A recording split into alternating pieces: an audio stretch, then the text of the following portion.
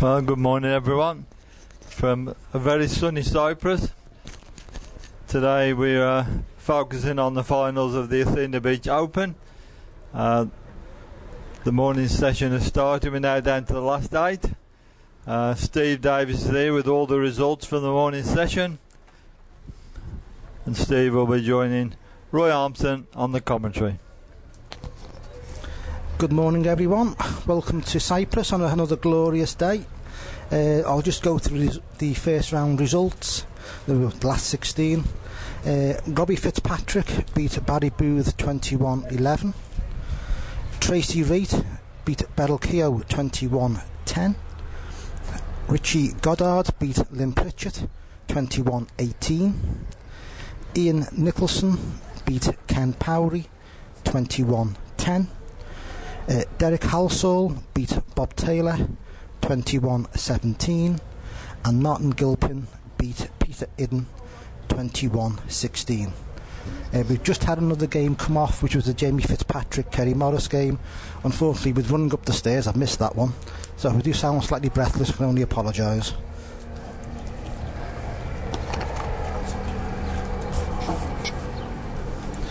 We're just going to focus on the Robbie Fitzpatrick Ian Nicholson game, and well, Roy, what do you think? What do you think of the bowls so far today, and this game we're going to be focusing on? Yeah, there's been full of controversy, some really first-class bowling. I'm sure it can only get better as the day goes on. One thing I have noticed, Roy, with being at the side of the green so far this morning, how much warmer it is today. I know we said it was warm yesterday, well, hot yesterday. I think it's a good 2 or 3 degrees at least warmer today. Well, just think what it'll be like about 2 p.m. Well, see, the Consolation and other competitions are going on the top green. That obviously is a bit higher up. It's got actually quite a pleasant breeze around there. You could quite happily spend the entire day just watching those bowls. If you're watching them down here, you're going to get a serious suntan. For those shivering back home in the UK, a suntan is what happens when you're exposed to sunlight in the Mediterranean.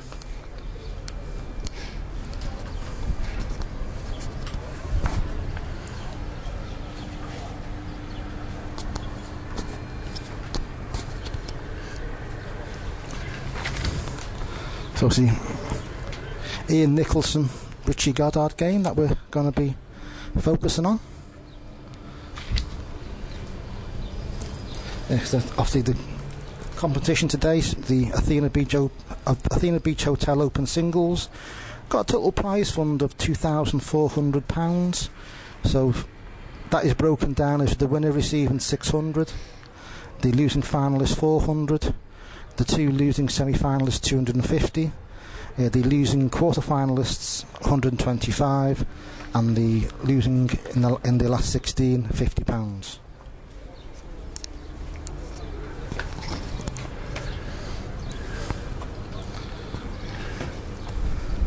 Here's Richie playing finger peg now, playing about 28 yards, his forehand.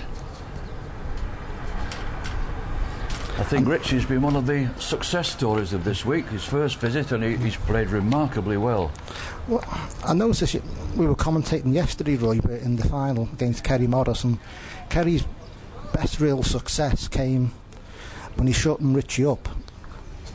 Not saying a bare minimum, but say 23 yards marked, and Richie struggled really.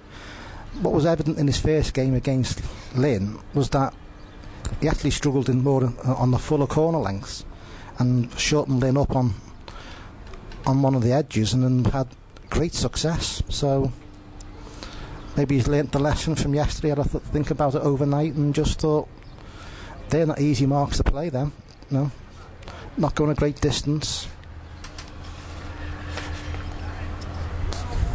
It's been successful again on a shorter marker there against Ian.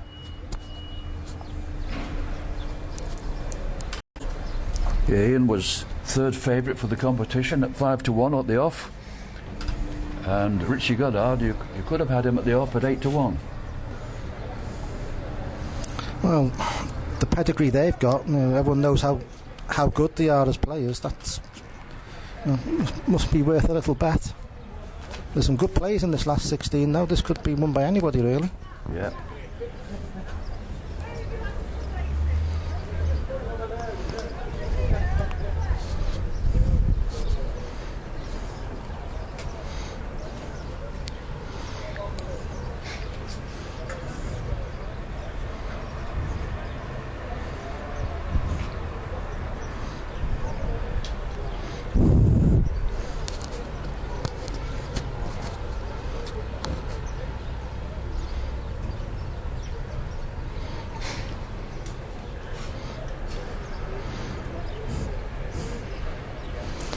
What you've been saying very eloquently, Roy, all week, is that these short little marks, you've got to be careful with the land and the length. You just push them too far, the bowl's just not going to peg for you. They're just going to hold the line, drift past. Yeah, as we've said many times, it's all about length, and length is often very, very difficult on this carpet. But if you can guess the length, you'll win the game.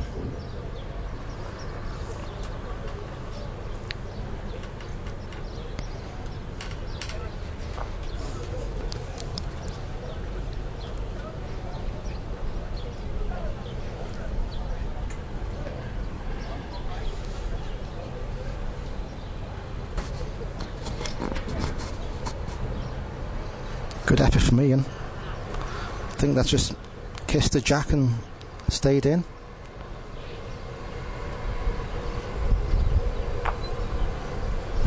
Oh, no messing around there. Nullified end. Yeah. Don't think you can beat it. Shift it. At least from Ian's point of view, he's moved the jack from a different position to where Richie was playing before. I suppose if there is, I know this is probably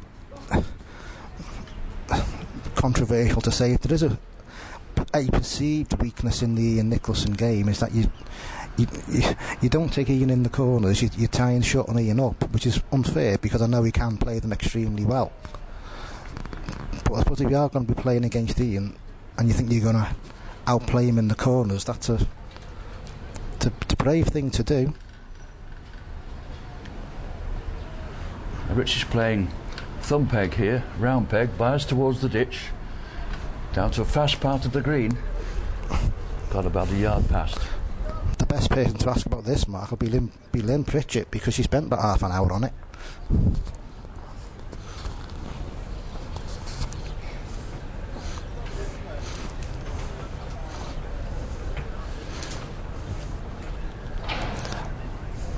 What notice about this particular part of the green they're playing on, you can get the jack pegging almost to the edge and it'll stay, and you just think, well, I'll play a little bit on the safe side since it's pegging, and you just hold the bowl maybe a bowled width outside jackland, and it'll just go dead straight and just go, I'm not pegging, thank you very much.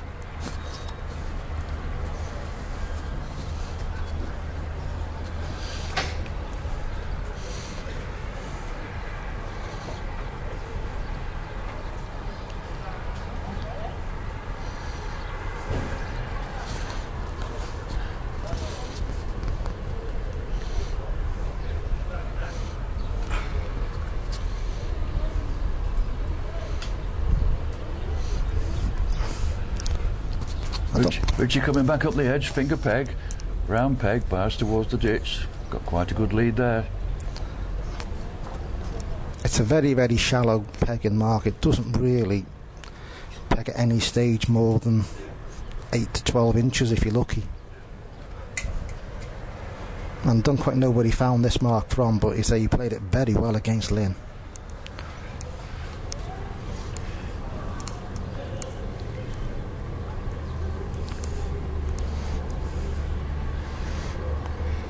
Ian must be weighing up here, well, it's easier to try and shift it rather than try and beat it.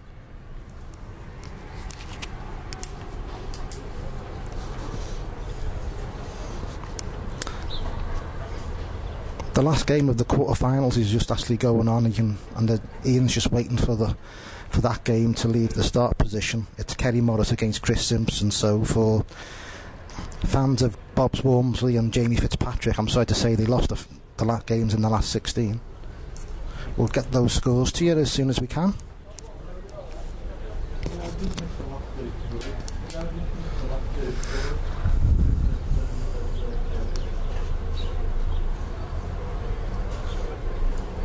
I think Ian would be quite glad as well, because to delay things a little bit, because if he doesn't hit it, I would imagine Richie's going to want to go back down to the same part of the green, and Martin Gilpin's now occupying the corner next to where Ian will be playing from. So if he does think, well, if I miss it, Richie's going to have problems getting back on the mark. Oh, the result of those two games, Kerry Morris beat Jamie Fitzpatrick 21-14, and Chris Simpson beat Bob Wormsley 21-13.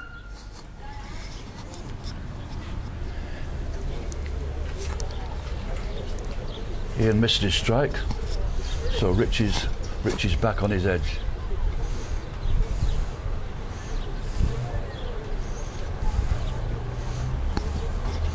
I wonder if Ian's had a quiet way with Martin. Stay where you are, don't move.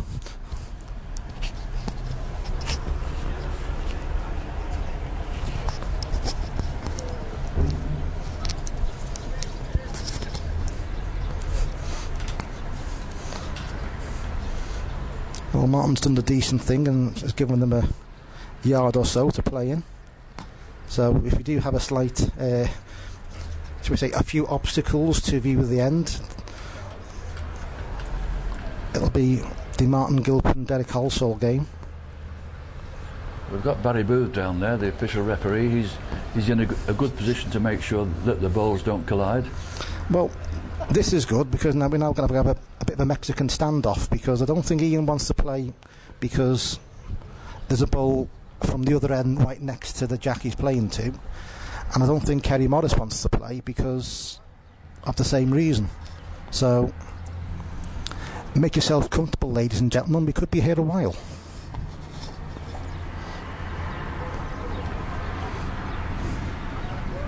Neither of the two lead players wanted to move with the jack, so ideally, of course, it should have been jack up. Well, I think with Richie's bowl, I think it moved the jack slightly.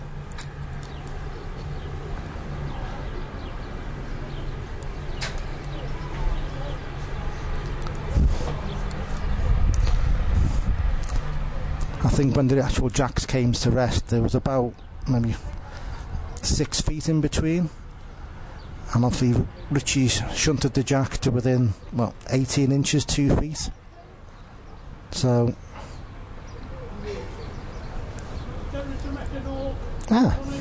that's a novel solution.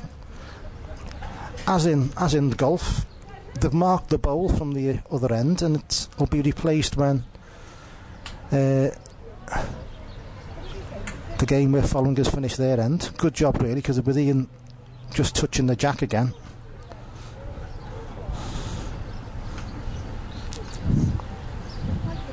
I'm not sure if that's official BCGBA rules, but it seems common sense to me.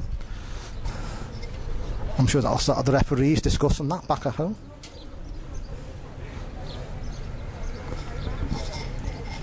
And of course, if you do want to contact us, we do have our normal Twitter account @LiveBowls. Want to send us messages, ask for subtitles, requests. I'm sure Mel will try and give you a song later if you ask him nicely. Just find @LiveBowls. Please be polite. Well, if you're talking about Mel singing, you can be as rude as you want, but otherwise, please be polite.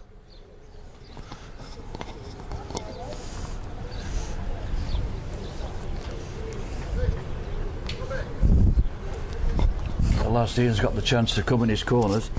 He's coming thump egg. His backhand. He's got the jack just a yard on.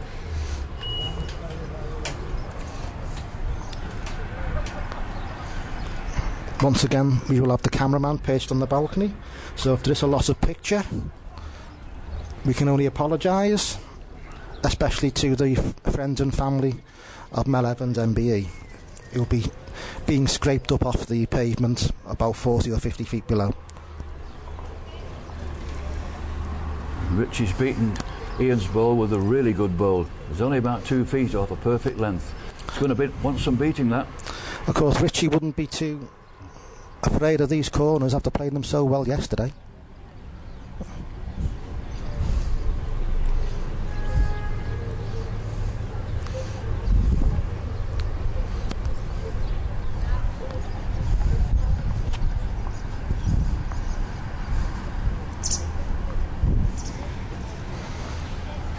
Richie's going for 2. Probably be a little bit disappointed with that, to be honest. He had a bit of a similar bowl to his first, would have got 2. With his single takes him into a 12-9 lead.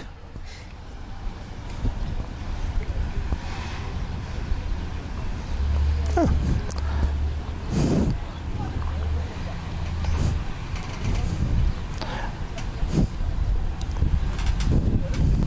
Trying this top edge now, playing thumb peg, bias towards the ditch.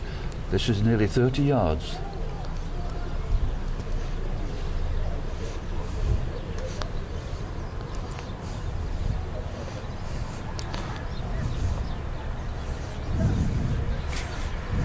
Ian's given this a little bit more land than Richie's. Nothing is quite reached though, Roy. Nope.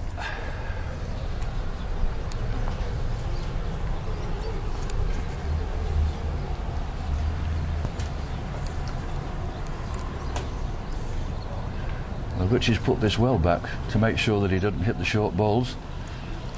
Plenty of room. Ian just needs a yard on his own to win. Have to start pegging soon to find that gap. Yeah. Good bowl from Ian there, I think. Oh no, give up according to Richie. Looked, I think it ran like a brick that last 6 inches, that bowl of Ian's.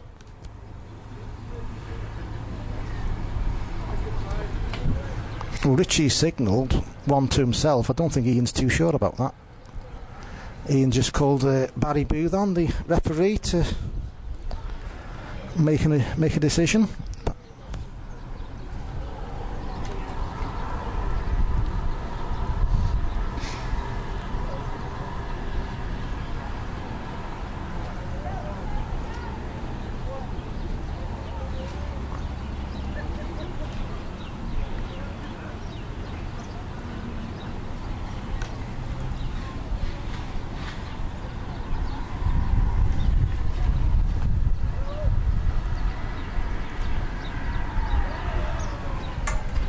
I think in one of the other games, Martin Gilpin is, I think, 15-8 up against Derek Halsall.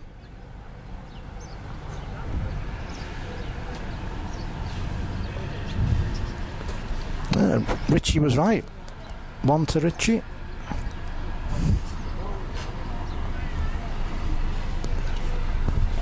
So he's in position now to go back down the edge. He favours a bit more. Once again playing round peg, thumb peg, his backhand. Well, I think on this edge today, the aggregate score is something along the lines of 23 in his favour, so I think he might, when he flies back with, I think he flies back tomorrow, he may be trying to smuggle some part of this green back home with him. But he's played this edge extremely well.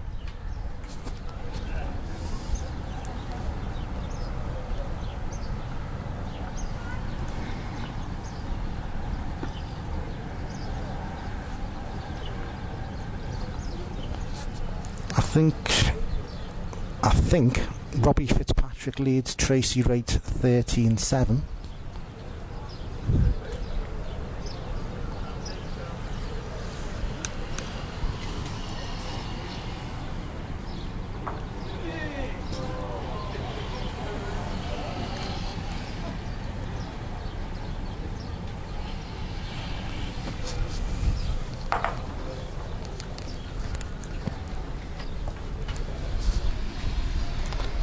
On the last quarter final, that's just, well, only been going a couple of ends. Kerry Morris leads Chris Simpson 9-6.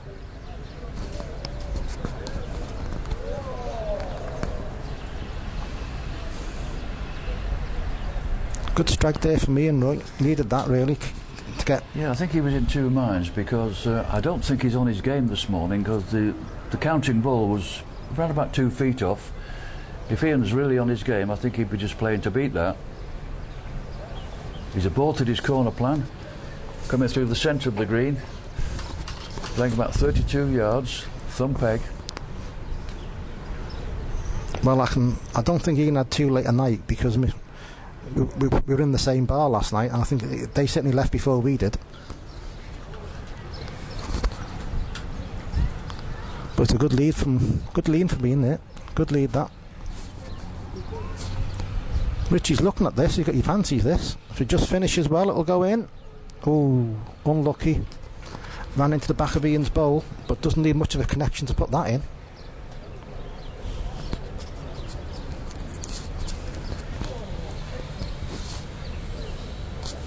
Ian's having the look. He's got to be careful here. He doesn't promote Richie's bowl. We'll go. Not 6 inches. He puts it in. Well, it's quite easy to put in that bowl as well, because it does just peg a bit there, so it will peg onto the bowl. You have to be very careful, and of course you can't afford to stick it too far outside and hope that it'll peg, because it'll just go in a straight line. He's going the other peg. He's coming finger peg, his forehand, to avoid hitting that short bowl of Richie's. Just short.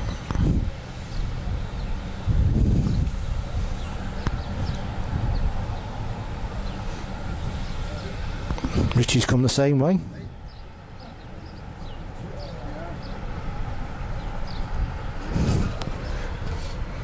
Almost too much pace on that bowl. Yeah, the speed didn't allow the bias to take effect.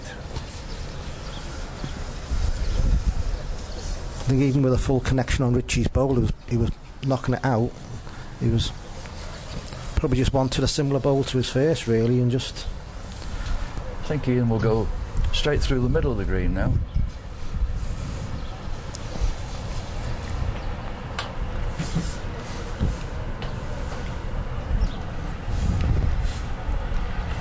Yeah, he's playing finger peg. His forehand got about 32 yards here. I think he'll be aware of the fact that through this middle of the green, through this centre, there is a ridge, and it can sometimes make you look a bit silly if you get the wrong side of it. About a yard short.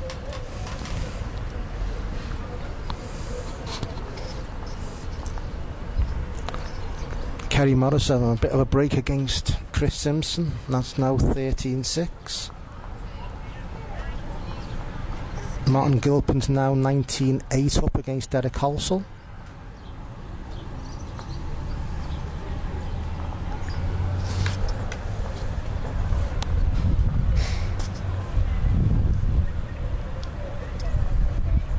He's got some work to do here as Richie.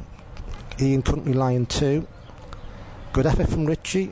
Oh, done well to go to that gap. Saves though.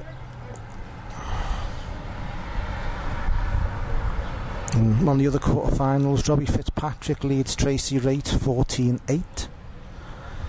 And in this game, Ian Nicholson now is sending the jack, but he's 12-13 down to Richie Goddard.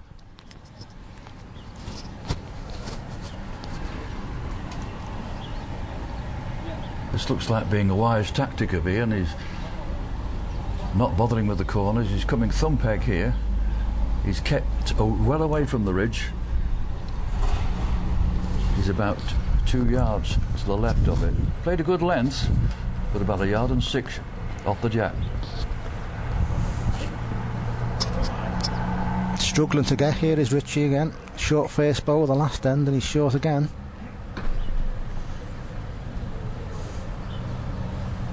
Ian must correct, really. You can't leave Richie too much room.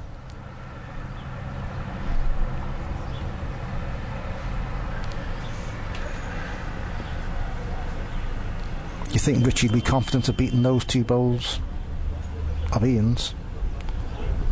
But it's not passing the jack, this ball, certainly.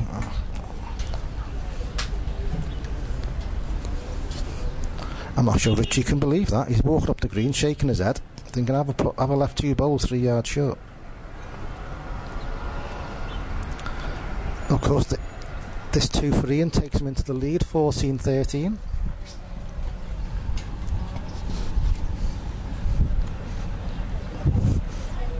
Martin Gilpin's now all but 8 against Derek Halsall.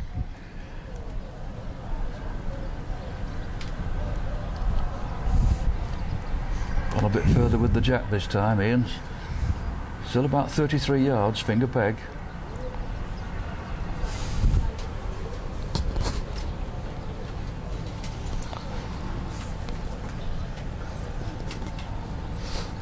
It's shot a yard past that ball.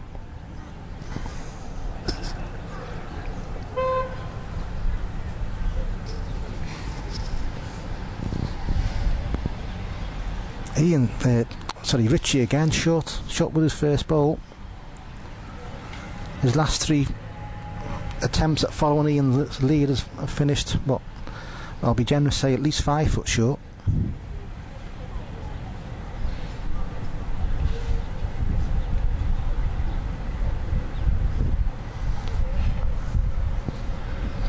He's put a bit more in it as Richie, but I'm not sure it'll get there.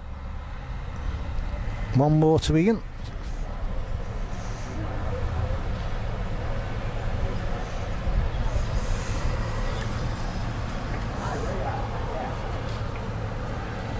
Kerry Morris now leads Chris Simpson 15-7. And Robbie Fitzpatrick leads, I think it's 16-8, but I haven't got my glasses on. Long way away for that scoreboard. Yeah, 16-8. Somebody with better eyesight's just gone, can't you see that? That's why Graham did it. Much better eyes.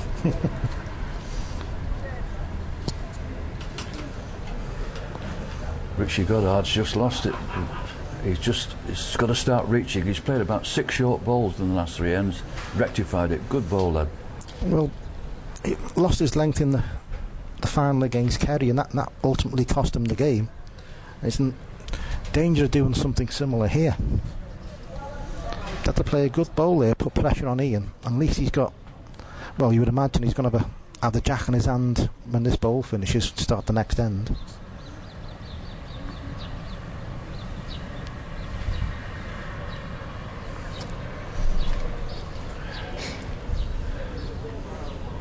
Two for Richie, evens the game up, 15 across.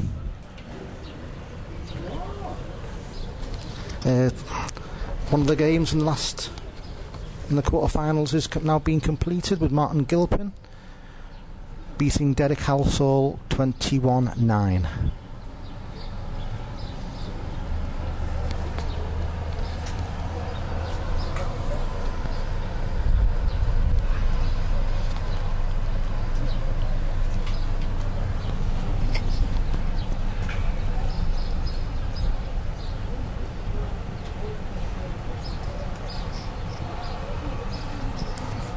Richie with a short lead again, Roy. His length suffering now, isn't it? Yeah, he's gone into the western corner, which is fast finishing, as witnessed that bowl of Ian's, but not an easy peg. They're playing finger peg into this corner, and it can be very, very tricky. Seems to be one of the corners which it pegs quite well. You know, that's one of the bigger pegging marks we've seen on this green, unless you're actually pegging away from on the edges.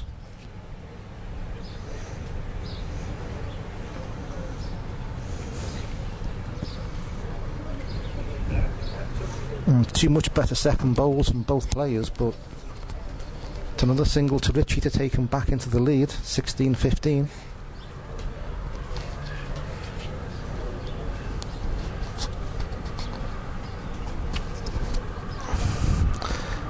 As soon as he signalled there, Richie cast his eye up the edge that he's been playing so well. Yeah, he can go up the western side of the green now. He's just asking Kerry to move his back ball, and here he goes. playing tight to the edge. Doesn't peg much, right? Doesn't peg much at all there.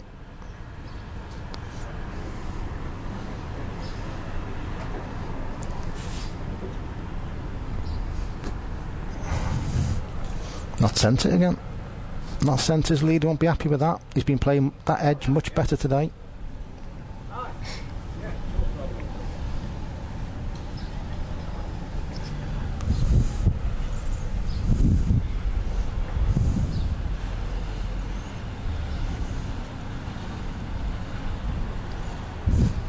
Good ball for me in that. Put pressure on Richie. I think he may have stuck this out. It's not going to peg there. Doing it at the death now, but it's not going to get back to the jack.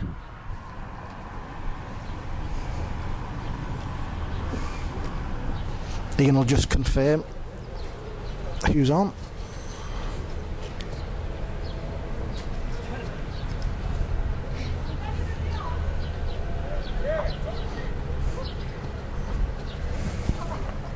Don't quite know what that ball was.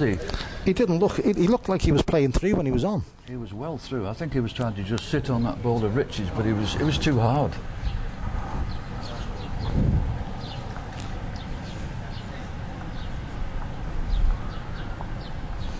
Well, we're back to a level game again. 16 across, so it's from now on it's first to 5.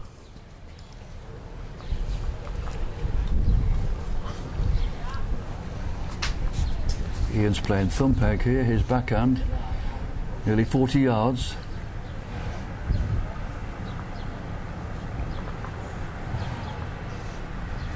Good ball. Yeah, he'll be happy with that with Ian. Couldn't have asked much more really.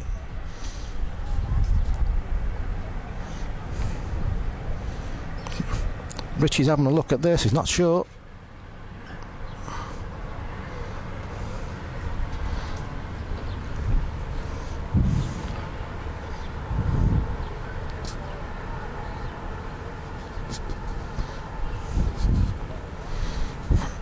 Richie be open. Ian be open for a good second ball. Put the pressure on Richie.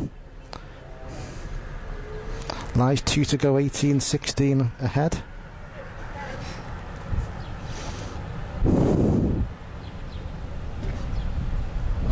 Playing with weight is Richie, making sure he's there. The block would be nice from his point of view. What a good connection that is.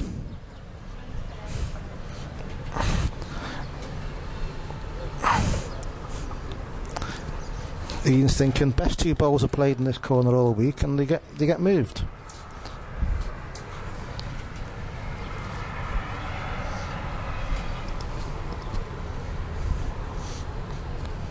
On the other quarterfinals, a bit of a comeback on the way from Chris Simpson. He didn't have a good start to his game at all against Kerry Morris, but now he's only 15-13 down, and he's got the jack in his hand. The West Brom supporter will be glad he's back in the game, open to finish the game well.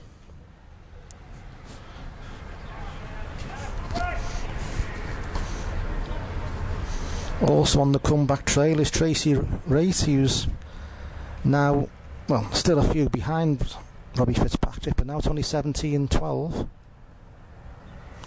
I think Tracy looked like she settled in the corners against Robbie, so she'll be hopeful of getting a few more points and trying to catch up with Robbie's score.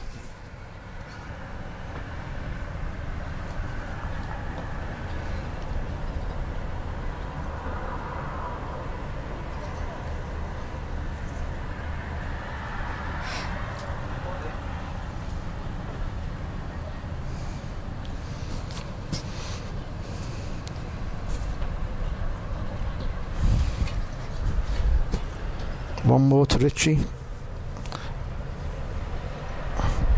Pulls 2 ahead, 18-16.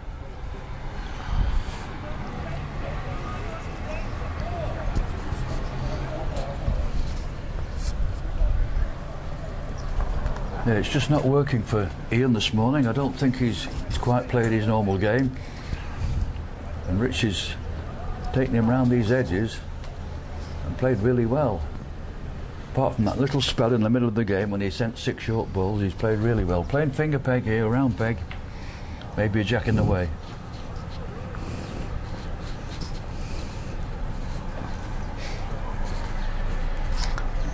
The jack that got in the way belonged to Chris Simpson. The jack back. Yeah. He's now only 1 behind Kerry Morris, 15-14 down.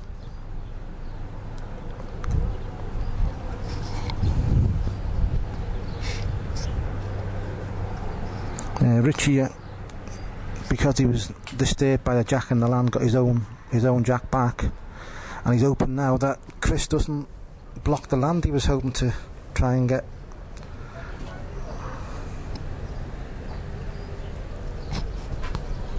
Another single to Tracy Reid, now only 4 behind Robbie Fitzpatrick. She's playing well again, is Tracy. She was very impressive in the ladies singles competition.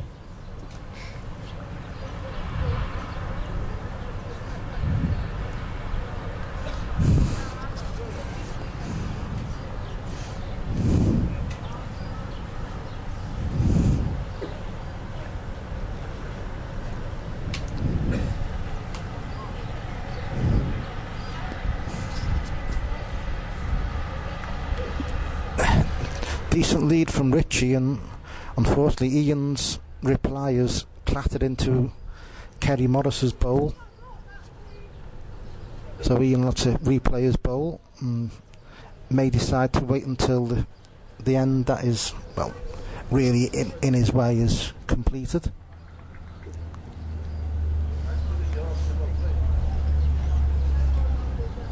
It's a bad end for Chris Simpson, who got back to 1 behind and then couldn't put a ball within 2 yards, so Kerry Morris now leads 17-14.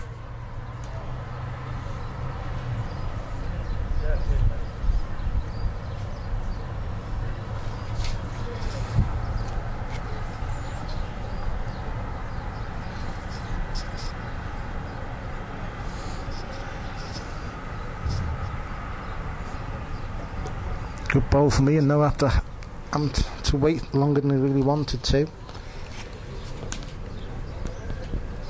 Puts his bowl to within, what, 16 inches. And a good response from Richie. Good bowl that. Almost covered by Ian's own bowl. If he does play weight, he'll have to be careful. Can't afford to knock his own out. He's looking at this, is Ian? Well, I think in snooker, Roy, that's known as the stun run through.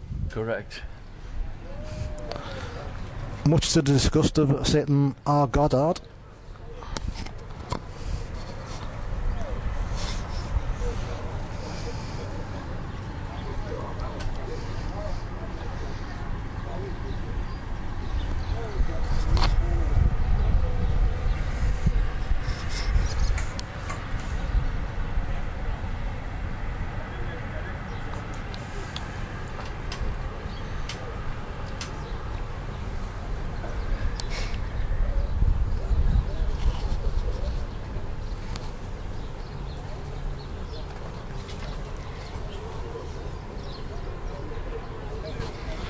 Ian's changed the line this time. He's playing finger peg, just short of the corner, about 40 yards.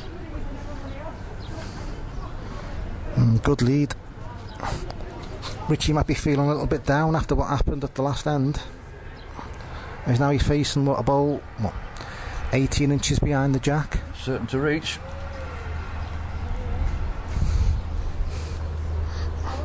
$18 across this game, so I'm going to be a little bit careful, because it's a slightly wild ball that from Richie. It's almost gone off the green. Good second for me, and he's be lying, well, 2 to go all but. There is another good ball for me. Pressure on Richie now.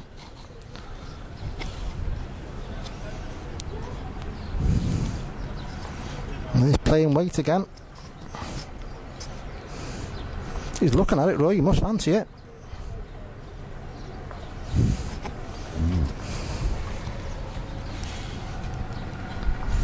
Well, 2 more to Ian, all but 18.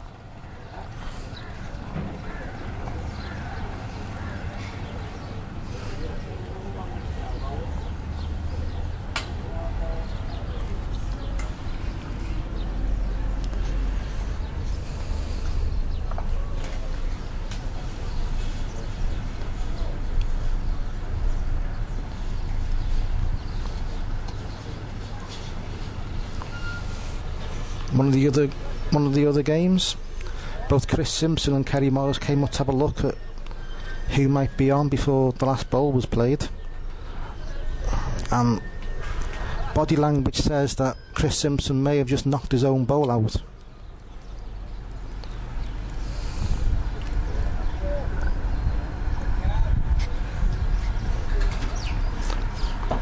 Tracy Race playing very well in these corners now against Robbie Fitzpatrick. She's 17-14 down, but lies a very good bowl in the corners.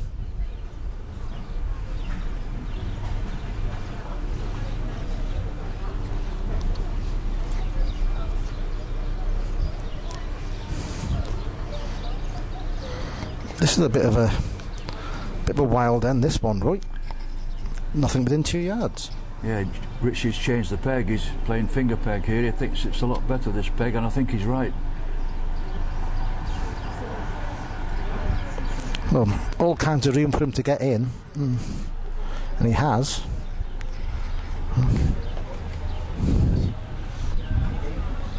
Topsy-turvy game, this. It's ebbed and flowed all the way through. 19-20 as they'll play this end.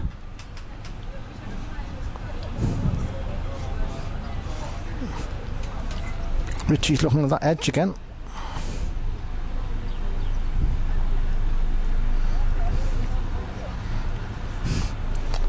Kerry Morris is 18-14 up against Chris Simpson.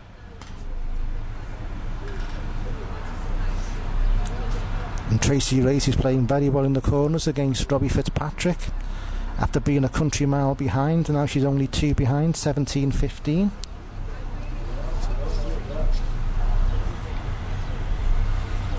She's just played almost full corners and put a bowl to within 2 foot.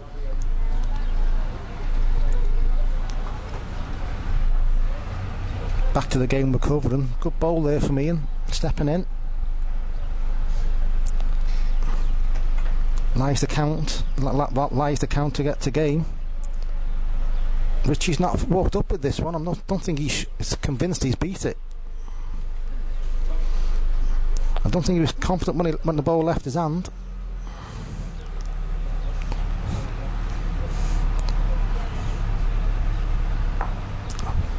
Well, class bowl for me. Played out Richie's counting bowl, gets the one that he needs for game, wins 21-19.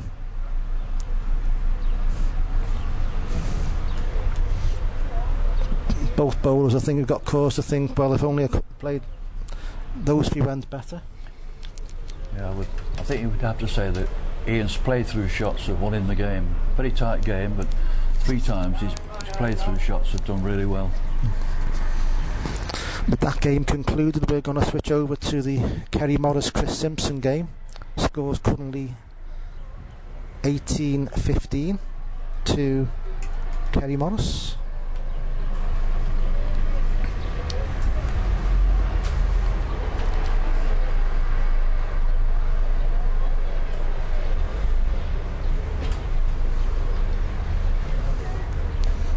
After having such a poor start to the game, I think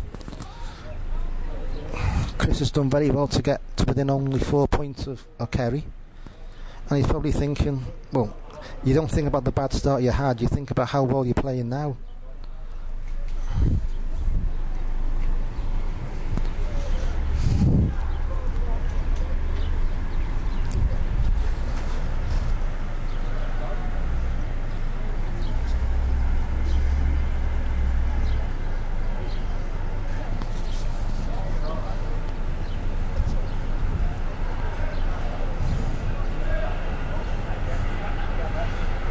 Oh, good bowler, Kerry.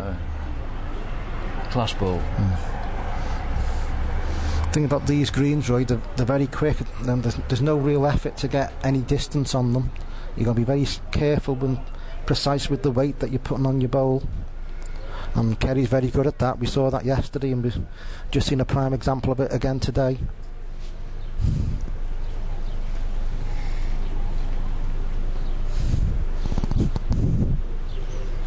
In the other game, Tracy Ray's now drawn level with Robbie Fitzpatrick, 17 across.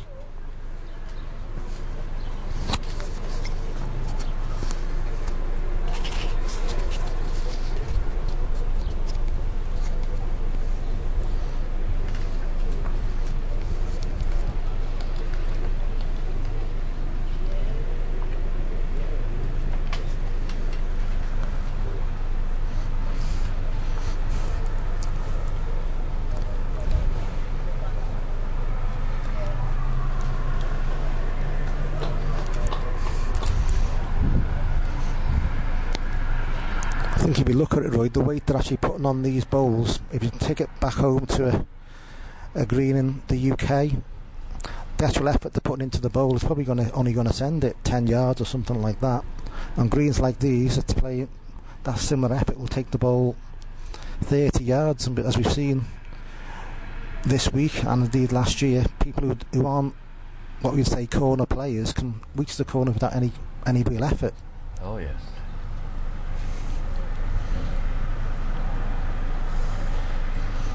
Really, if you think about, I don't want to play against the top players because I can't reach the corners if they take me in there. Well, everyone's reached the corners this week.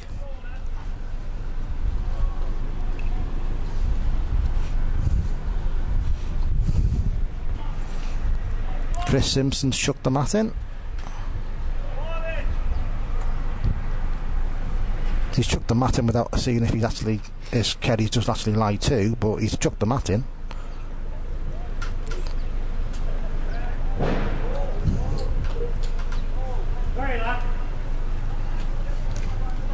Mesh is required.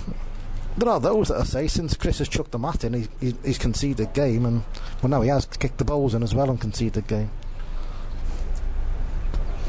So we'll go to the one remaining quarter-final on the green. Tracy Ray's against Robbie Fitzpatrick.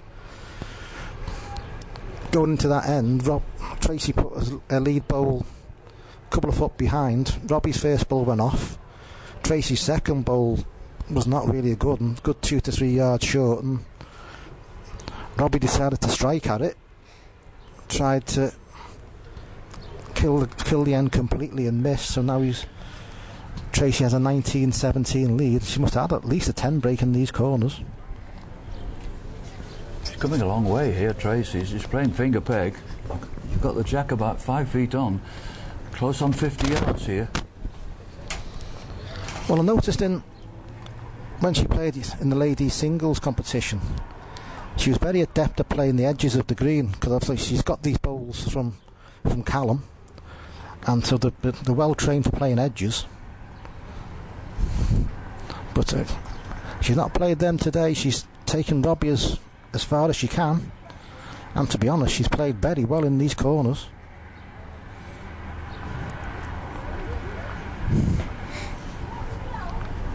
As soon as he sent his bowl, Robbie, I don't think was terribly happy with it. I think he had doubts whether it had reached.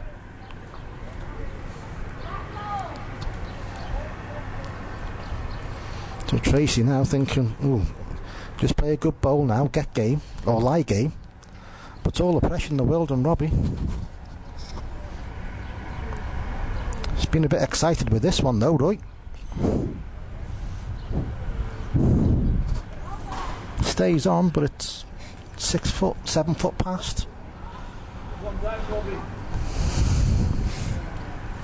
Robbie's thinking, I'd quite like to have a strike at that ball, but his own is very close to that line.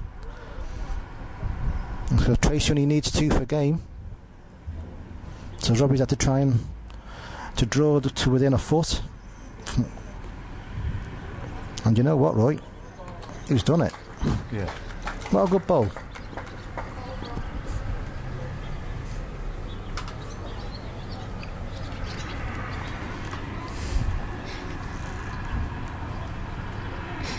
So 1 to Robbie, will lead out 16-17, down to Tracy Wright.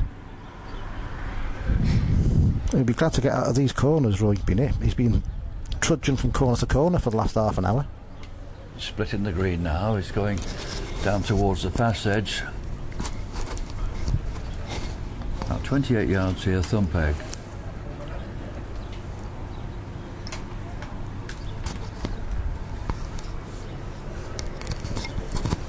Willing his bowler to go a bit further. Could do with it not pegging as well, Roy. It's good length.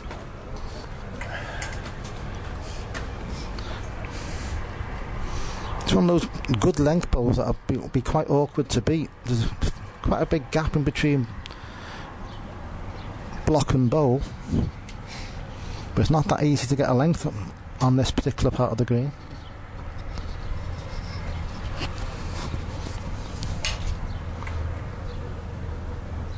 Oh, good ball from Tracy. She's found it, well done. Did well to find the length there. I was asking Tracy about the bowl she was using. She said they were Callum's, and they've got, well, very little in the way of bias in them, Roy.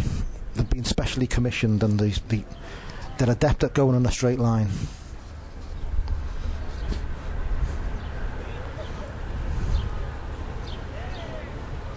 Robbie's made the cardinal sin of being short when he's down.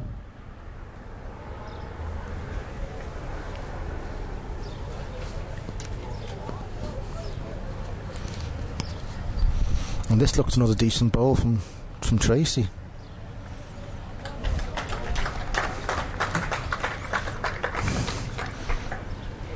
A round of applause from the spectators.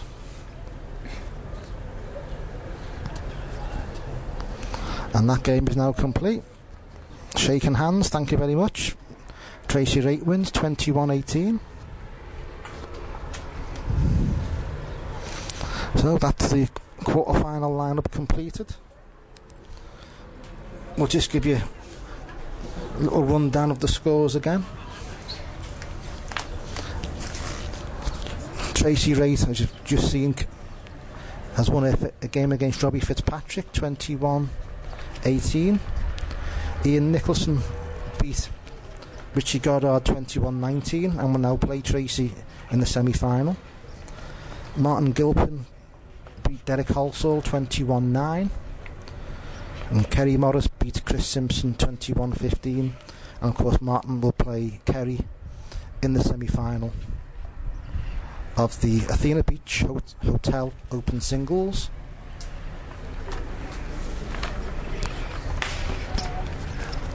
We're now just, I think, going to have a little short break before the next games are called to the green.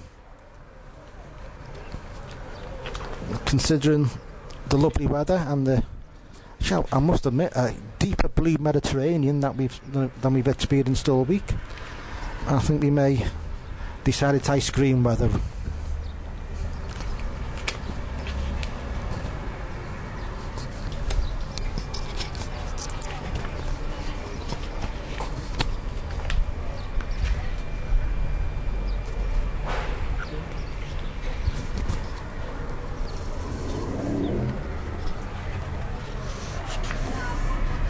I believe the next game we're going to go on the green in 5 minutes, so we'll be back then.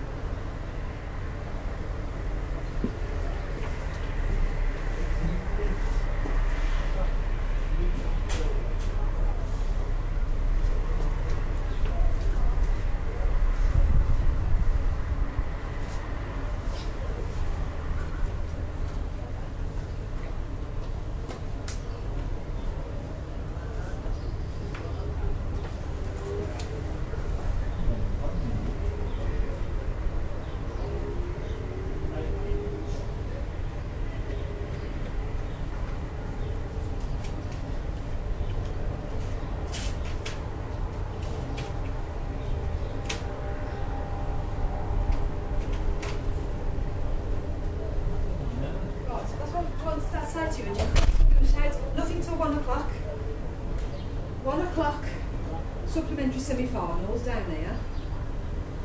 1:30 main semi-finals down there. Then the consolation final, then the supplementary final, then the main final. So that's what I was going to say to you, where you got there, we were going to shout it to you. So I'd be running up there. So that's the order. Well, you need to say back in back of one.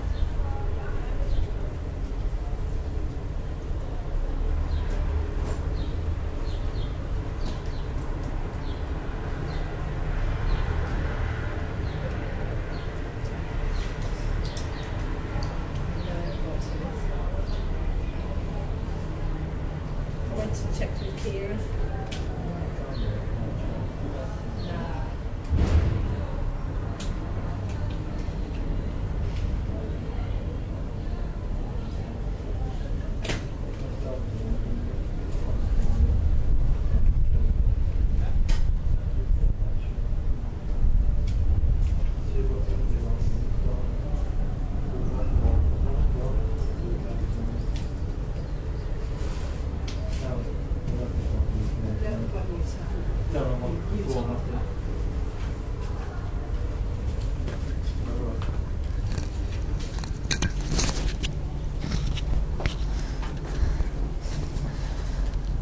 Good afternoon, ladies and gents who are still viewing.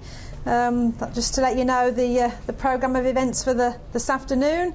There will be a 1 hour lunch break now, and our live streaming coverage will resume at 1 o'clock PM Cyprus time. That is 11 o'clock AM UK time.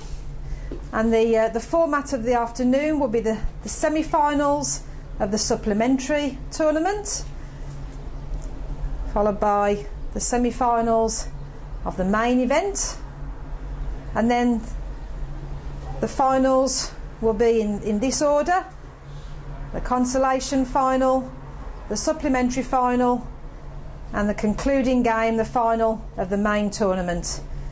So we will be resuming our live streaming programme 11 o'clock AM UK time, 1 o'clock PM Cypriot time.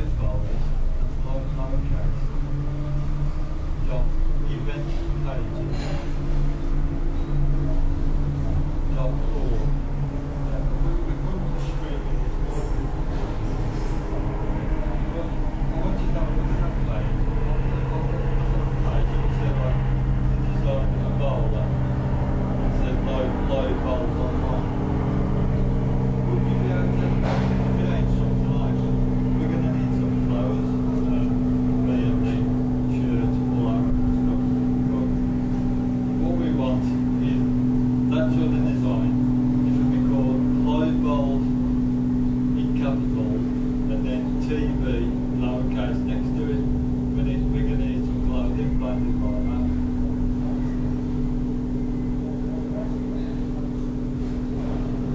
Yeah, light bulbs, space, TV, lowercase, light bulbs in bold, TV in lowercase. Why wouldn't you think we could use that sort of logo that's on there? Yeah. Yeah. You got to copy that with you.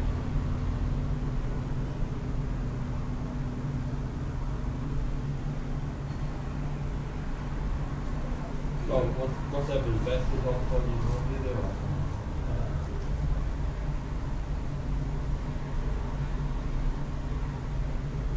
Yeah. Yeah. Yeah, so. Yeah. Yeah, we're going to need a couple of polo shirts. Maybe fleece, maybe jacket, but we'll sort that out when you're there. But I just thought if I found you in advance, you might be able to see what you can set up. So it's a little map, live goals, capitals, and then in lowercase next to it, just type TV.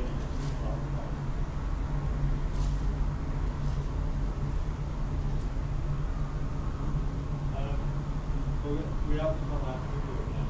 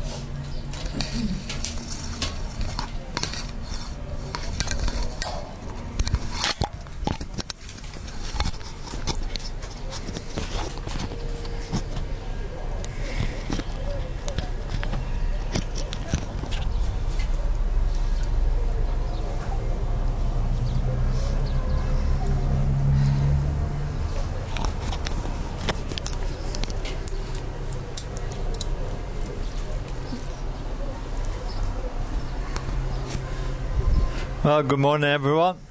We're back here in Cyprus. Next game's on will be the semi-final of the supplementary competition. I think Lynn knows the draw, don't you, Lynn? And she runs off to fetch it.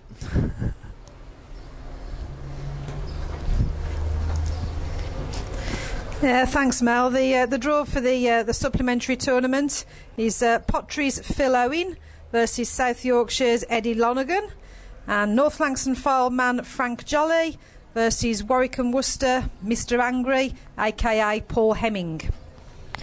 Thanks for that, Lynn. While you're here, well done yesterday. You must be pleased to come over here and won something in the sunshine, first attempt. Yeah, delighted, Mel. Thank you very much. It's obviously we were here last year, but you and I were in an officiating capacity, so it's the first time I've had any real games on the green, and both greens are not easy at all, you know, considering it's supposedly a completely flat surface. Flat they're not, but yeah, it's lovely to play in short sleeves under the beautiful Cypriot sunshine, and a nice start to my 2016 tournament season, so yeah, very pleased. And you also won a tournament in Portugal a couple of years ago, so any chance you might move abroad? I've thought to, actually. Yeah, this is my my second singles title in overseas. As you rightly say, the Roy Price Memorial Classic in Portugal, and now followed by this. So yeah, maybe my future bowling career lies overseas. Yeah, we could arrange a transfer fee from Chadmore, I'm sure. I'm sure you could, yeah. What is it, two goats and a goldfish, is it you normally ask for me? No, we won't go that far. I've been offered 2 balloons and a goldfish. Wow, nice to be wanted.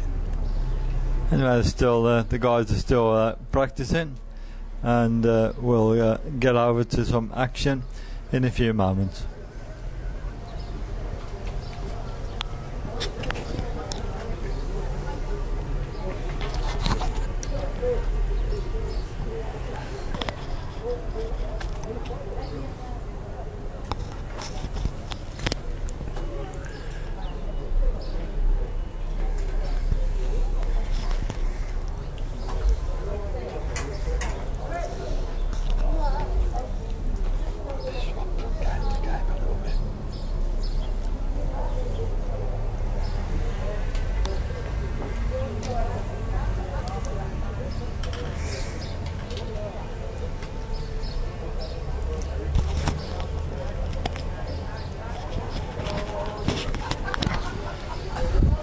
So, first semi-final of the Athena Beach Supplementary.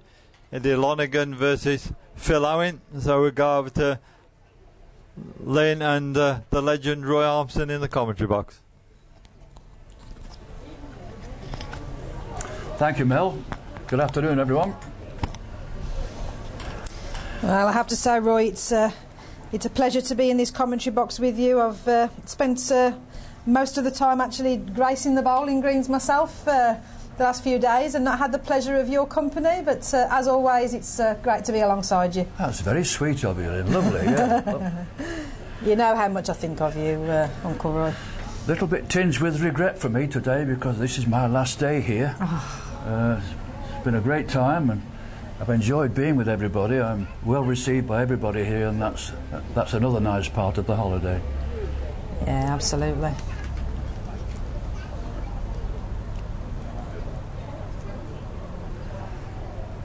This featured match we're doing here, Roy, this semi-final, South Yorkshire, Eddie Lonergan and Potteries Phil Owen. How do you see this game developing, Roy?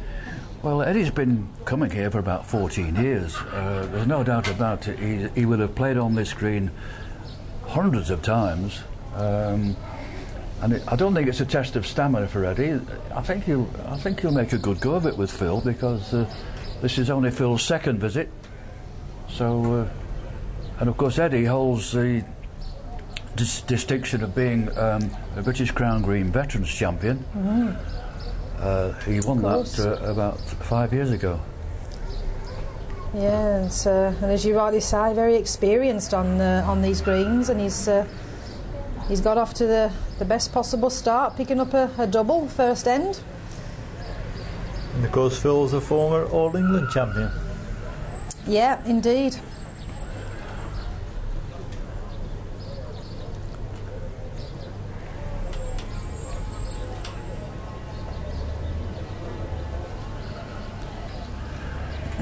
He's turned his back on that ball, Phil. He knew it was a bit too far out of hand.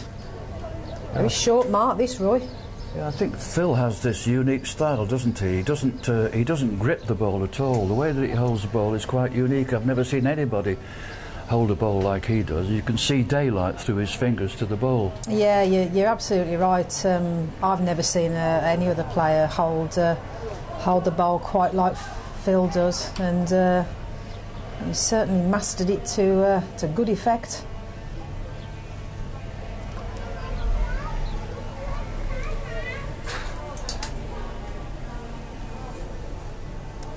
Viewers might just be able to see there on the camera. He almost the bowl is on the. Oh, Phil actually putting the bowl down and having a look on the edge of his fingertips. Literally, is the bowl. Yeah. I think if I tried to do that, Roy, the bowls would come out any old how. Absolutely, yes. I don't know how he'd go on if he had to play a strike or a through shot, because you really need to grip the ball when you're doing that. That's right, yeah. It's,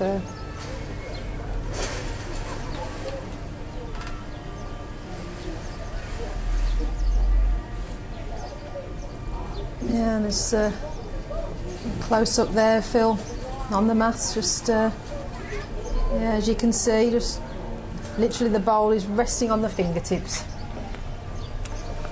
Oh. Immediately got the two back.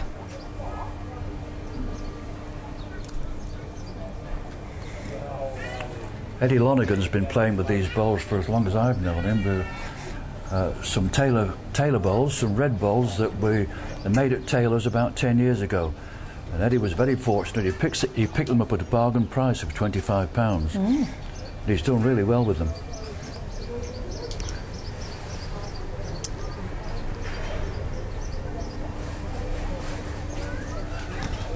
Anyone joining us, we are on Twitter at Live Bowls. We're good to hear from anyone who's watching. I know we've got viewers in various parts of the world. We have as far afield as Thailand, Mel. Our good friend, ex-compatriot, Mel Owen, we know very, very well from West Brom Football Supporters Club. So a warm welcome, Mel, and thank you for your good wishes on my victory yesterday. It's much appreciated, and we do miss you. You probably don't miss the UK, but we certainly miss you, mate.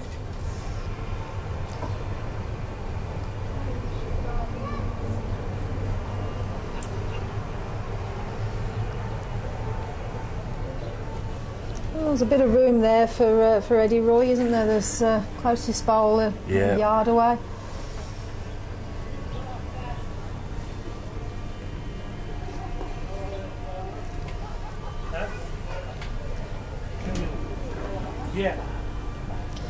And this Athena Beach Hotel Open Singles Supplementary competition, a total prize fund of £1,020, with the winner receiving £300. So not to be sneezed at, Roy, is it, the prize money?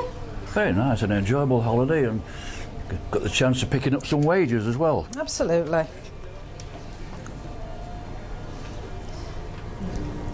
Little bit of money for people to put in their holiday pot for next year.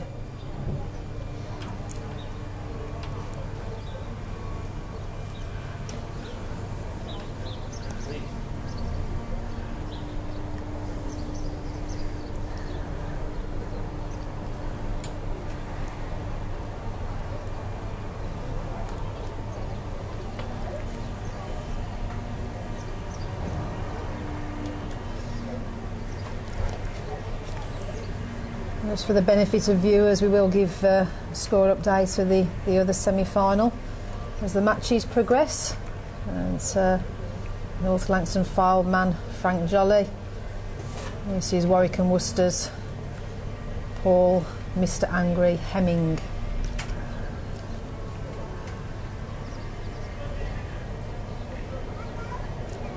I can Phil just get past the short bowl. Oof. Just crept in on his hands and knees, that Roy. Very much so, yeah. I think Eddie will be quite disappointed with that. He would have expected to have been a lot nearer than that, especially with his second ball.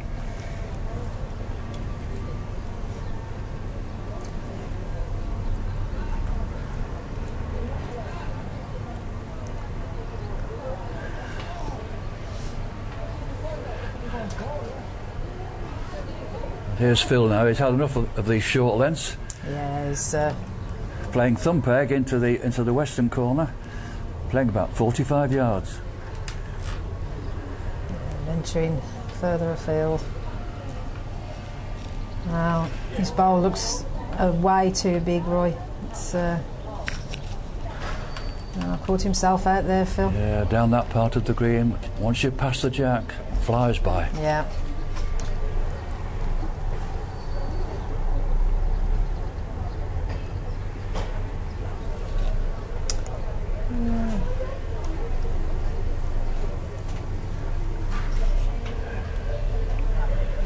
Eddie's just failed to really punish a poor lead from Phil there. The red bowl as far short as Phil Owens is through. Well, certainly better bowl this time, much improved. Wow, good bowl.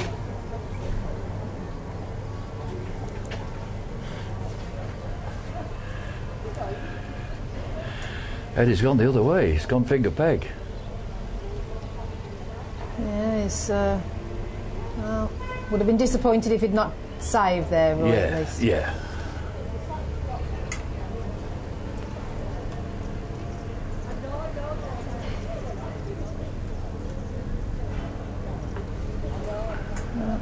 Phil Owen currently leading 9-8.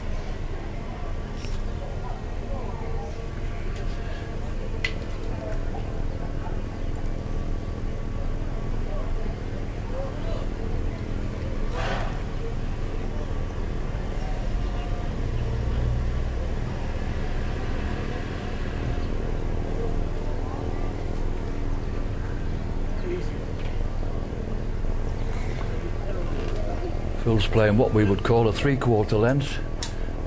He's playing thumb peg, about 45 yards. Yeah, not quite deep into the corners, but yeah, neither players leading particularly well at the moment, are they, Roy? No, they're not. They're not. Giving their opponents opportunities to get in.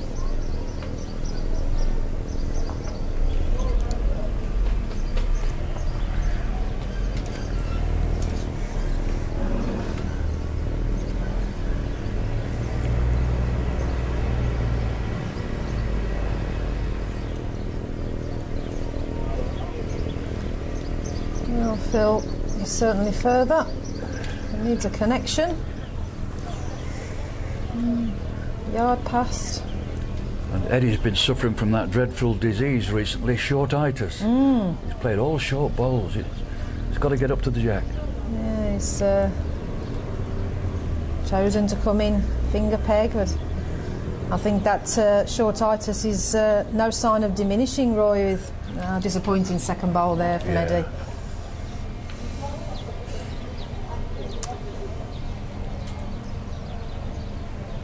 I know that with the passage of time, like all of us, Eddie tends to bump his bowls now when he sends them, but he's been doing that for a few years. Just got to make sure he puts a bit more waft behind him. Yeah.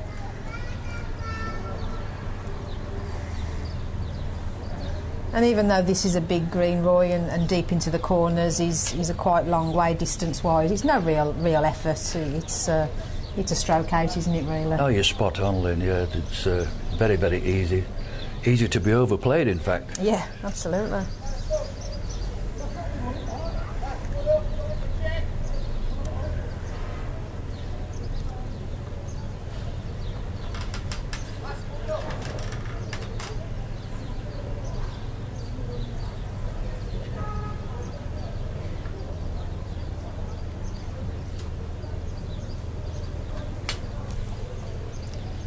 Well, best lead of the match so far there from Phil Owen. Very good bowl.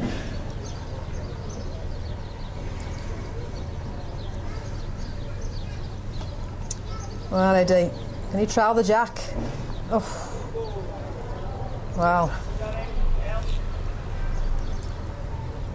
He might have said there to himself, Roy, I will not be short with this bowling. Yeah. Give his bowl a chance, just shows you. Anything can happen.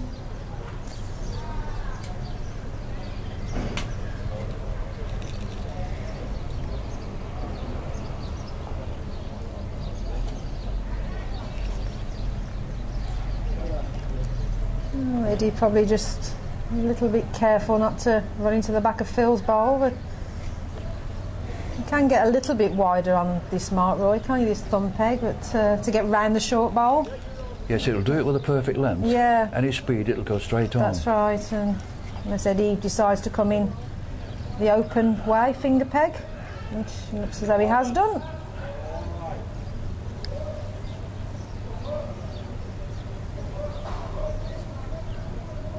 Wow. Can he stop? Ah, good ball. Good effort. There. Round of applause there from his opponent, Phil Owen. Two very good bowls.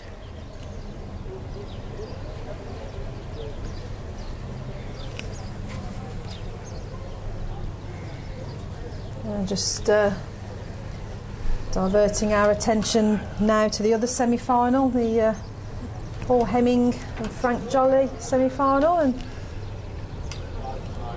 looks as though Warwick and Worcester's Mr Angry is playing with a couple of custard pots, Roy. Yes, I watched him play in the Crossfield Cup final down at British Oak in Birmingham, when he played with these bowls there and played very, very well. And he was telling me the other day he'd had a disastrous time on the green, and he said he had 17 sets of bowls for sale. Goodness me. Well, he's certainly in command of this semi-final at the moment. The 12-6 lead. I always think you have to be quite brave to play with yellow bowls like that, because if you play bad bowls, everybody knows they're yours. Yeah, absolutely.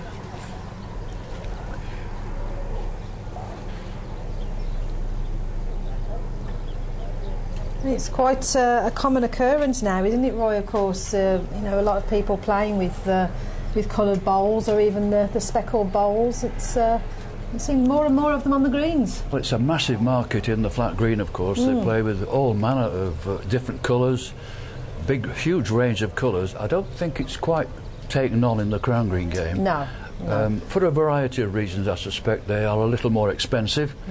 And again, I think that some people are a bit not brave enough to play with them. But I would have expected they would have done better than they have done up to now. I think if a lot more juniors play, all the juniors want to play with coloured balls. They do indeed, yes. Yeah.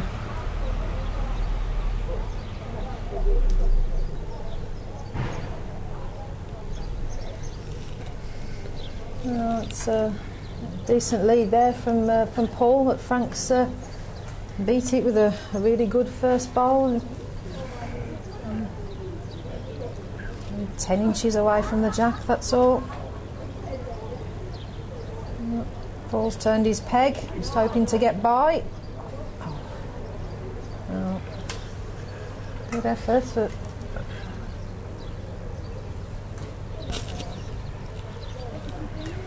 let's give Frank an opportunity to get a double. Good length bowl will count. Wow, can he get by? Oh.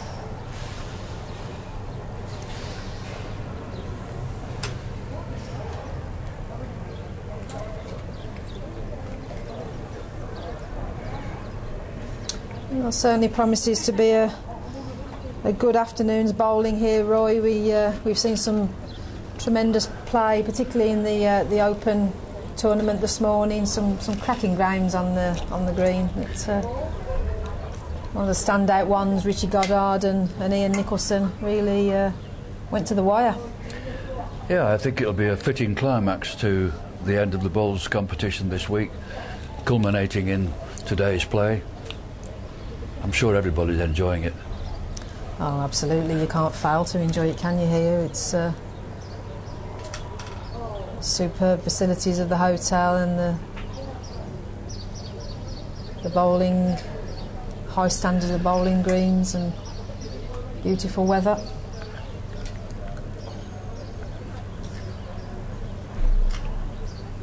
I think this competition has the makings of going from strength to strength, Roy.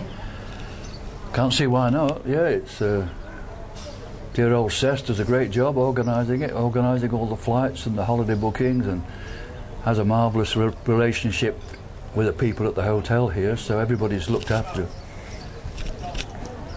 Yeah, absolutely.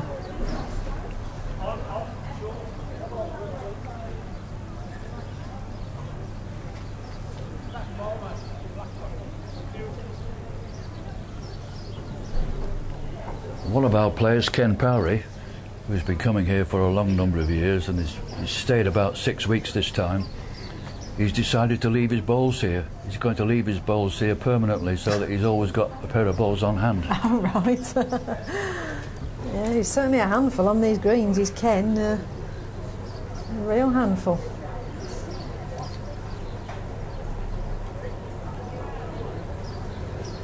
It's also talking to Sess earlier on. I think he's got the dates more or less identified for this tournament for 2017, and the actual tournament will be running from the 3rd to the 10th of March. A lot of people come a few days before and have a couple of days at the end to tie it into a holiday as well as the bowling, which is particularly attractive to bowlers who've got families, Roy. It's a perfect setting for tying in the bowling with a family holiday, isn't it? Yes, absolutely. I mean, we've got some people over here this time who are not actually bowling, and they're still enjoying it. See them all sitting round the pool. That's right.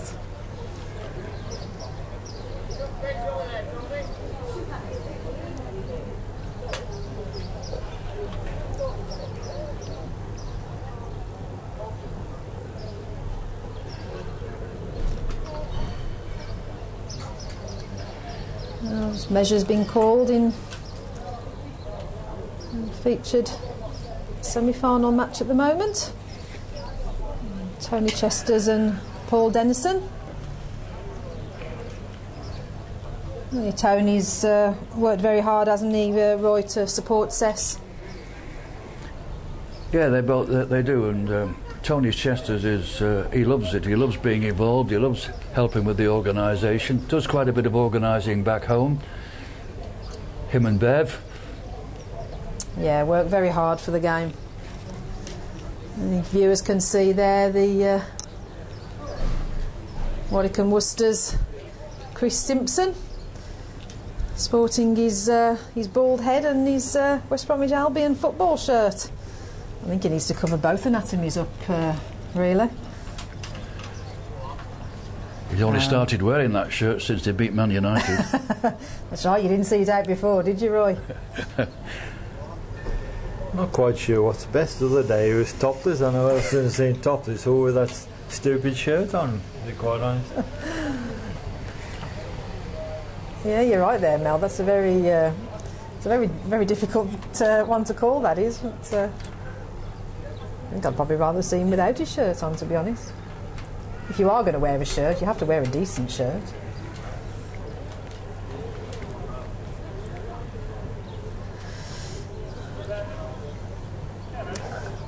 I believe Tesco's are charging 5p for them now, aren't they?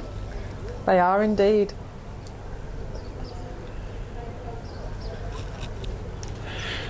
Only good fun, West Bromwich Albion fans who are listening out there. 5p is a bit expensive for the going on. Daylight robbery. Anyway, back to the bowls.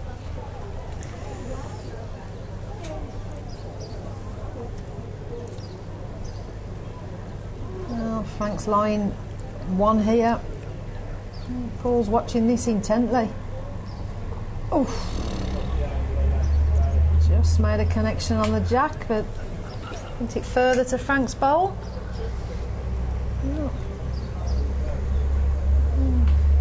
Frank Jolly's narrowed the deficit, 9-12. I know it's probably an obvious statement to make, Roy, but certainly what I've witnessed and experienced myself playing on both of these greens here, lose the jack and it's very, very difficult to maintain your length, and you can easily drop 3 or 4 shots in the blink of an eye. Oh yes. Yeah, somebody changes the length and changes the mark, goes down the edge of the green or plays short. It's can easily have a 6 or 8 break. Yeah, definitely. And that's the makings of winning the game, of course. That's right. Especially at 16 up. Yeah, it's a sprint, isn't it? 16 up.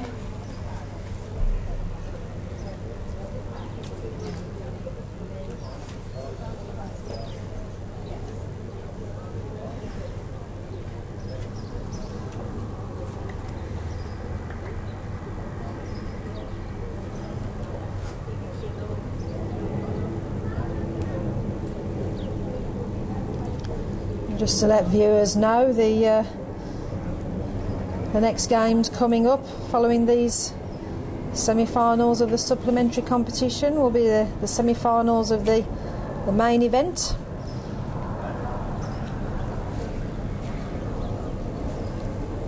Which will, the lineup is Tracy Wright versus Ian Nicholson and Martin Gilpin versus Kerry Morris. Well, Tracy done exceptionally well to win a quarter-final match against Robbie Fitzpatrick, trailed 17-11. The eventual winner, 21-18, and played a longer length, 45 yards or so, very well. So, and good luck to Tracy in the semi-final. And that will be followed by the final of the Consolation, which will be contested between Veronica Lyon and Eric Ainscough. And then we'll see the final of the supplementary, and the last main event, last final of the day of this tournament will be the Open final. The cherry on the cake.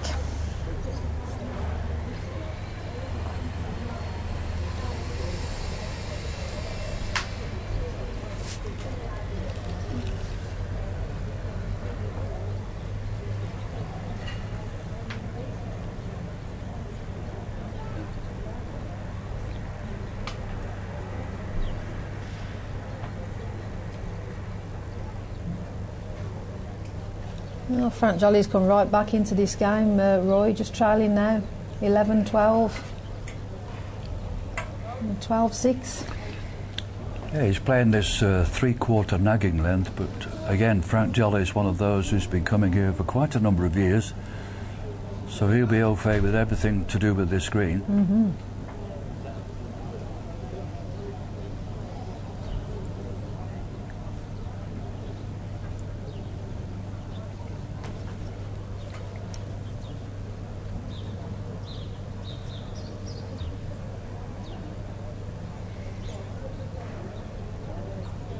Oh, well, you needed that connection there, Roy. Yeah.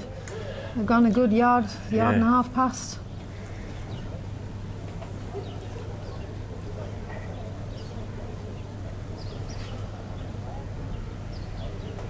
A little bit surprised, Roy, that Paul has chosen to come in the thumb peg. The finger peg looked the open hand, didn't he? Yeah, I think what it is, it's his first visit here, and perhaps he's a little bit unfamiliar with what happens on this green. That particular corner that they're in, it's very rare to see balls played close to the jack. Yeah, that's right. But Paul's finding it difficult, having had the jack and played about 25 yards and led very well. This length that Frank Jolly's playing, I always think it's a nagging length. It's neither one thing nor the other. That's right, yeah. Well, Frank now levelled the match at 12 across. We'll just go back to our other semi-final. Phil Owen leads Eddie Lonergan 18-11. It's just a little bit of room here for Eddie to jump in, but he's not taking advantage.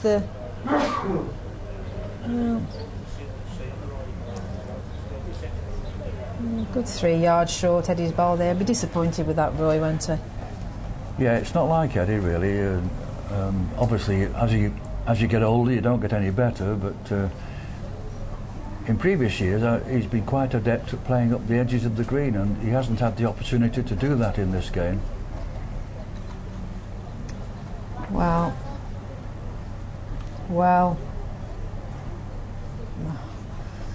Oh, just give up. Well, it's Phil Owen on wanting a double to earn himself a place in the final. 19-11. Yeah, I feel in this game Eddie's not been quite positive enough. You know, he should have been pushing through at some of these ends, making sure he was reaching into them. Yeah, a lot of short balls been played over Roy.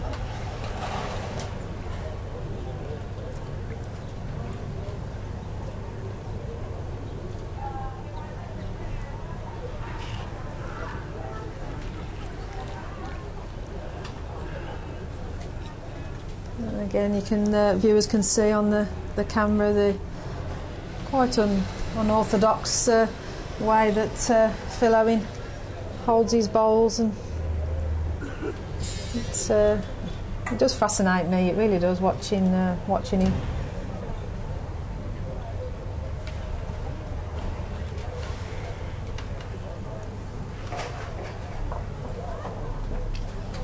Eddie just running the back.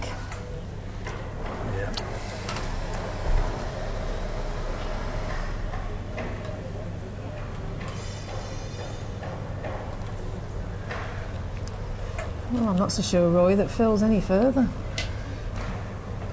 No, marginally. No, he lies game with these two, but I'd certainly not expect them to count.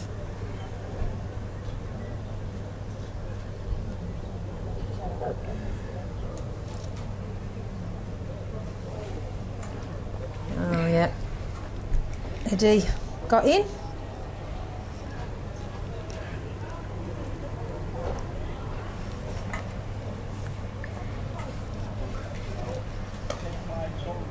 Well, 12-19. Certainly no room for error now from this point onwards. Is the Roy in this game? He really needs to find some leads here now. Does Eddie Lonergan? Well, normally on this length he'd put them very, very near. He's playing finger peg. He's only playing about 25 yards. Well, he must have heard me, Roy. That's more like it. That's more like the Eddie Lonergan we know.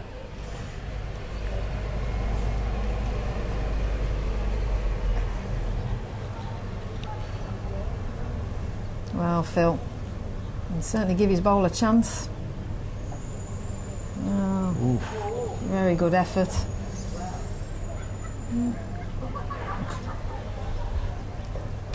Well, certainly Eddie must still like the red bowl.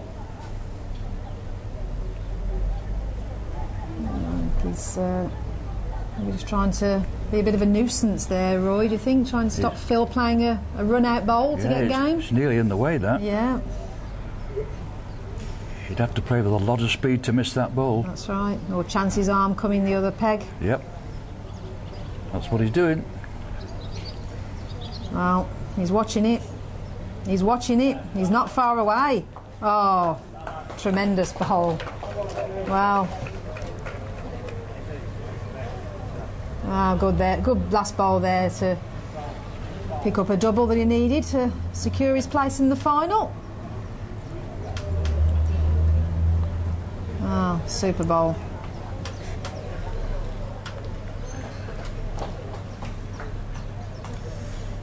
Well, turning our attention back to the remaining semi-final match. Frank Jolly and Paul Hemming.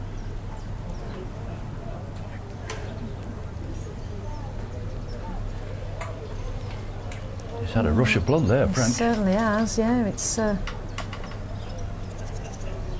It is a heavier corner into that corner, Roy, but he has overcooked it somewhat. Yeah.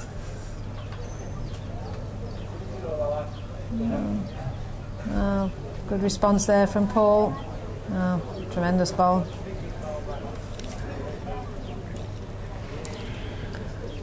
Oh, Paul Hemming's bowl's just a shade darker than the Jack's. I don't know how that comes over on screen with viewers at home, but oh, bowl's pegged tight as Frank's, and should be an easy two for Paul here.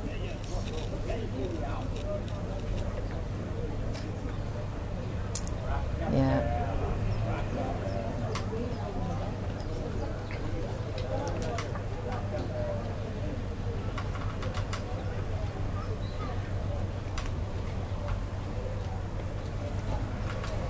Just a correction on the score. It was actually 14-12 to Frank Jolly. So that double from Paul Hemming has levelled the match. 14 across. Frank certainly stuck from 12-6 behind, Roy. He's certainly he's dug deep, hasn't he? And he's Yeah. given himself a chance in this match.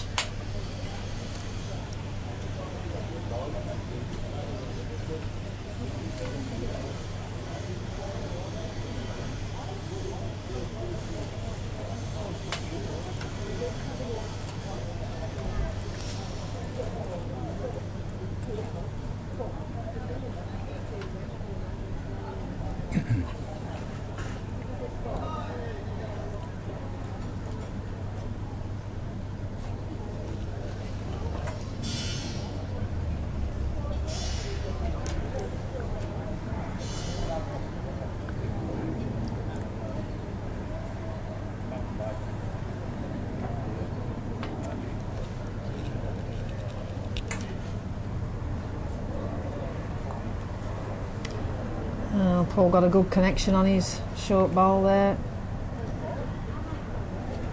Frank just asking if it's one or two.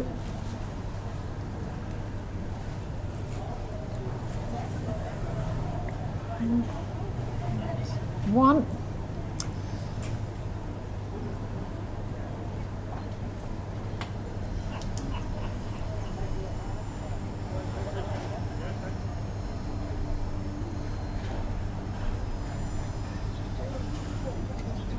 Frank playing a running bowl. Oh, wow.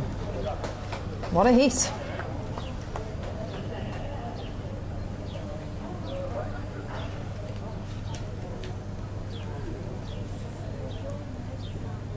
That's what happens, Roy, often when you don't make your twos. It gives a free shot and change games. Yeah, you often get punished for that, not making a two. I think easy to do on this grid. If you put the ball a bit further back, even if you don't play a length, it just won't have it. It just won't bend in time. No.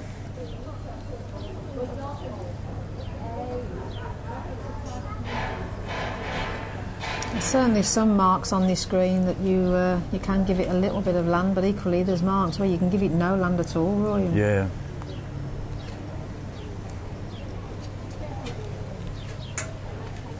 Well, Frank's coming thumpy into this right-hand corner. Probably about 2 feet of bend here. I noticed when you were playing in this corner, Lynn, it was relatively not too bad to get good bowls in this corner. That's right, yeah. I think this is probably the easiest corner on the green. Yes, I would agree, Roy. Yeah, it's certainly a mark. You can give it a little bit of land, and there's a little bit of swoop, a little on the finish, and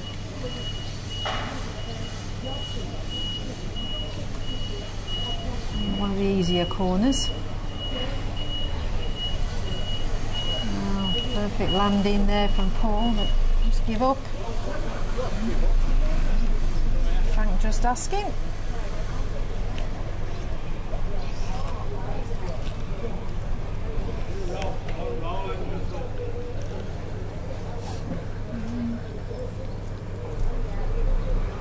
Frank choosing to come the other way in. He was mindful of making a connection.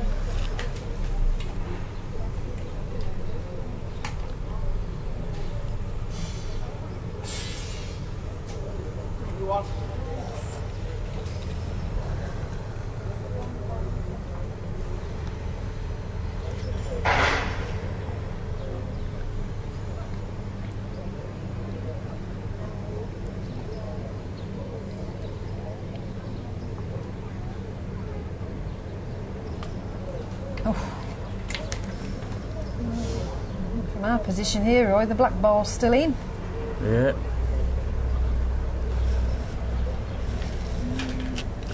Frank having a good look. I think Paul might measure them. Frank confident, he's line one. No, he's surrendered. Yep, the mat goes in.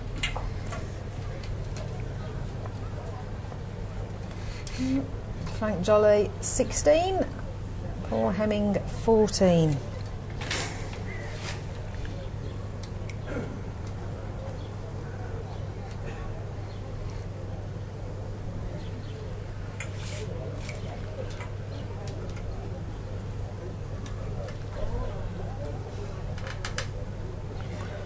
Frank's gone a bit further with the jack this time, playing thumb peg right through the centre of the green, his backhand. About 48 yards here.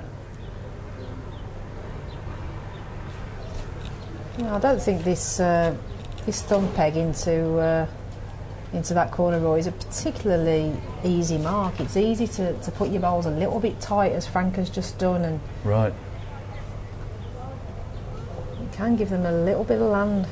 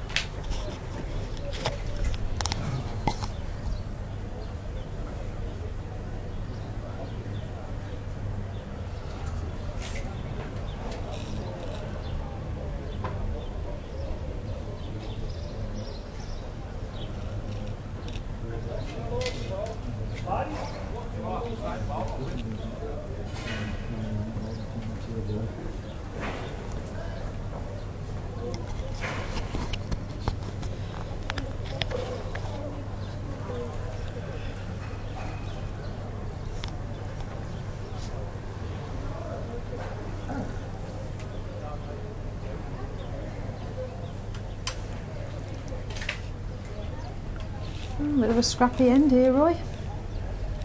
Yeah, I think when he sent that ball, he was a bit apprehensive. He thought he hadn't quite reached.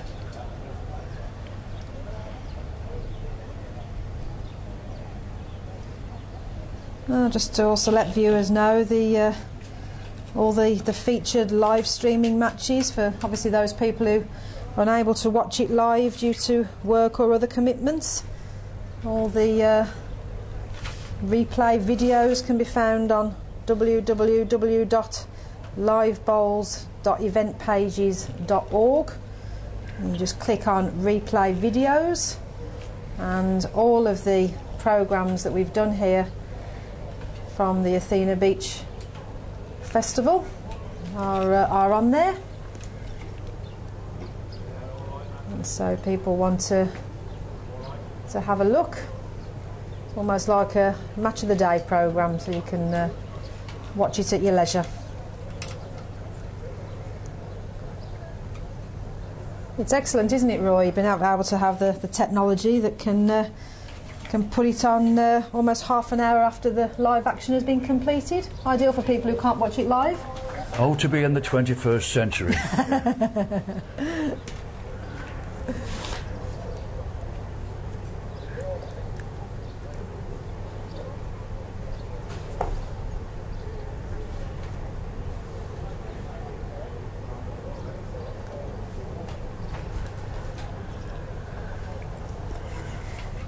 Yeah, that's a good example there. He's at 3 yards past, and at his speed, it doesn't let it bend. Oh, that's right.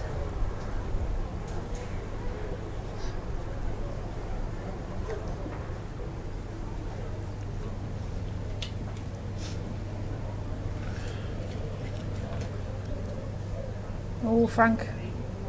Oh. A bit dangerous. Yeah, any movement on that jack was only going to Paul Hemming's receiving bowl at the back.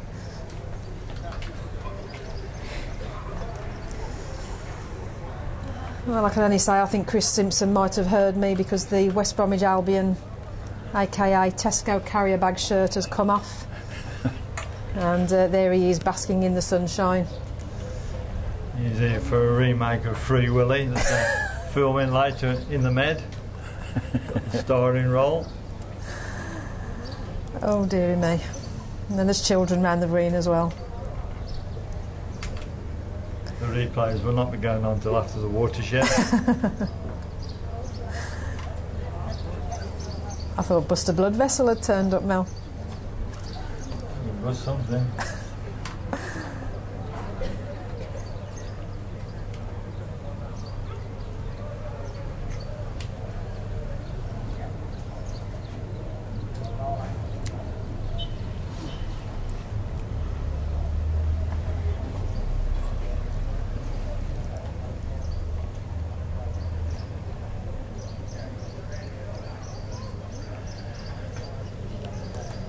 Frank's trotting after this one. He likes it. Oh, good ball. It's on for a 2-shot. Just play 5 foot through onto that ball. That's the ball, isn't it, Roy? Just play the ball out.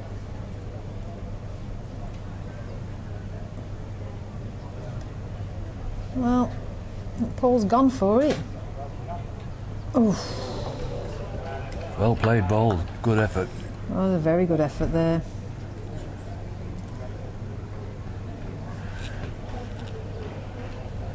Oh. Frank Jolly, 18. Paul Hemming, 15.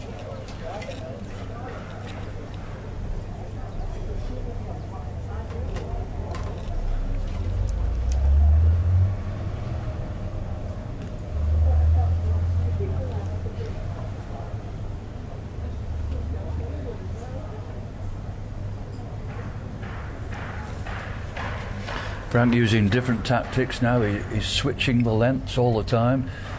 He's making Paul think hard. Yeah, I think he's certainly trying to break Paul's weight up here. Well, this looks a good lead bowl. Won't want it back.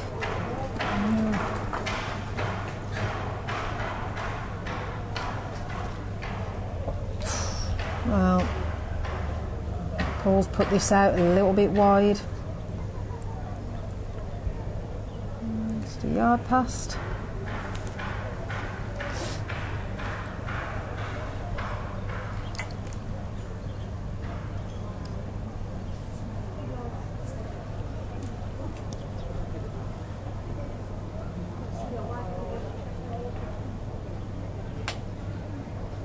Landed in a good spot there, Roy. Frank's second bowl. Yes, it is, you're right. Really got him thinking now what to Yeah, do. nagging bowl. Does he play through and chance his arm trying to trail the jack, or play a dead un? He's chosen to play through, hoping to connect on something. He's connected on nothing. Well, good double there from Frank Jolly. 20-15.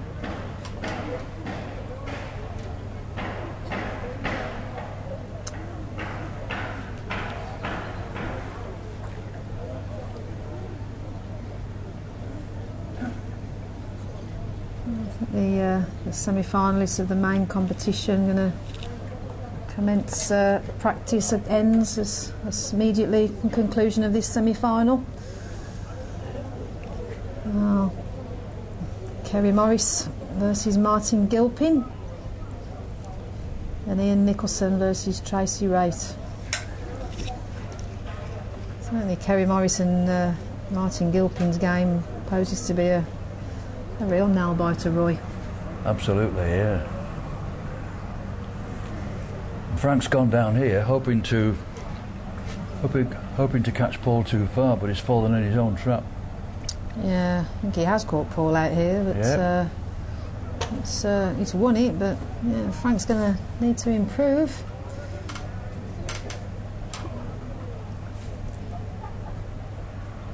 Takes his time, does Frank, doesn't he, Roy? He's not to be rushed. I think he's waiting for Paul to come behind him. I think he's just at his eye line. Immediately out of hand, Frank's head went down. He's running it up, but I don't think he likes it. Oh.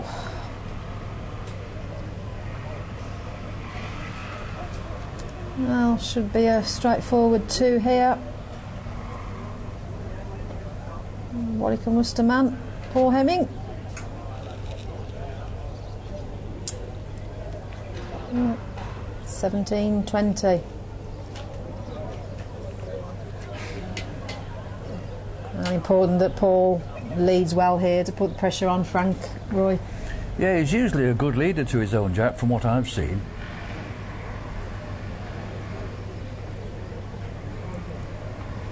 Going a bit further than what he has done before. Got about 36 yards here, playing finger peg, his forehand.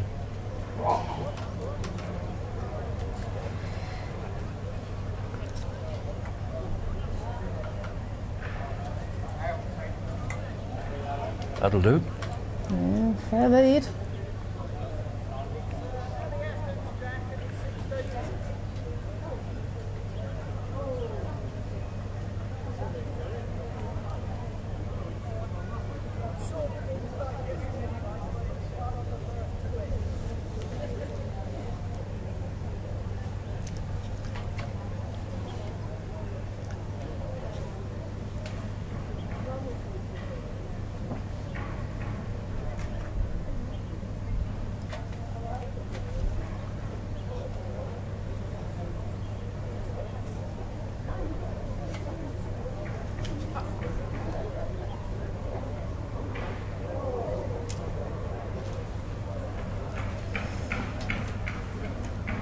I think Frank was looking for a bit of a connection there on the yellow bowl. Yeah, it's a decent bowl. Just gone out, yeah.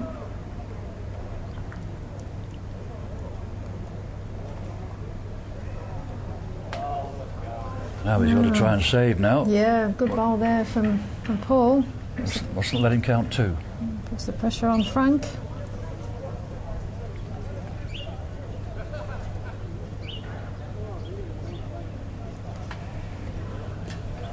Wow.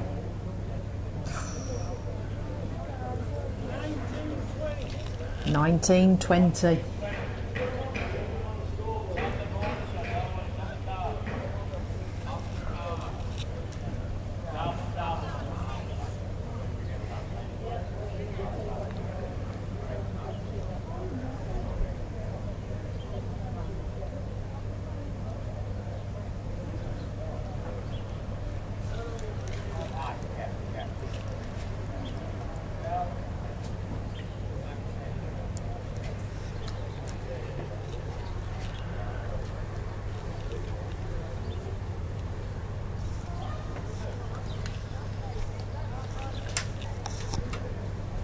after the conclusion of this semi-final, we'll be going straight to semi-final match. The open singles, Kerry Morris versus Martin Gilpin. Please stay tuned. Don't go anywhere, because that promises to be a tremendous game of bowls. Certainly if the form of these two players continues the way it has been.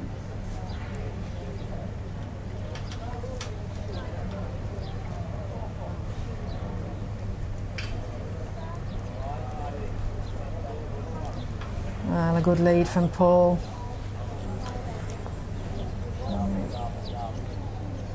Pressure well and truly now on Frank Roy. He's 2019 up.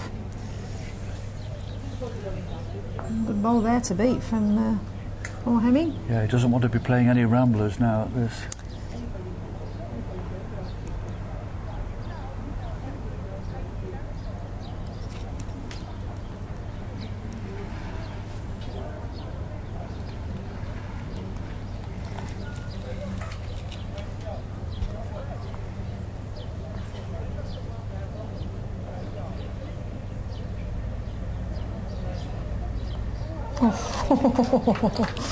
Wow. Very useful connection there, Roy, from Frankie. Yeah. He did need that, didn't he? Yeah, he did.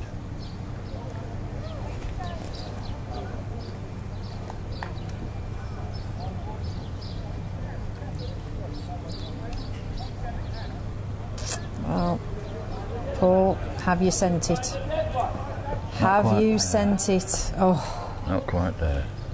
That's it. Game over.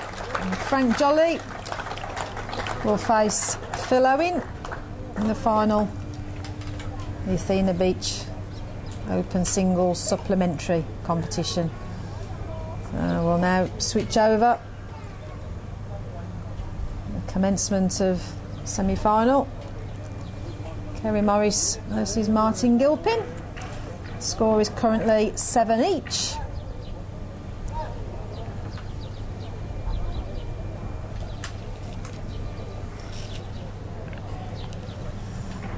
Of course, Roy Kerry, fresh from his men's singles victory yesterday, and he's particularly found some form on these greens, hasn't he, as Kerry? Yes, he'd be a favourite to win this match. I think going out this morning he'd only be 4-1. Martin would be about 10.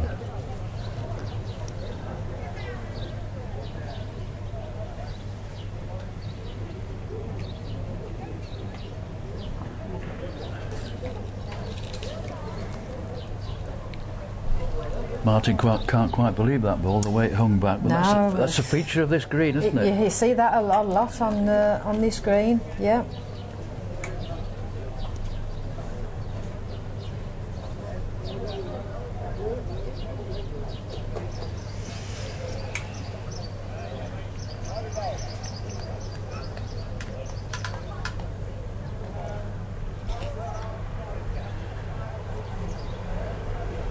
Kerry's keeping Martin relatively short, going down towards the fast part of the green.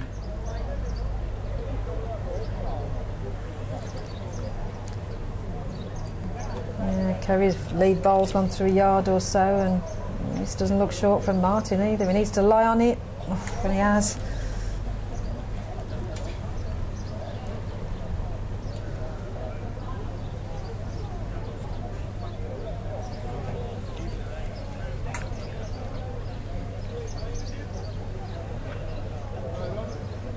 Better ball here from Kerry.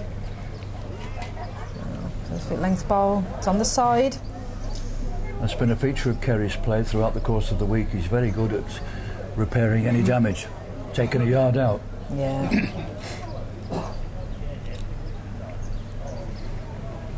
Yeah, of course, runner-up in the open doubles.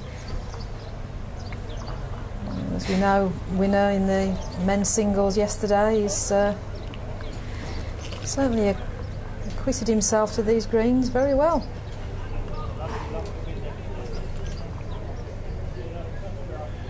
And just a little difference in the bowls. Martin's playing with his 210 standard density bowls, and Kerry's playing with his favourite Taylor's 210 low density bowls that he played with last year.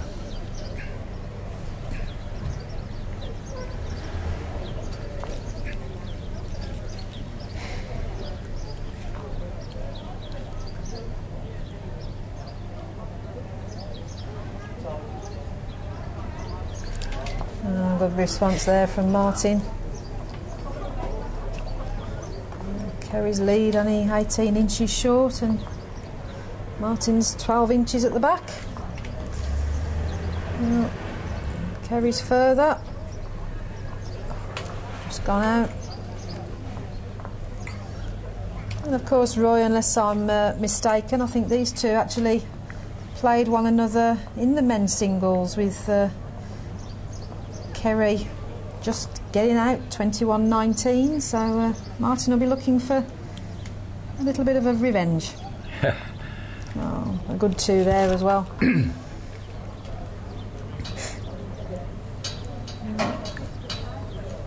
Score currently standing 9 across. Like my purse, nothing in it, Roy. Martin's playing finger peg down into the western corner now. And both these players, of course, are part of the school where they started very, very young. I think Martin started playing at the age of 10. He reckons he's been playing around 48 years. Wow. And I guess Kerry's been playing something similar. So years of experience, both of them. Yeah, absolutely.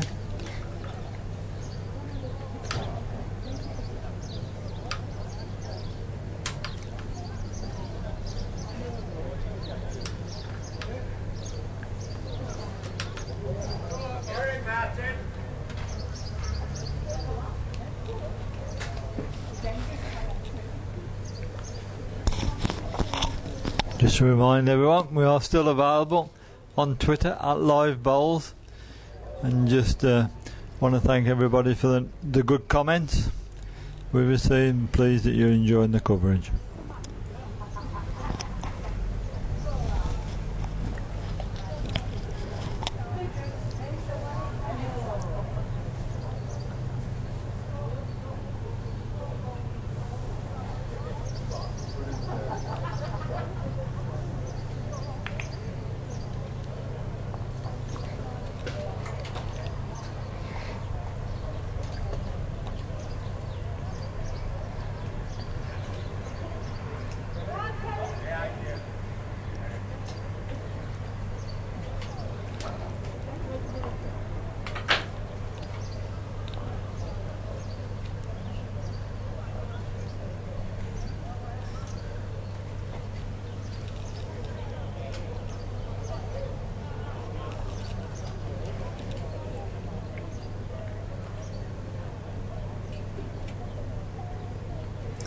Of course, Roy, both Martin and Kerry, two very prolific tournament winners back home in the UK.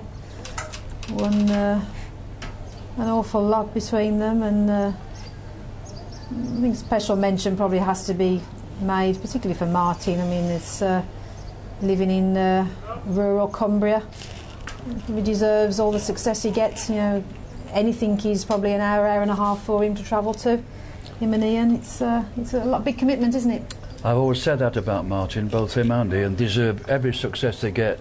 And of course, Martin, over the years, has been a great practicer. He practiced an awful lot, and he did have a close friend some years ago who was a golfer, and he adapted with quite a lot of the golfing techniques. But he was telling me he doesn't practice as much these days because he's had 3 knee operations, which limits him, and therefore him and Ian practice together up in Kendal. And to get a little bit more practice, he's stopped playing county matches now. He doesn't bother playing in any counties.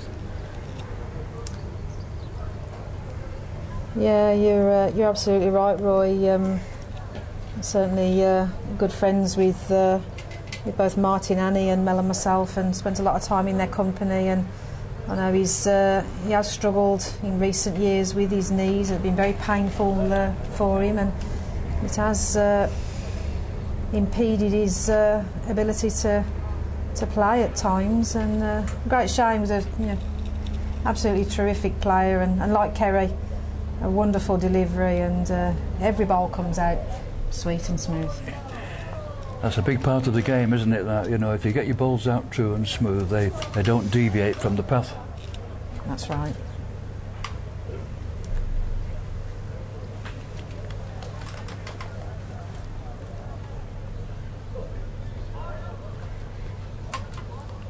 I think he's a little bit balked now in this game because of the other game, because Tracy wants to play in these corners, and so does Ian. Yeah, there's a little bit of a corner battle going on at the moment.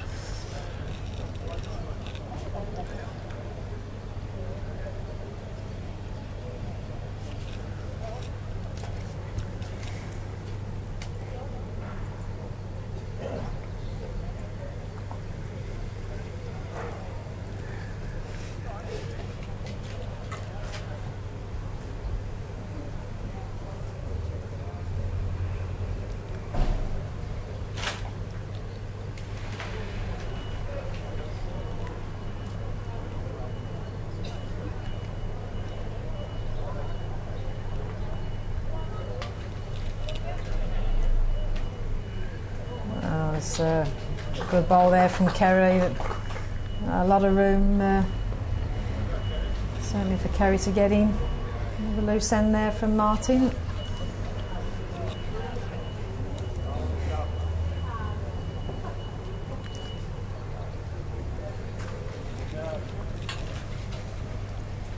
I think ideally Kerry would love to go up the edge where the Constantino brothers sign is, but I think he's a bit wary that if he loses the end, Martin's back in his corners. That's right.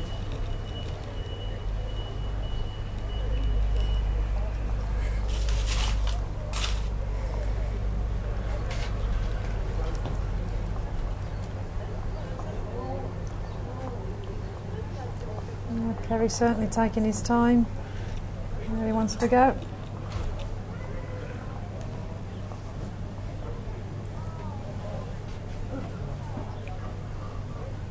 Playing thumb peg here, round peg, bias towards the ditch, playing about 27 yards.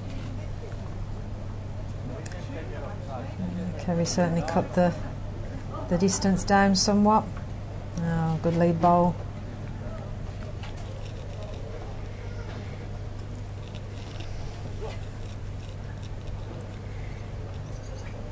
Oh, Martin following it up. Needs to run. Very easy to drop your ball a yard short on this green, Roy, isn't it? Yeah. Just got to miss that any side now, Kerry. Oh, certainly looks good again. The best side to miss it on too. Good ball. Yeah, good ball.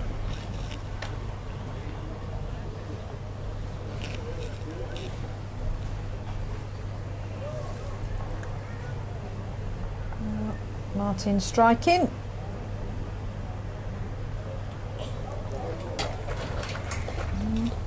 Two to Kerry Morris.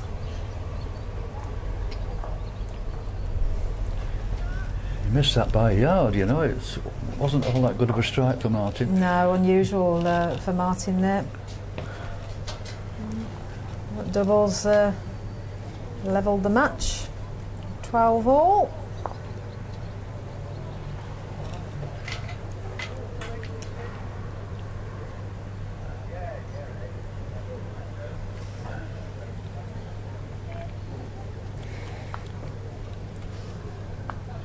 Kerry's playing a similar length going back, playing finger peg, only about 26 yards.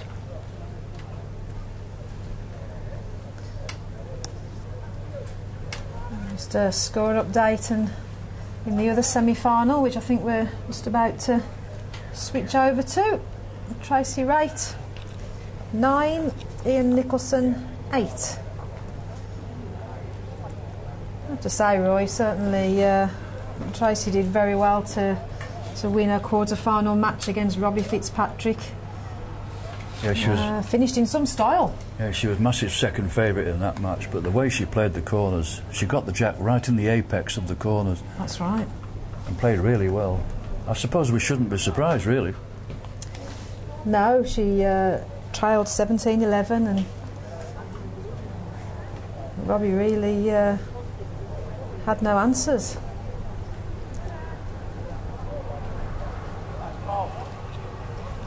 And with all due respect, Tracy will be going into this semi-final match as second favourite against Ian, but she's there, she's on the green, deservedly so. Well, she's let this one go. Yeah, she's going to need to put her bowls a bit closer than that.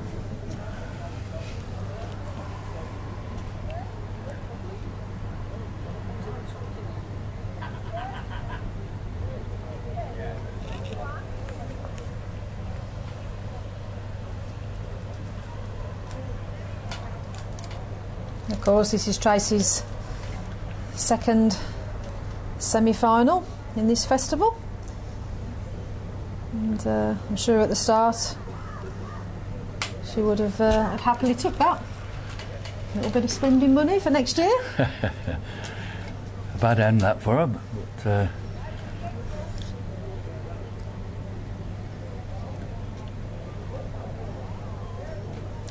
of course, Ian, one of the best strikers in the Crown Green game, Roy, isn't he? yeah, and he decided to take the bull by the horns and go back almost right in the corners, playing about 42 yards here.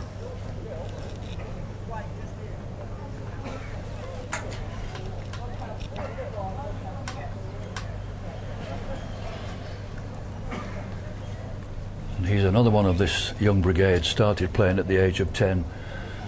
That's right. Been playing almost as long as me now.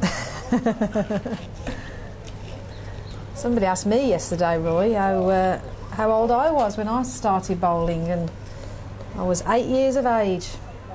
Very I've now lucky. been 45, so I've been playing for, what's that, 35, 36 years? Yeah. Goodness me. Well, I had to try a bit harder because I didn't start till age 28. So Yeah, by today's standards, quite senior years, those, yeah, Roy, aren't they? Yeah.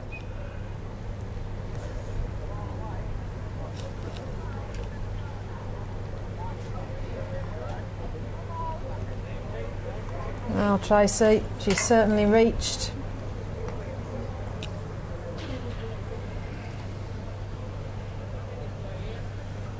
I think Ian just making a bit of a breakaway now.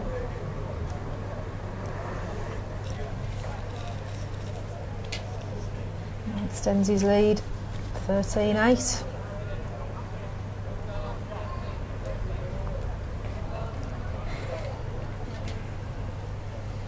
Whether Tracy's son, the infamous Callum Wright, may be watching at home, or if he is, we hope you're enjoying watching your mum, Callum, and doing you proud.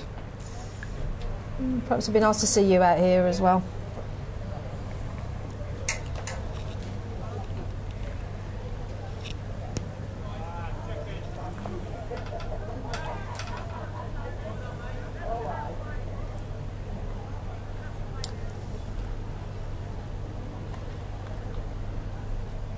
Ian playing a fair distance there, Roy, thumb peg towards the sea. Yeah, he's playing about 43 yards here. I always think this is a difficult corner where he, especially where he's got the jack now, but he's 2 yards off with that.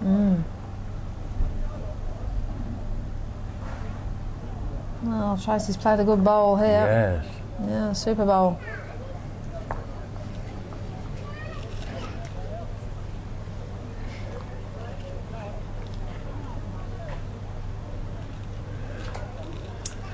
Now, Ian's further. Will he just peg at the death? Oh. No, just gone out. Tracy rate line 1. This is the trick now. Can she get 2? Yeah, she is going to need to make the 2s. I think she's failed to do so this end, Roy. Yep. Ball stuck out wide.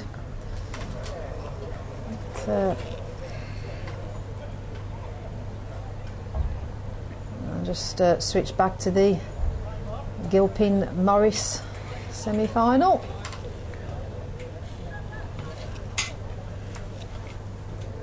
Which is actually nearing its conclusion. 2012. Kerry Morris.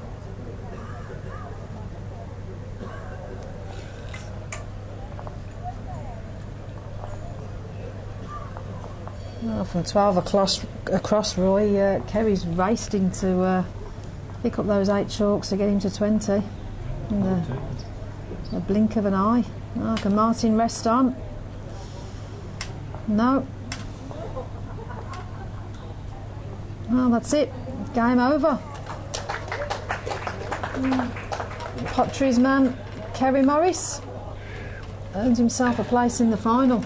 Yeah, justified his favourite tag there, didn't he? He used his green knowledge superbly there. Yeah, played very well. Certainly one of the big favourites at the commencement of the week, and he's not disappointed.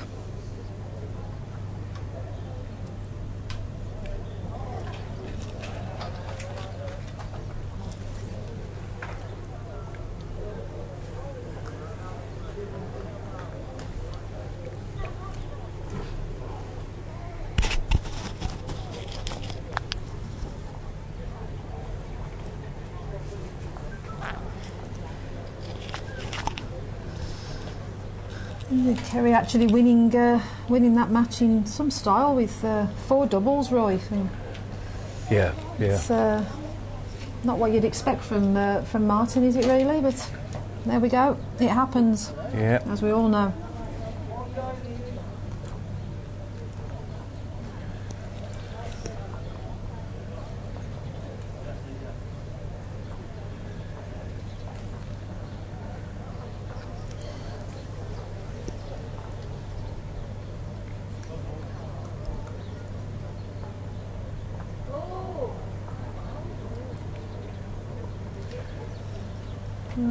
Ian played up for a connection which he got, but it's just not gone his way.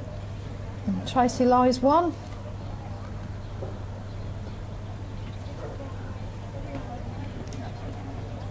The score is 10-13 as they go.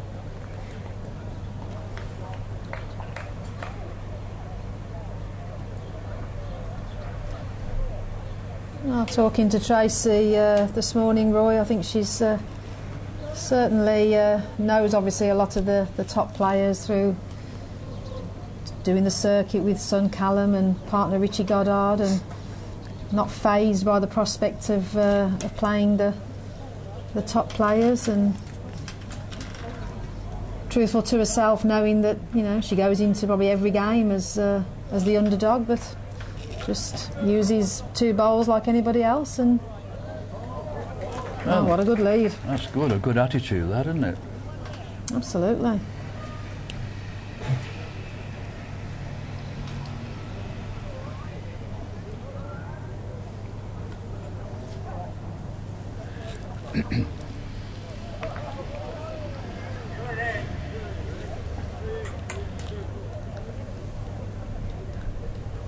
Certainly a few more leads like that, and she'll have Ian thinking a little bit.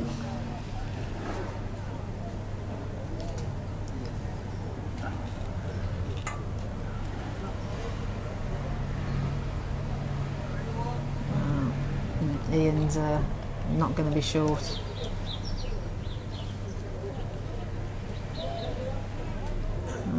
Looking for a connection.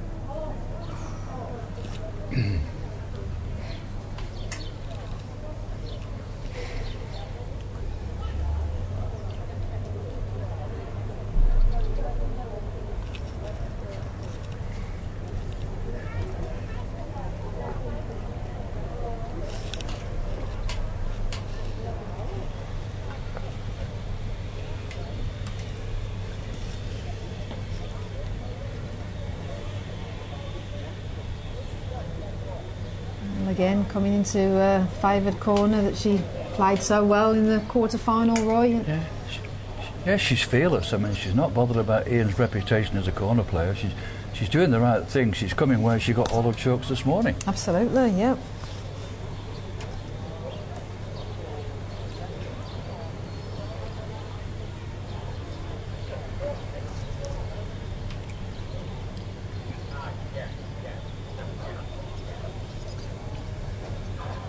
Well, she's left the gate open a little bit here for Ian, and just gonna count. Still 2 feet or so away from the jack, so there is room.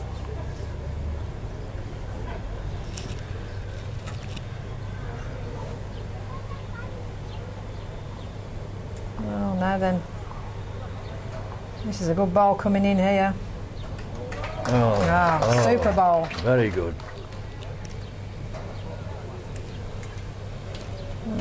Ian attacking the end.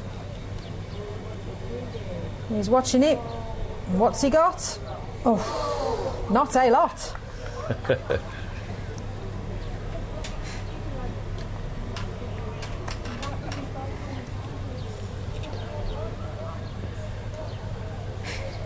Twelve, 13. Crawling away back in this match. Certainly a tremendous second bowl there.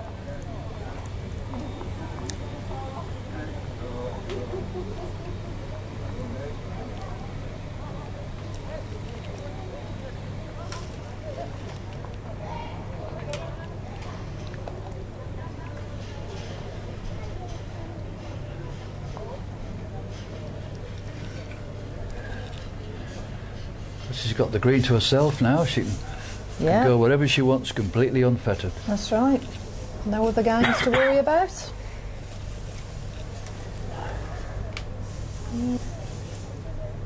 Finger peg. Fair distance again. 46 yards or so. Good ball.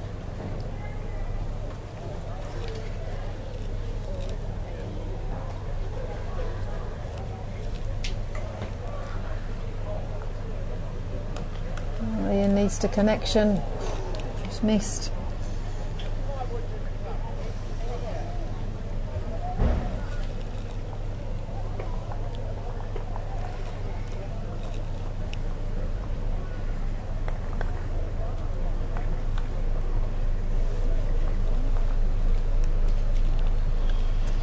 There's another one going in there, Roy. Yeah.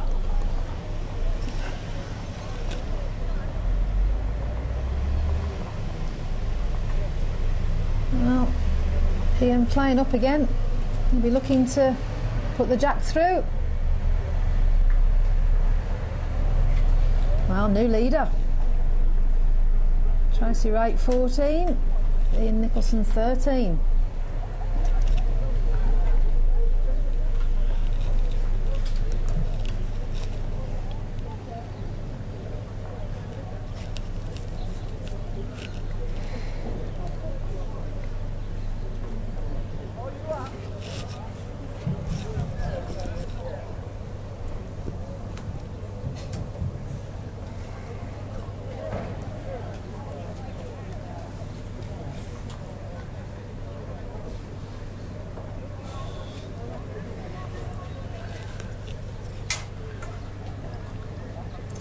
Not put the jack quite as far this time, Roy. No, she's about 2 yards less, 2 yards shorter.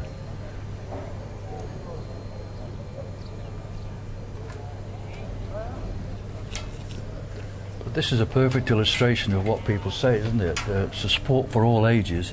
Anybody can play. It doesn't matter whether you're male or female. It can't be outreached out here at Cyprus. Everybody can play to the same standard. Absolutely, yeah.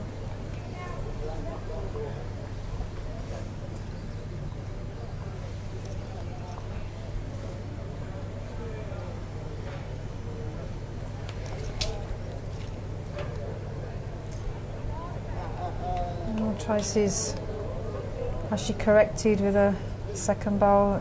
No, it's no. Poor end there really. Both Tracy's bowls a yard and a half or so past the jack.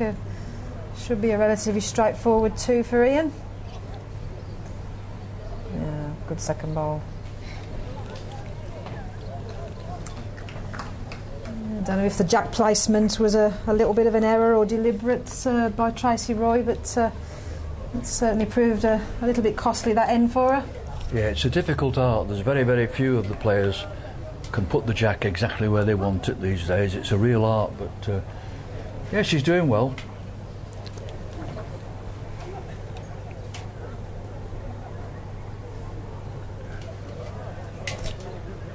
Well, she's forced Ian out of the corners anyway. Yeah, she certainly has.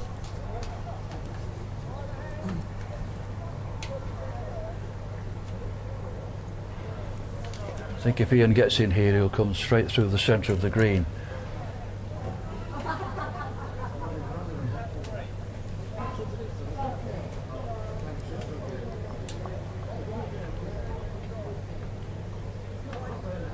Just a yard or so short.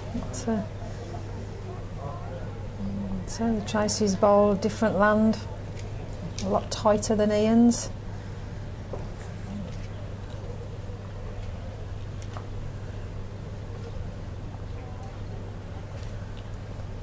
Wow, better land here altogether.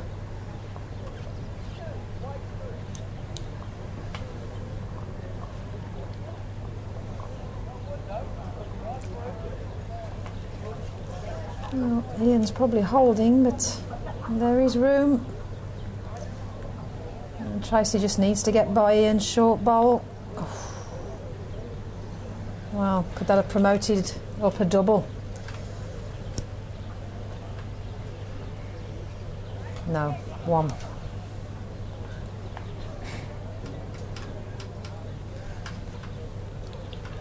And some tricky marks across the middle of this green, Roy, as you say. It's probably where Ian may well come. He's certainly looking in that direction.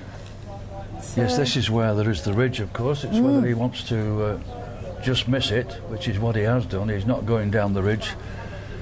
He's playing thumb peg. Only about 27 yards. yeah, as you say, he's skirted the ridge.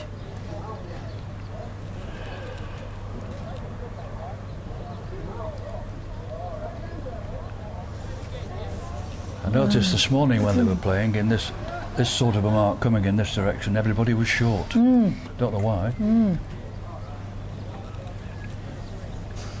Well, this ball from Tracy is certainly not short. It's fair balls, 18 inches or so through. Ian looking for a correction. I think he's found it. Oh, good ball. Good ball. Oh, Tracy switching a hand. Awkward to get at that ball with a running shot. Yeah, short ball's in the way. Yeah, she's come the other way in. Yeah.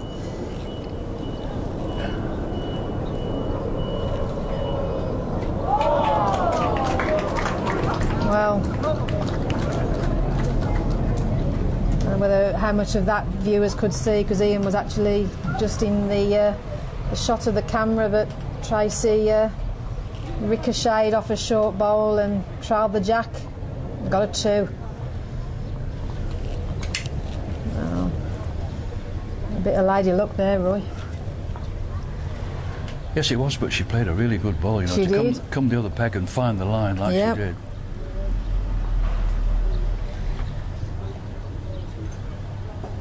Once again, she's going finger peg into the western corner. All depends on the lead now.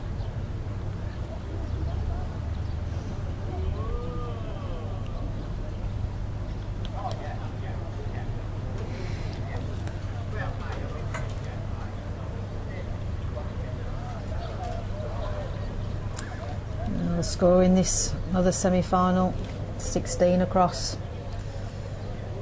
A real close game.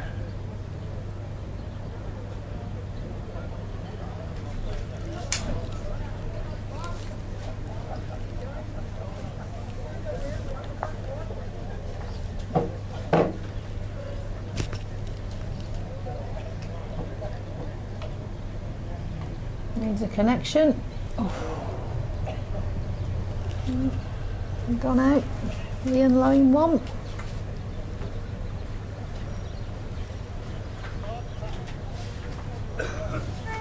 Expect Ian to count a double here.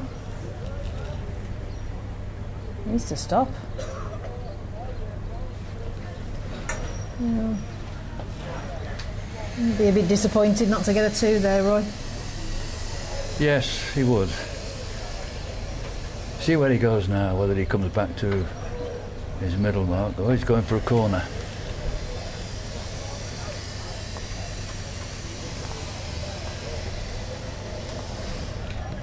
Playing round peg, bias towards the ditch. About 26 yards. Needs a good lead. Ball needs to run a bit.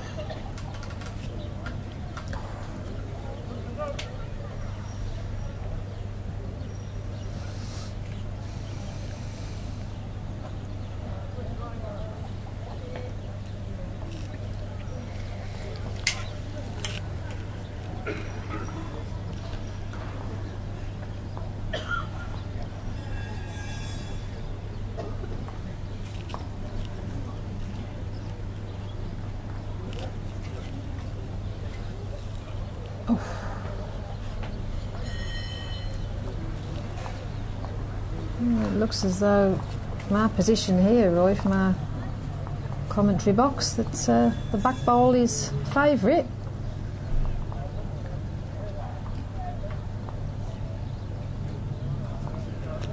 It can look different, of course. Green side. I think with the sun at its height now, I think the green's playing a few tricks. It's absolutely baking down there. Yeah, both players are very easy to play. Short and through, over-correcting.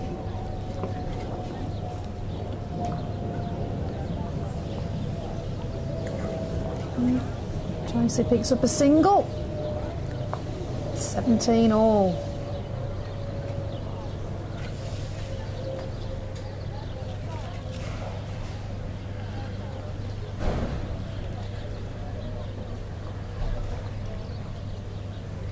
Tracy's coming back for her corner.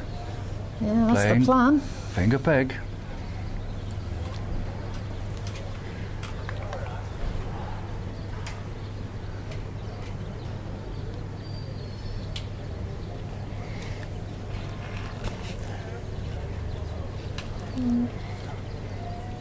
Left Ian a bit of room. Yeah, I think playing down the edge like this, you've got to be brave enough to put the ball back a little bit. Yeah. It'll bend with the length. Ian's actually done the same. It's possibly one of those marks, Roy, where you probably actually don't believe that you can give it as much land as you as you have to do. Well, this is certainly better land if she's reaching. I don't think she is. Well,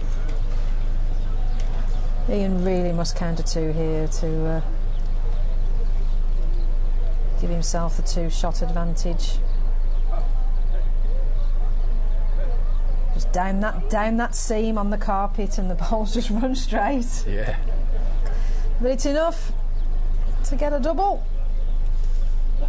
No, Ian Nicholson 19, Tracy Wright 17. Ian's final bowl there, Roy, probably a good halfway up, just got onto the seam of the carpet and just followed the seam. Yeah, they can do that. They can run right the way down the seam. Yeah.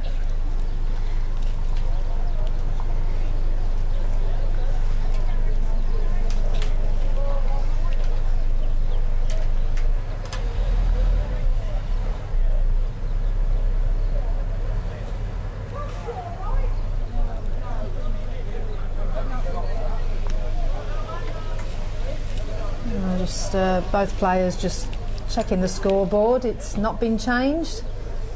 Also be changed on the card, but not on the board.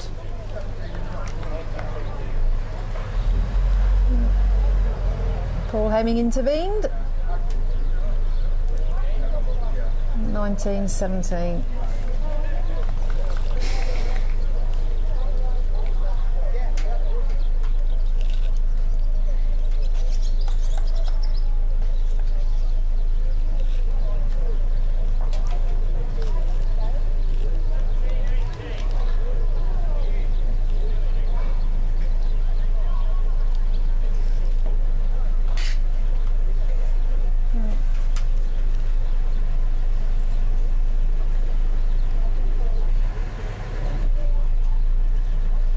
Last couple of 3 ends, Roy. Ian hasn't really led like we know he normally does, and he'll be wanting to put up a better lead this end.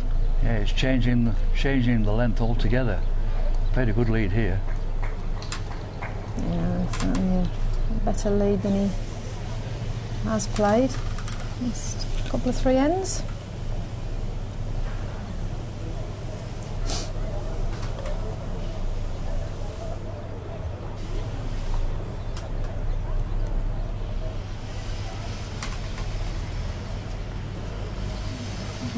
And just checking Pal Martin, who's in.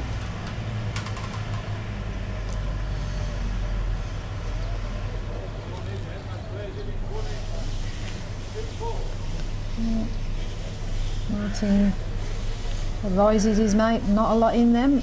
He needs 2 feet.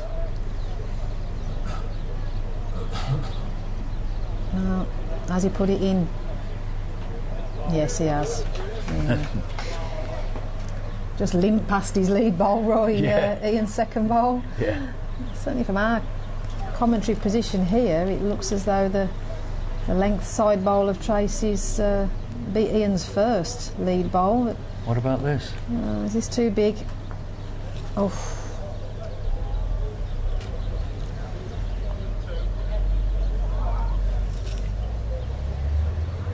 Well, body language from Ian gives nothing away.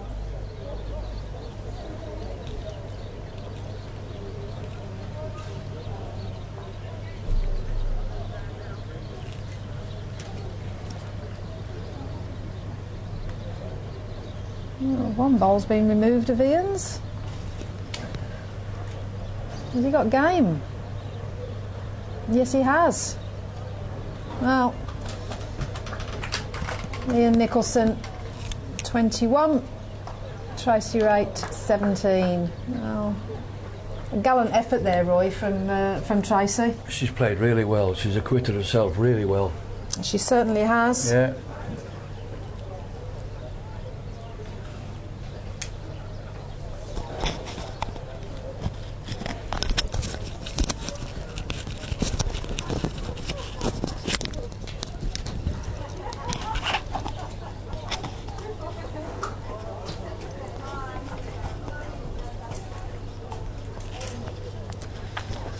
Well, before we carry on with the action,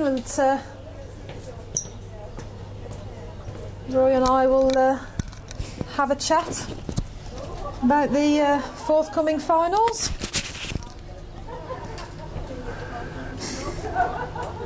And here we are. Well, some excellent bowling there, Roy. You know, we now know the final of the main competition: Ian Nicholson versus Kerry Morris.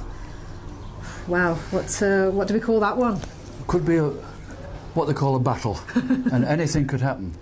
They'll make Kerry Morris favourite, but anything could happen there. And in that game we've just seen, Tracy Wright did really well. I mean, she put Ian under awful kinds of pressure. He had to pull some real good bowls out.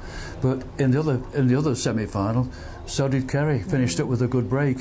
He's always liable to do that, to find somewhere just to pinch 4 or 5 chokes, which is the difference between winning and losing.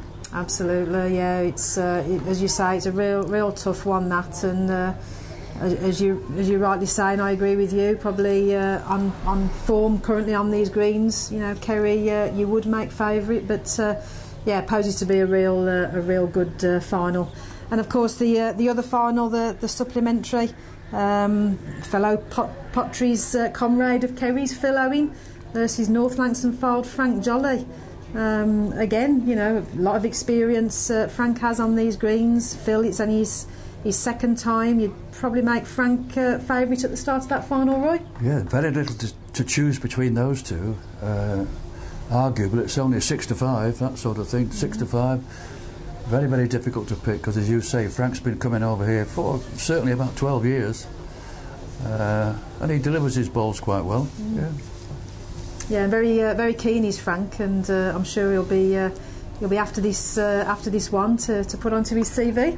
Yeah, oh yeah, because his wife Joan usually does well, and they'll need to take some money home to to pay for next year. That's right, yeah. Well, we'll just have this very, very short break, and we'll be going to the Consolation final, which is being contested between Ronnie Lyon and Eric Ainscough. So please don't go away. We'll be back shortly.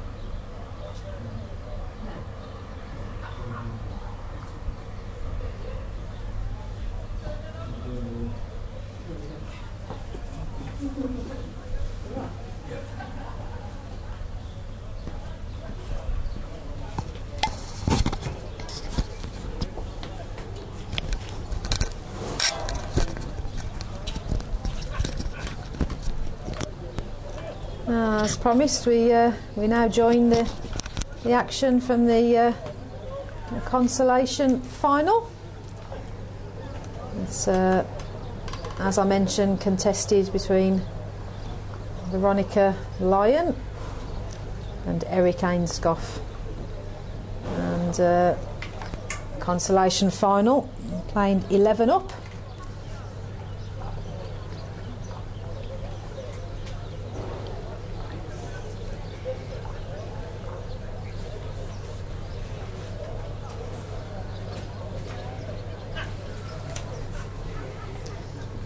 The total prize fund for this Consolation tournament, £500, with the winner picking up 200 and the runner-up 100.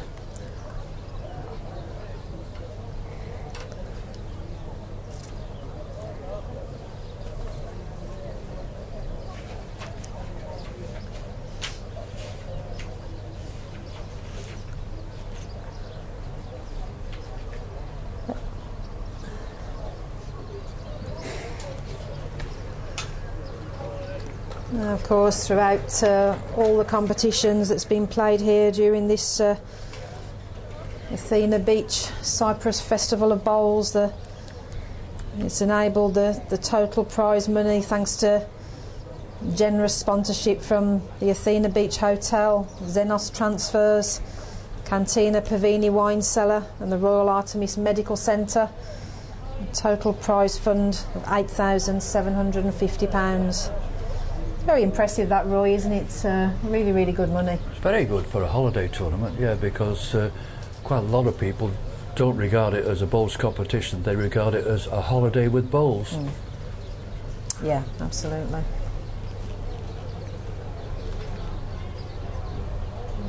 So score update. This Consolation final is 3 across. And another competitor, Roy, in Veronica Lyon, who most of us affectionately know as Ronnie. Been coming out here a lot. Very experienced player. Won a lot in her day. Yeah, massively seasoned campaigner, Ronnie, isn't she? She's won an awful lot in her time. She's quite used to playing in finals. Not so sure that Eric is. Eric's a close neighbour of Sess Hopes, and he's a club player up at New Longton, but I don't think he'll have played in many finals. No, I don't know a lot about Eric's bowling CV. I have to say, I know Ronnie very well. But, he's going to have his hands full. Yeah, Eric's better known as an organiser. He's helped Sess Hope run these competitions for a number of years, and I think this is the first time he's actually been involved more in the bowling than he has in the organising. Yeah, certainly, along with his wife Marge, works very hard to help Sess out in these holiday festivals, as you rightly say, and pleasant change being on the green. Yeah, it's good to see him in the final. Yeah.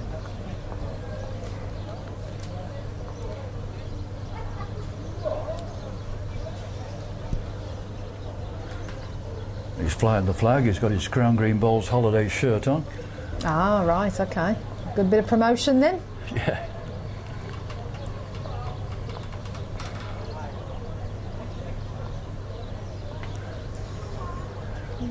It's certainly been a lot of interest the last couple of days through the people seeing the facilities here, the live streaming, wanting to know how they can get out here, and I know there's an awful lot of information on the various bowling websites and social media of giving Sess Hope's contact details, and I'm sure anybody who's interested in coming out here will be made more than welcome.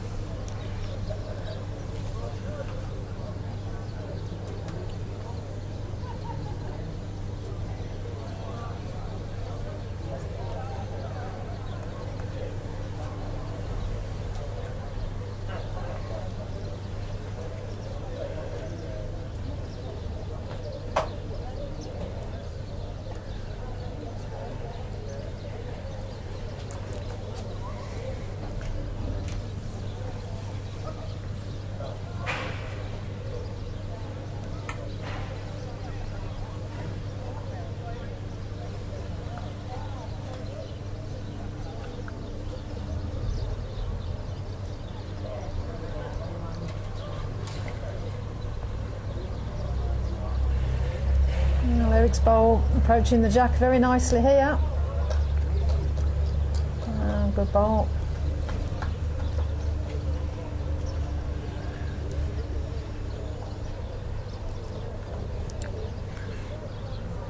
And Eric's wife Marge has stayed in the hotel. He doesn't like her watching him bowl, and she doesn't like watching him bowl. I was just going to say to you, Roy, I think the conversation I had with Marge yesterday, that is very much a two-way relationship. Yeah, I think she thinks that she puts the jinx on him, and he's cursed when she's round the green. So she's as far away from the bowling green as possible.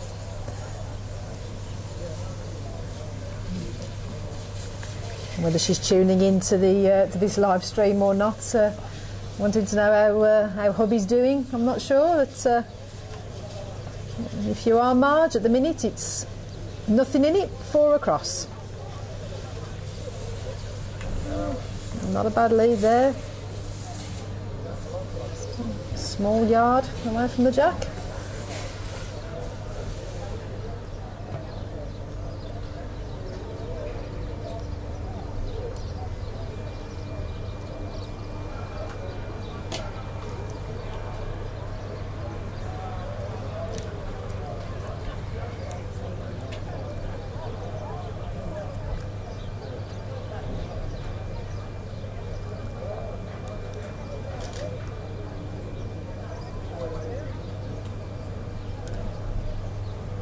Eric certainly give Ronnie something to beat there. She's 2 adjacent bowls. Well, she'll give her bowl a chance. Oh, gone through the gap.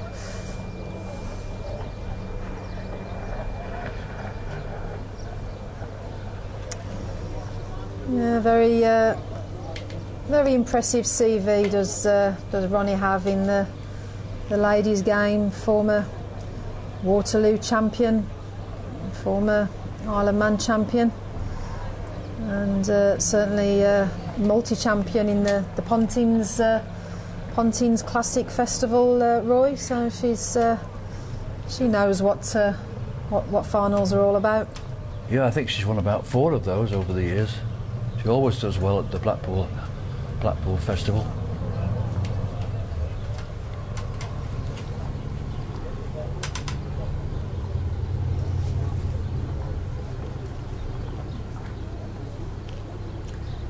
Viewers can possibly see on the screen there tournament organiser Cess Hope. Must be sitting very proud of how the week's proceedings have gone. I'm sure he'd be delighted to hear from anybody who wants to find out details about the 2017 event.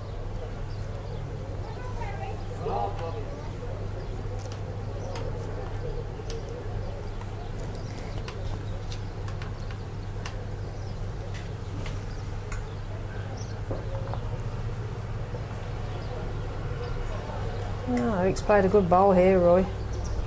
Oh, super bowl. Yeah, he's doing well. Is he playing much at home back in the UK, Roy? Do you know? Is he? I think he only plays club bowls. He doesn't enter any competitions. He will just enter local club competitions and club round about the Preston area, 1 or 2 of those things. I think he plays in some pairs, handicaps. Yep. So this will be a first for Eric.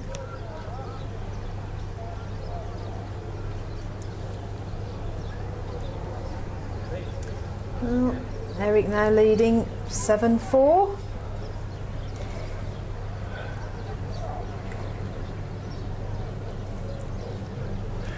Yes, he spends a lot of time in his garden and his greenhouse. When he goes back home, he'll be spending several days planting seeds for his tomatoes, cucumbers, lettuce, onions, all that sort of thing. Very good. Sounds too much like hard work to me.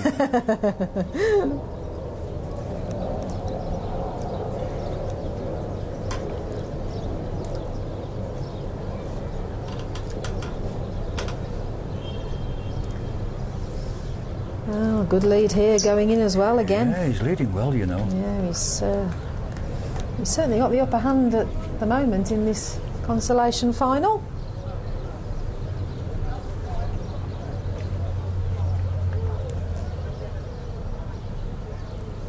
Oh, Ronnie.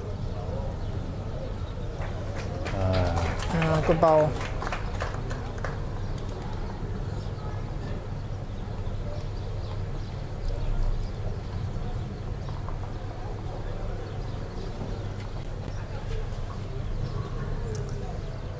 Well then.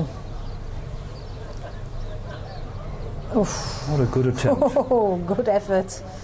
Certainly won't, she won't get 2. I was going to say, it may well have stopped the 2 shot there, Roy. I was just going to say exactly the same myself.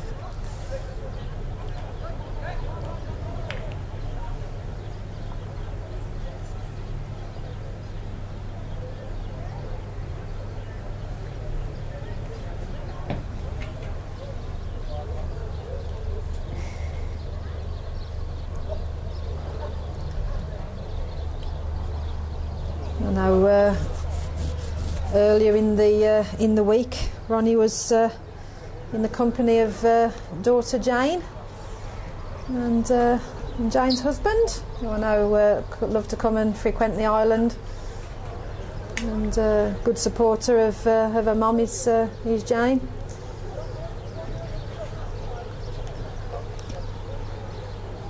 I'm not sure whether she's tuning into this final, watching her mum in action.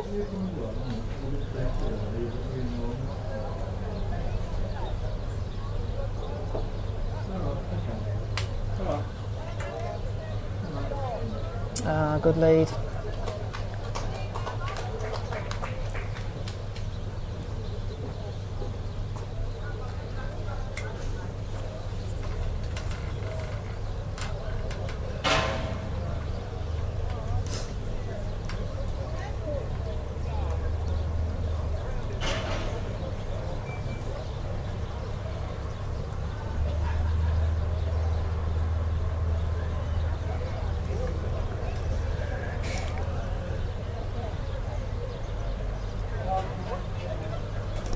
Looks a little bit heavier with this second bowl, but it's counting.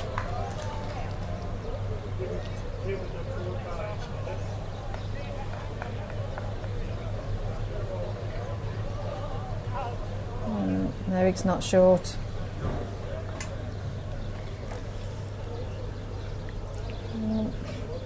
Double there for Ronnie. Squares the match at 7-all.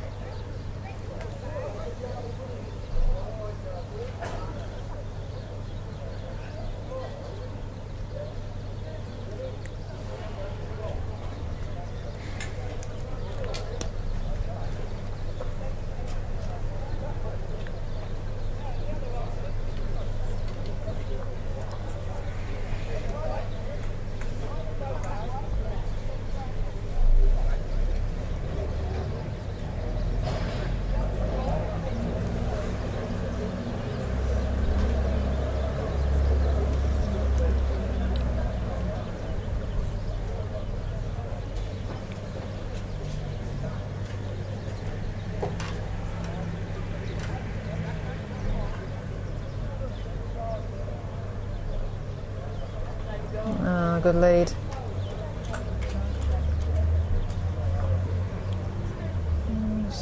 Barely a foot short of the jack.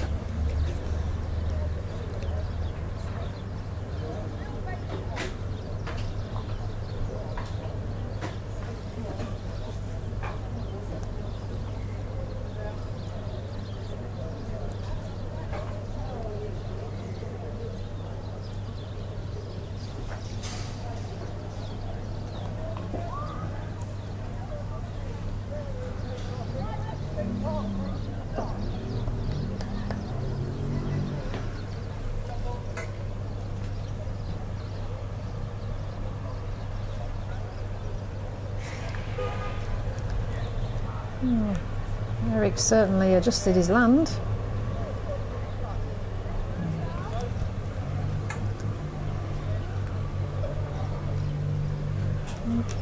It's a single.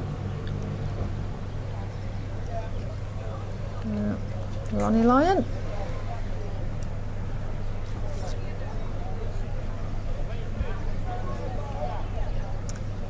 And to give her proper name, Veronica. I know she only talks, she only says Veronica when she's cross with herself and she sends a bad bowl.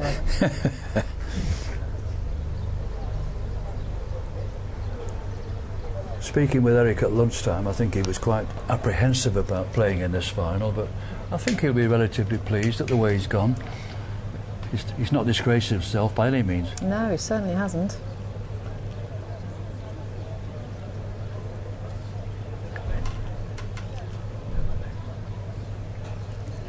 He needs to really be counting this end to keep in the match.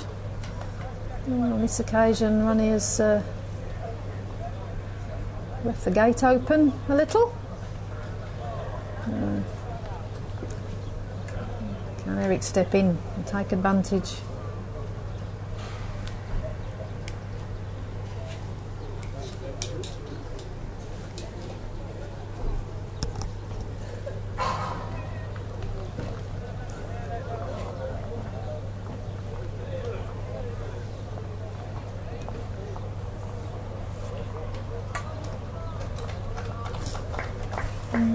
Certainly corrected well. Second bowl there, Ronnie.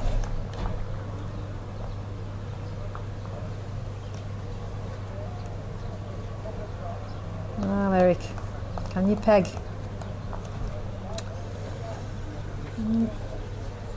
Ronnie picks up another single.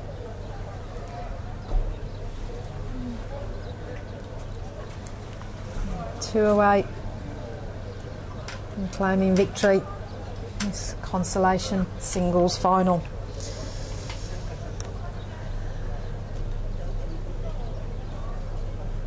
Leading 9-7. Of course, this final 11 up.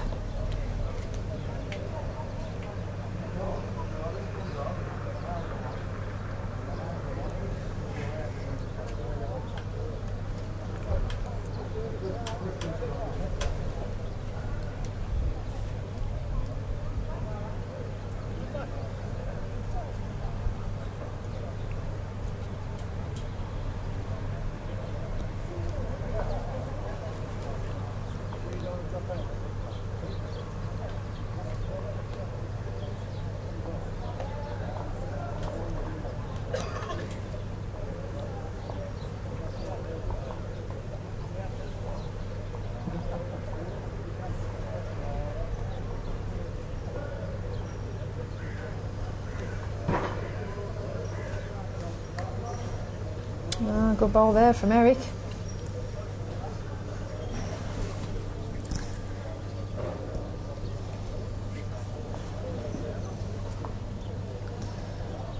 Now then, no. Good ball.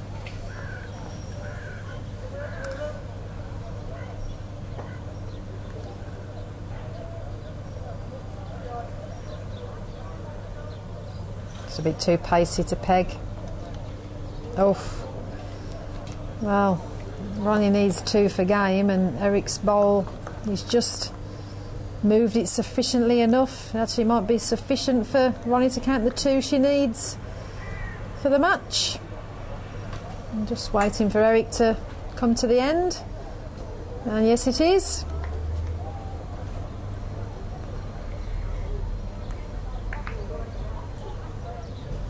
And that's it. Veronica Lyon victorious over Eric Ainscough, 11-7.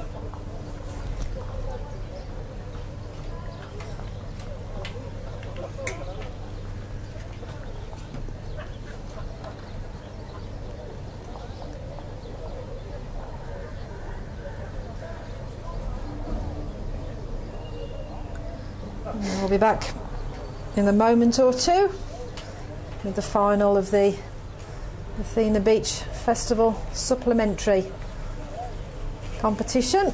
Just a reminder, finalists Potteries Phil Owen and North Langton filed Frank Jolly. We'll be back with live action from that supplementary final in a few moments.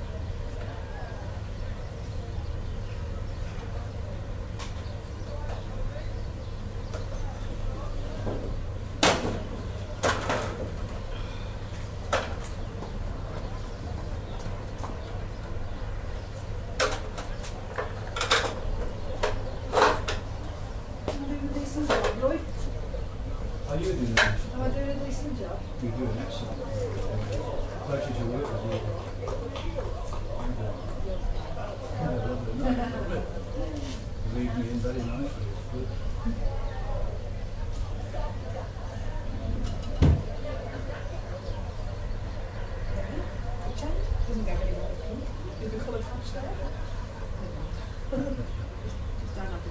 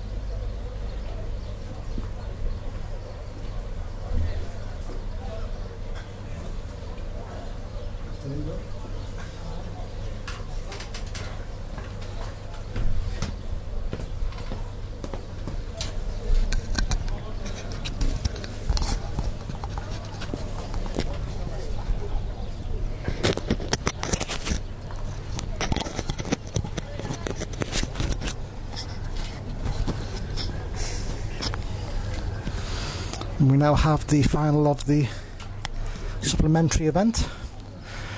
Phil Owen and Frank Jolly. Looking forward to this game, Roy?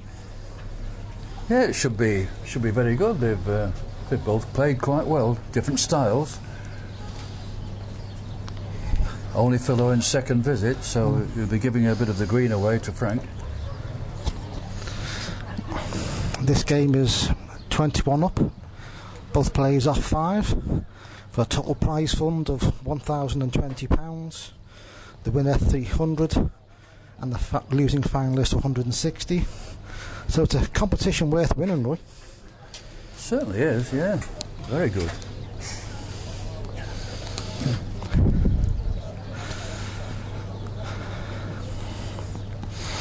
I was quite impressed with how Frank Jolly played against Paul Hemming in the semi-final. It was a decent game of bowls, that. Both played well. Frank had to knuckle down and pull a good win out of the bag for that. Yep.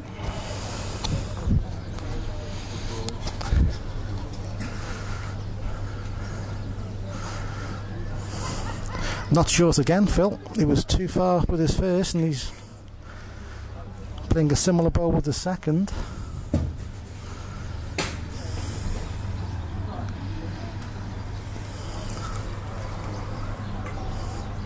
Should be a relatively easy 2 for Frank, you would imagine.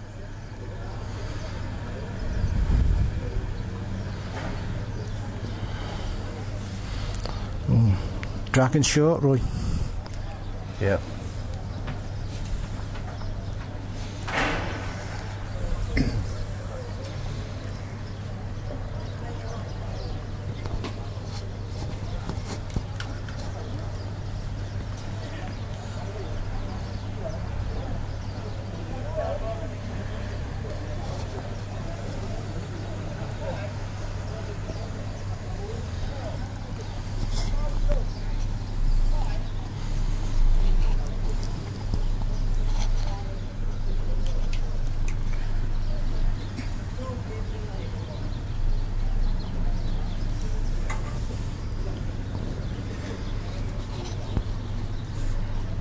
You can't go much further into that corner with quite a full length.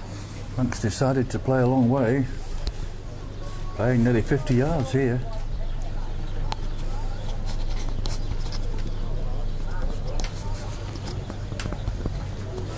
Good lead. That lovely reassuring click. Bowl meets Jack.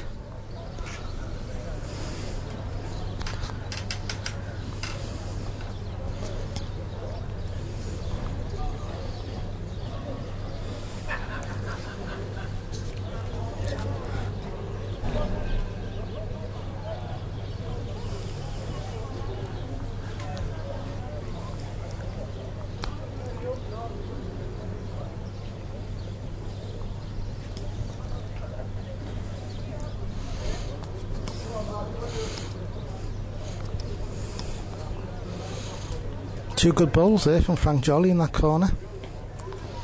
Thumb peg, not a usual to see that thumb peg mark into that corner, and everyone seems to go finger peg. A little bit of overcorrection from Phil.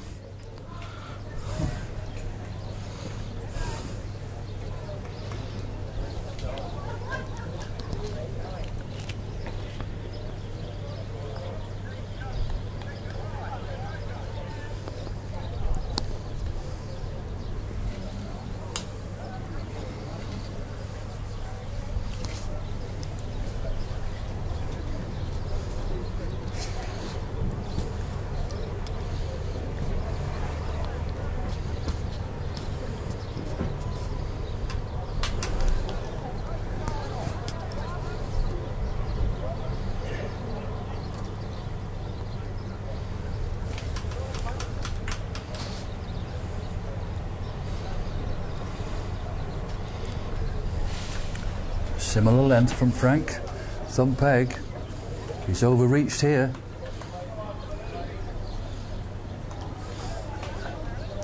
Frank's bowl just goes off the green, or well, out of sight of the camera, but goes off the green.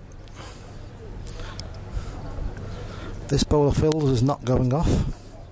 Good bowl, this.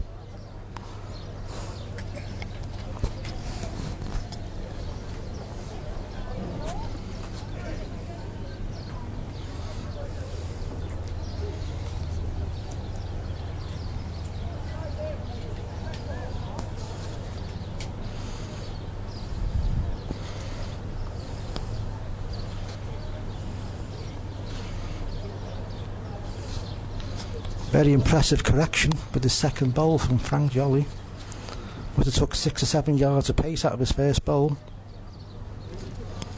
But Phil's got a bit of almost a free shot at this. Can't possibly make it any worse.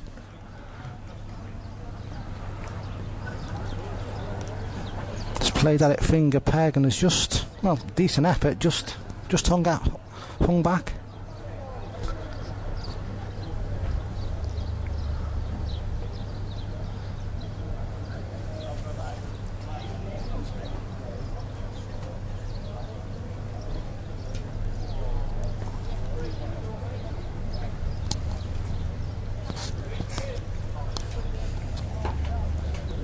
That's Frank Jolly into a 9-6 lead.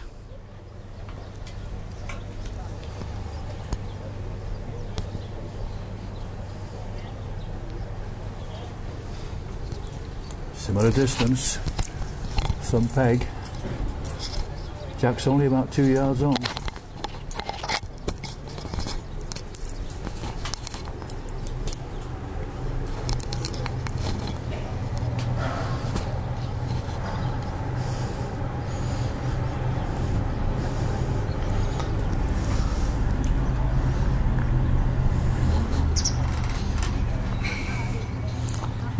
This is struggling to reach, Roy.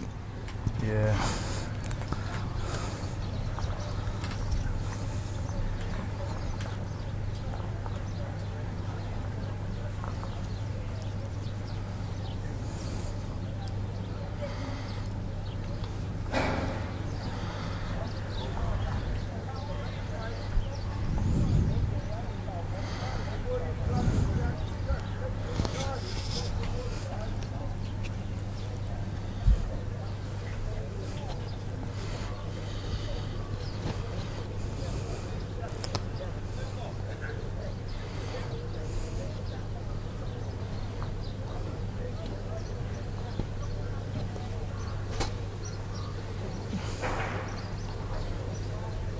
That's a very good effort from Phil Owen. It may just have pegged out. I don't think there's much in those bowls.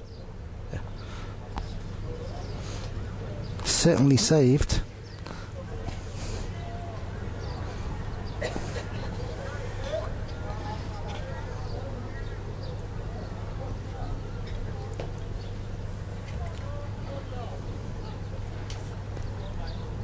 No, 2. Well.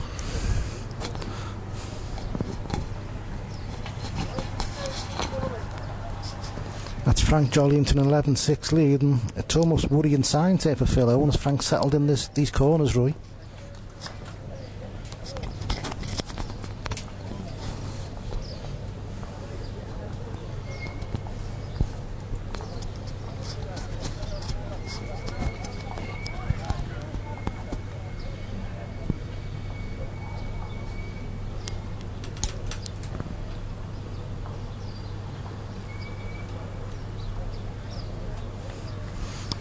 We won't be happy with this. Another loose lead into this corner, very similar to his first bowl from the last end. Phil really needs to step in though. Got a 5 behind. I don't think he likes this all that much either. And he's turned his peg first bowl.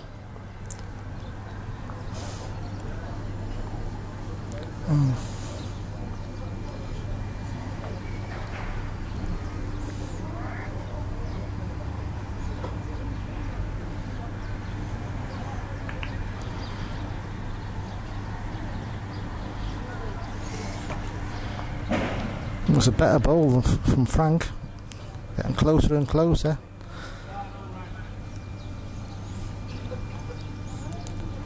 Phil really needs to get in and get Frank out of these corners.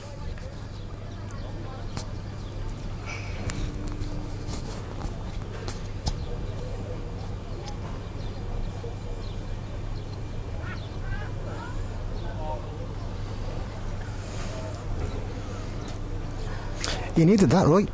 He needs to get another point on the board and get control of the jack. I think we might be going somewhere a bit different from the opposite corner.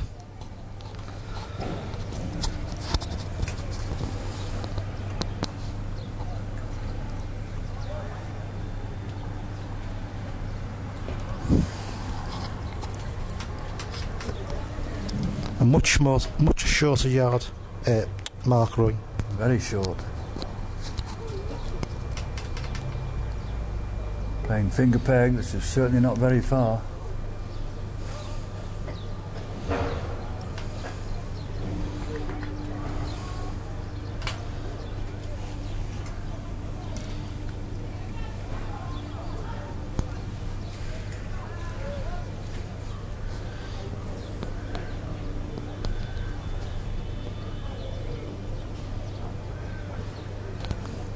Well, Phil's done what he hoped to do, which is catch Frank out with his first bowl. Phil's bowl was the best part of a yard through, and Frank's gone an extra couple of foot past that.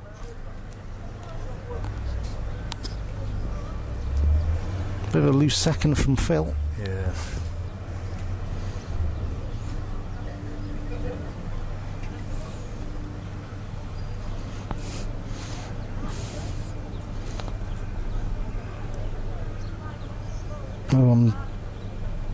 Frank's took a little bit out. He's probably thinking to himself he should have beat that ball.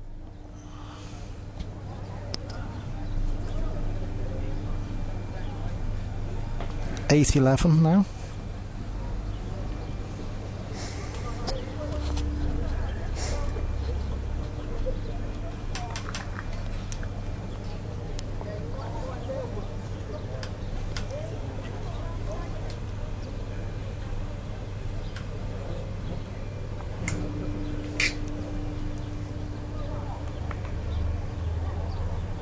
A little bit farther this time, probably about 24 yards, playing thumb peg. Still not a lead that he's happy with though. No. He's leaving too much room for Frank.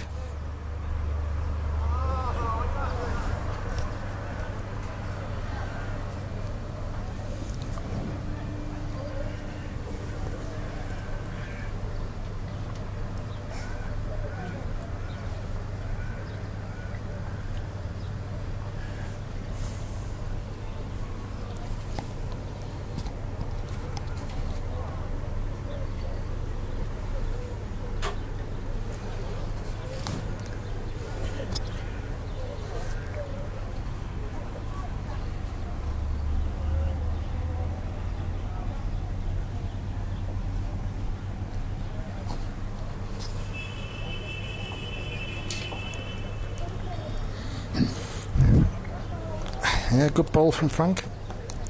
Takes the end.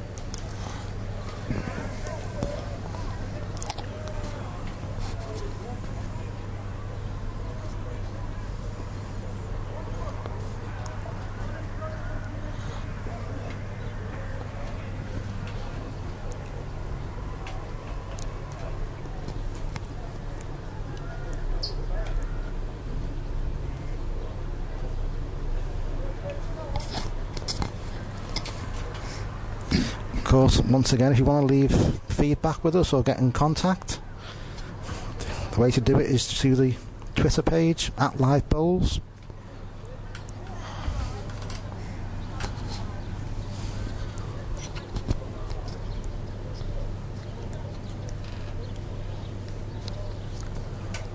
Frank's coming up the side of the green, playing thumb peg.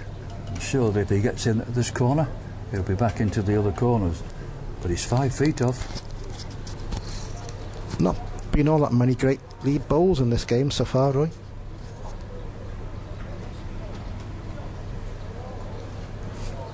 Though it's very nice of Phil to knock him a bit closer. But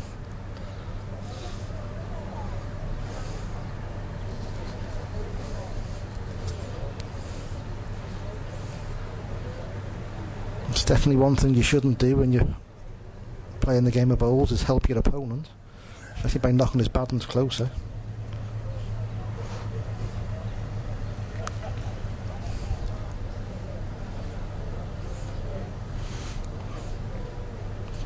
This is labouring a bit, needs to run a bit more.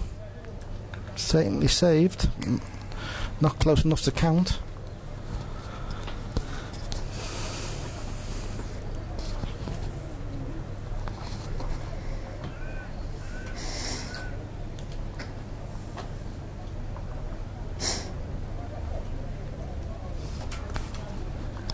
The lead back to 5 for Frank Jolly, 13-8. He's decided to go around the green a bit, coming in down to the faster part of the green, hoping to catch Phil out down here, playing thumb peg. Well, Phil's not really settled on a length, so probably the logic Frank's using, if he keeps on moving around at different paces, it's only going to be harder for Phil to settle.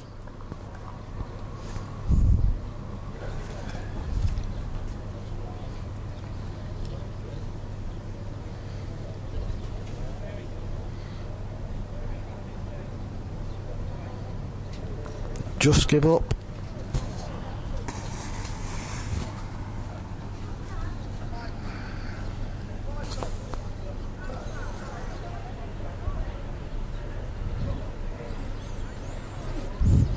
Frank needs this, wants this bowl to run. Left it a big yard short.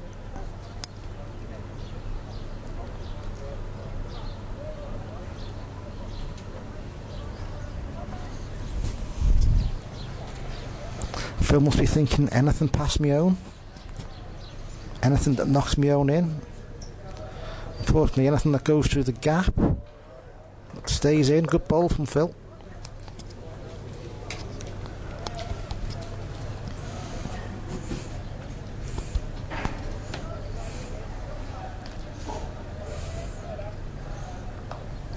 .913 as they go. I think Phil needs to start leading a lot better though than what he has been.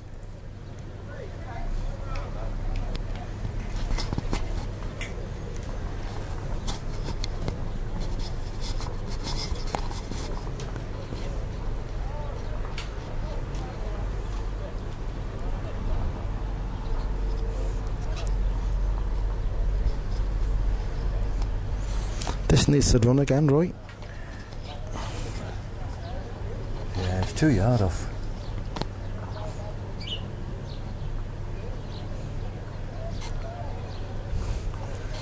Well, the fact that it's now afternoon and with green, with the conditions of the greens change, stiffen up maybe. Certainly the sun's not probably quite as warm as it was before. No, it's not quite all off the green. It generally slows down when it's completely off. Probably another half an hour it will go a little bit slower.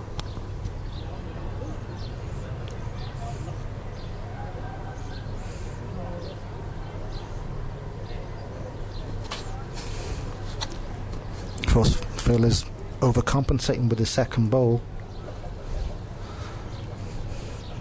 Wants to put 2 yards into it, and he's putting 3 and a bit, giving a chance for Frank to count.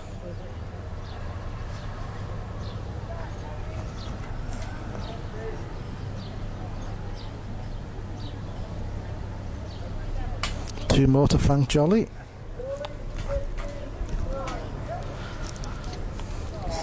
The lead up to 6.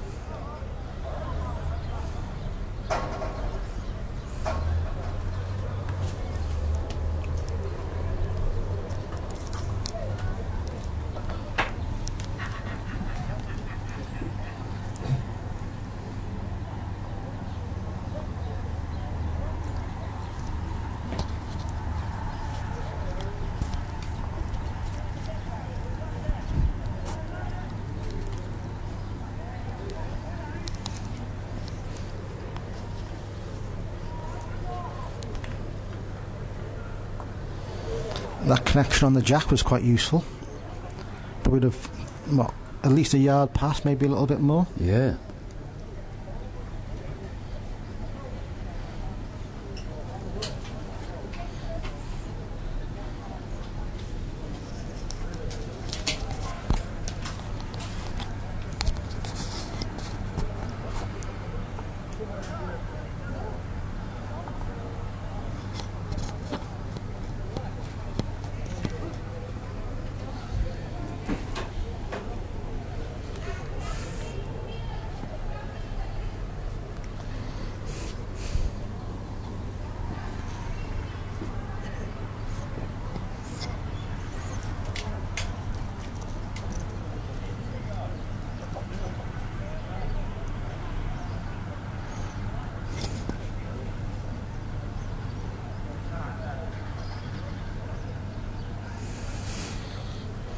No, Phil's beat his own first bowl, but I'm not convinced he's done enough to win the end.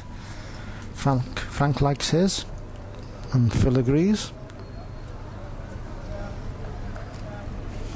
And I think it's been a scrappy game, this. I think neither of them have hit the heights that they would like to have done. Neither of them are really settled, they're just a bit...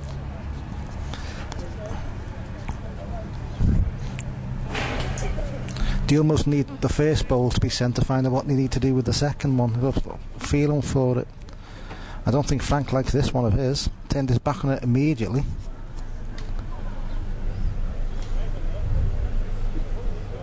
He's wasted a good length there by putting it 2 yards off the land. Well, wasted a good length, that is, Roy.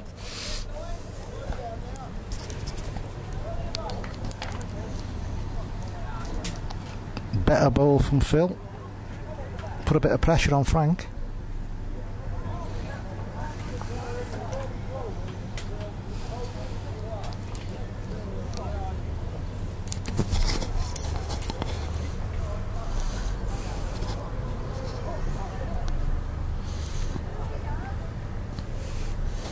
Well, chance now for Phil. He'll do well to knock Frank's bowl in, so we can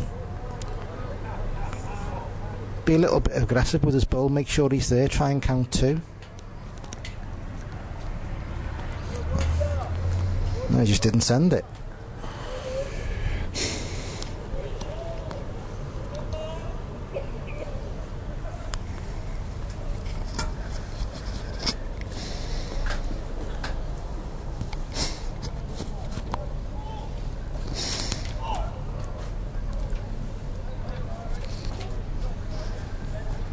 Phil doing something a little bit different now, going on a bit of a longer length.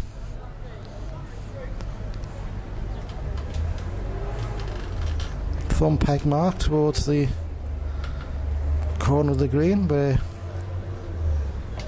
most people have been gathering during the day.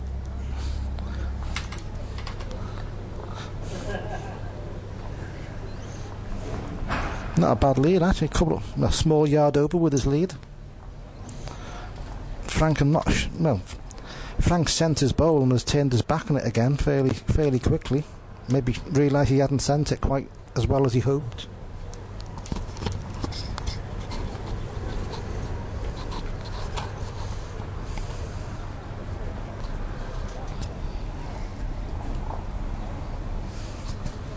There's a chance for Phil here. He needed a better second bowl than that. He's currently 16-10 down, so could do with winning the next few ends just to get back in the game.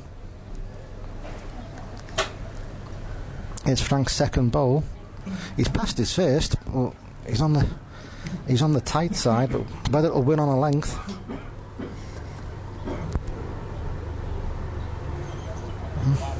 Phil thinks it's pegged out.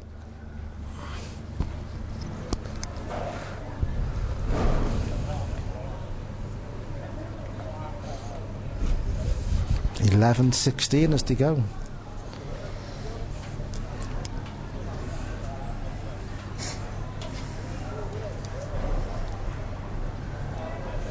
Phil's obviously decided the shorter lengths are not going to work. He wasn't really leading well on the men away, so now he's come a little bit further.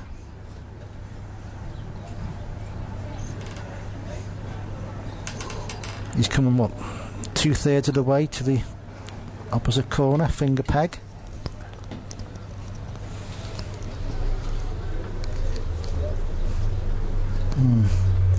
Not a lead he'll want to remember.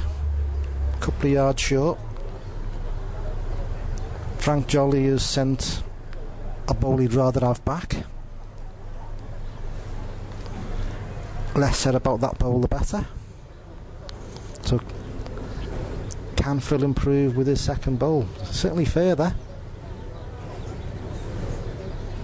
Slightly overcompensated again, wanted a big yard of running in his bowl, and has gone, well, as far past as he was short.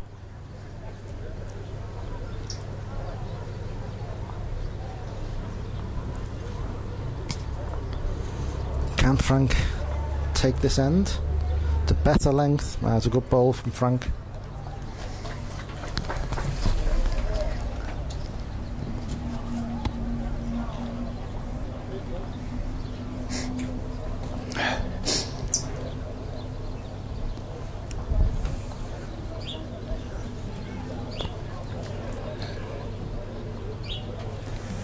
Well, Frank Jolly will lead out 17-11, just wants 4 more to win the final. The Athena Beach Hotel Open Singles Supplementary, and the first prize of £300.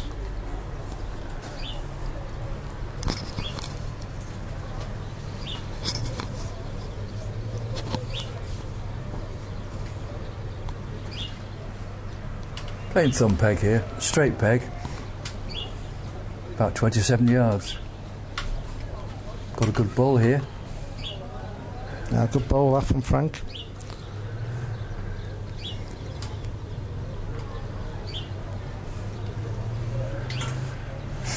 Well, Phil's not short. Ball's just whipped tight.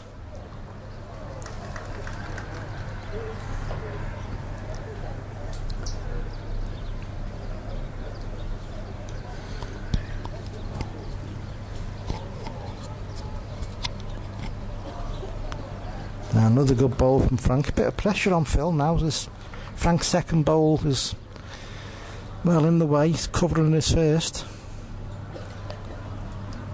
making Phil try and be careful with his weight. But he's gone tight again. Similar bowl to his first.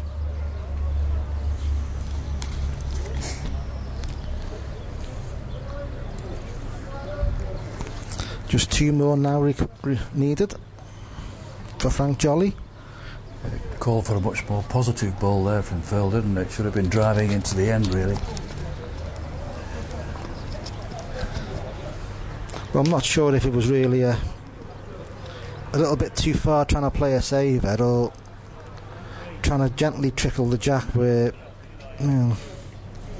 whatever option he was looking to play, it didn't work.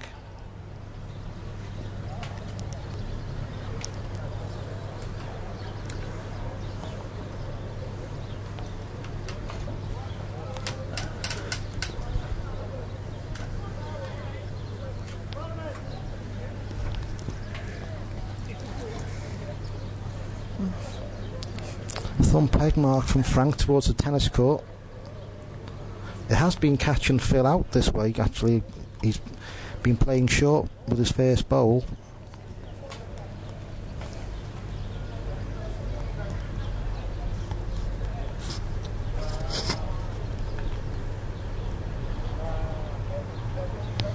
There's a good second from Frank. Certainly still room for Phil, but I think, not sure if, well, the way he's been playing, he can take advantage of it. Is he far enough? If he kicks it, it might be far enough, otherwise he's going to be short. Does Frank like 2 for game? Oh no. 1. All but.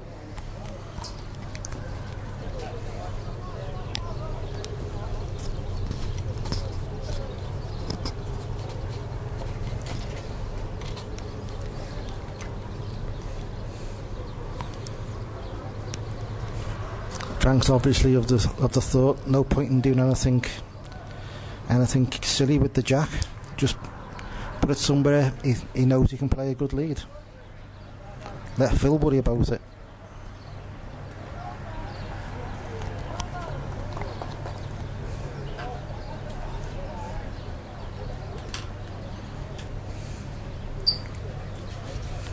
Well, Phil's can't afford to be short really, and isn't, but needs a connection. Ooh.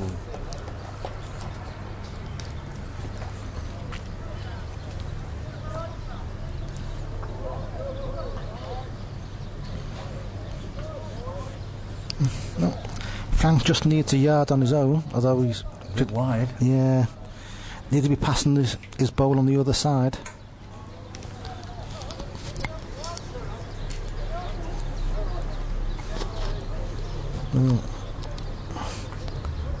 Can Phil Owen get 2? He needs every point he can get, of course.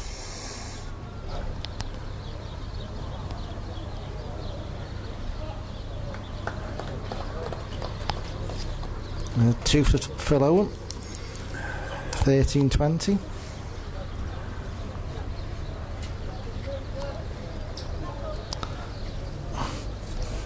What Phil has really been suffering from this game is the inability to get a length. He's putting no real pressure on Frank with his lead bowls, and if he's to stand any chance really of winning the next 8 chalks and winning the competition, he needs to start leading an awful lot better than he has been. But as they say, 20's never won a game.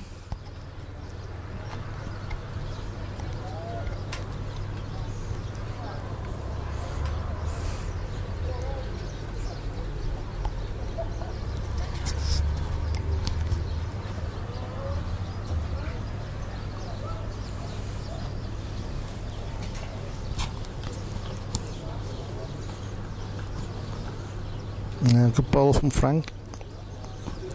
Left room, but I'm not sure Phil's in the form that he can actually beat that. Chance with this though. Looks winner with a miss. Oh, good bowl, Phil.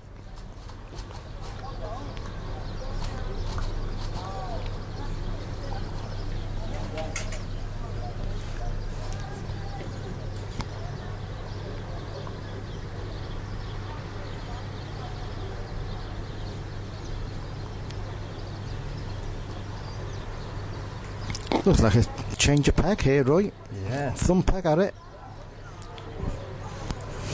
Unlucky, he would have been quite close to it with a miss. 1 more to Phil Owen. 14-20.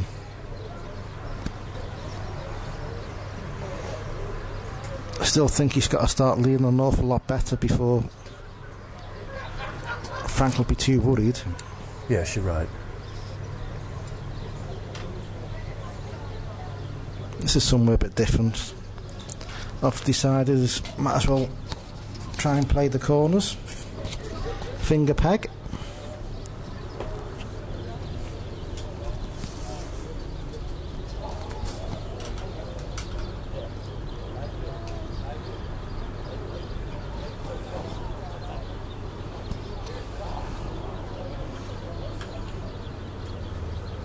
Best lead he's made in a while, that, Roy. It is.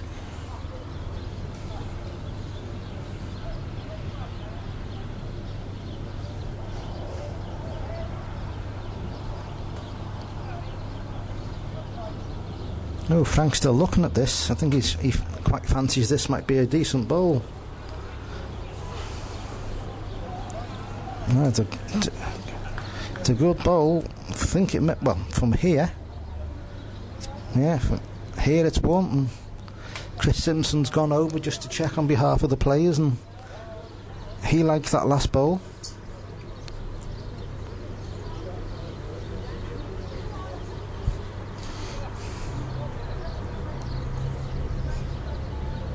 What a good bowl this is from Phil Owen. Oh, super Best bowl. bowl he's played all day.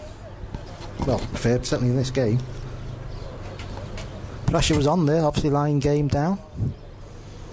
But there's a bowl on for Frank. And as long as he's not sure, he's got a decent chance. Block or bowl.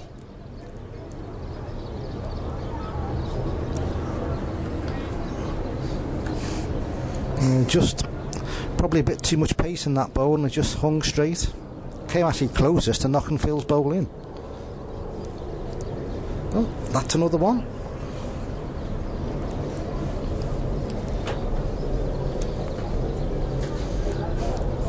Of course, you haven't got to go all that many ends without the jack to wonder when you're next going to win an end. 15-20. Interesting to see what Phil does have from this corner. Does he go opposite corner? Does he try and something different?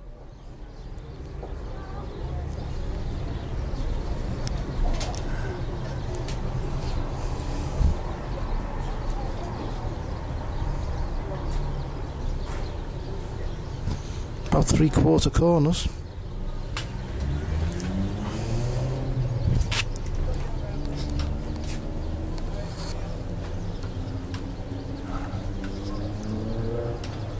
Now finger peg, and not the worst lead there.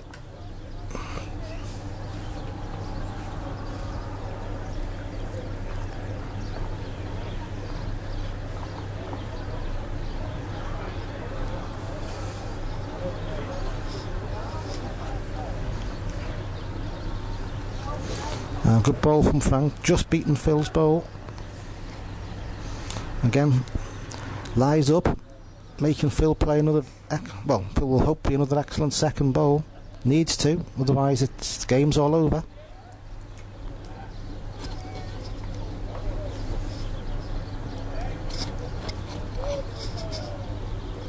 Does it stop in time? Good bowl again from Phil. Pressure was all on.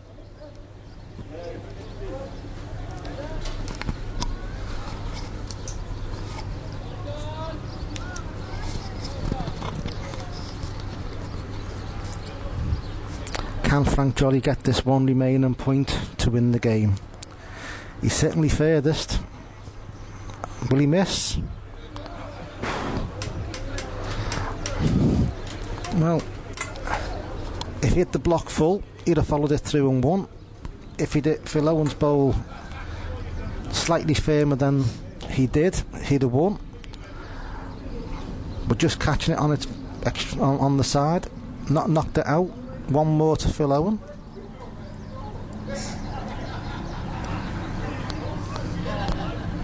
$16.20.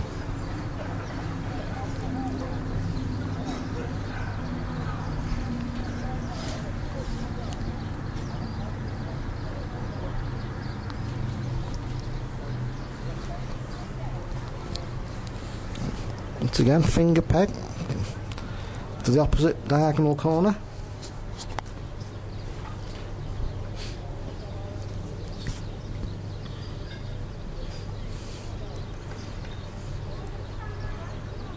This needs to run a little bit more to be a very, very good bowl. That nagging yard and a bit short. Leaving room for Frank. Of course, Frank's all but, has been all but last four ends.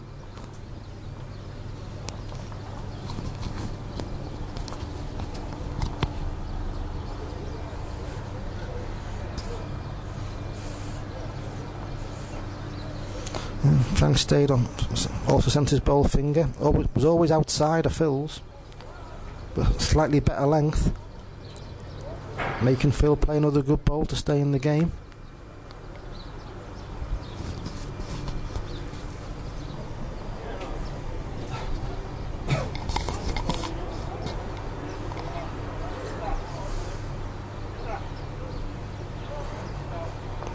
Does it stay in? It does.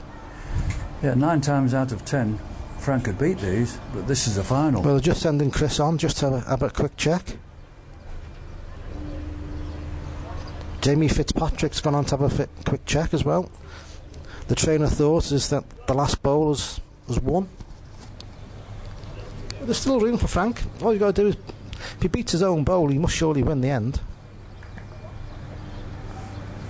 He's on, well, he's much narrower than his first. Not as far as his first as well, so that one's not really in the equation. Phil Owen's first bowl's not in the equation. Phil doesn't know who's on, so I think measures has been called.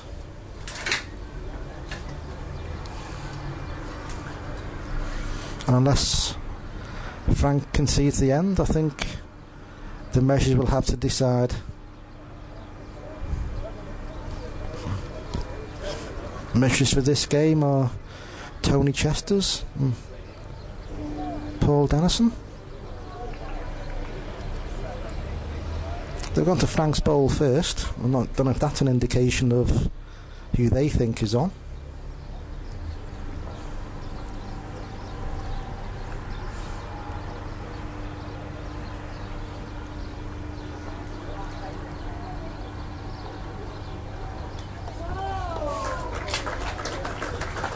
Well then, I think there's those on the side can't believe what they've just seen, because they went on the green and thought Phil was on. However, the measures went on the green and decided he was on. 1 to Frank Jolly. Frank Jolly wins the Athena Beach Hotel Open Singles Supplementary competition.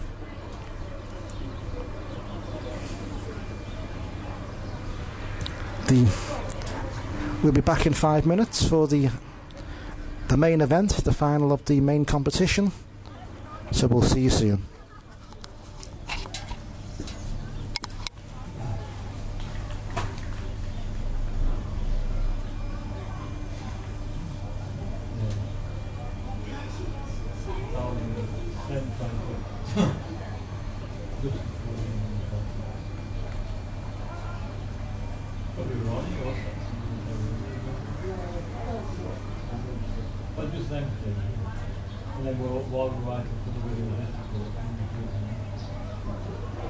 So you'll send them in another 9 minutes?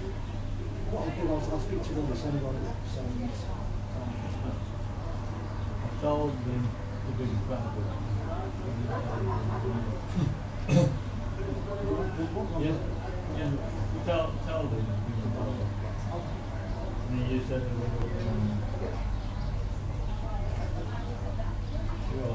Yeah, just getting on.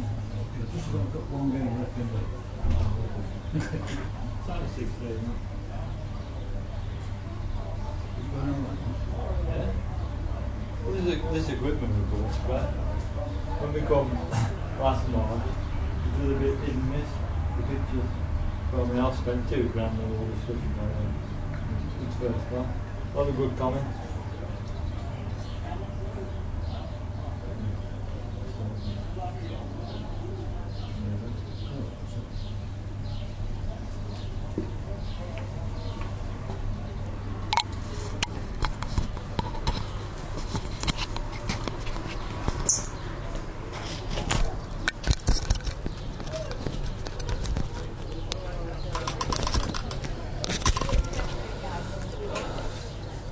Not afternoon, Roy.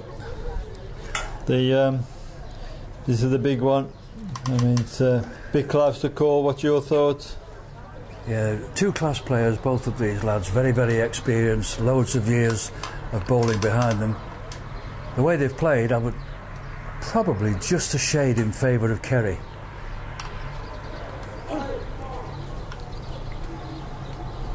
Yeah, I'll have to agree with you there. But Ian's a good competitor, as we know. Already won 2 tournaments this year at the Martin, singles and doubles. Slightly different conditions to what we got today. Yes, he does very well, doesn't he? I was asking him earlier on this week what he thought his best performance was, and he said he thought his best performance was when he won the Isle of Man for the second time, giving 2 start. I think he's probably right. That was a meritorious performance. Yeah, it's quite correct. Not quite up to Brian Duncan's giving 5 to win the Waterloo, Roy. Not quite. One of the best achievements ever, that. Good lead here from Kerry. Game's 21 up off 5. Kelly got a single the first end. This is the last game of this excellent festival. Great week, Ryan. It's been fantastic, yes, and we've been really blessed with the weather, haven't we? It's been so wonderful. Apart from about 15 minutes of rain, the sun's been beating down for us. Yeah.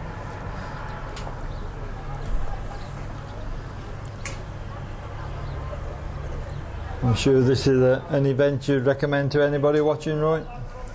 Well, not only that, I think the venue and the hotel and the way everybody's looked after, I think it's an ideal place to come to, yes. Yeah, there can't be many better bowls venues in the world than this place. There we go. Just nip this a little.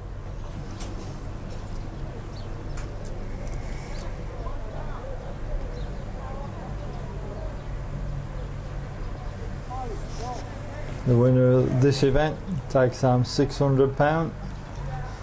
There's some double if Kerry can win this as well as singles, right? Yeah, he'll have paid for his next year's holiday. Yeah, it would. Was it yesterday, £400, was it? Something like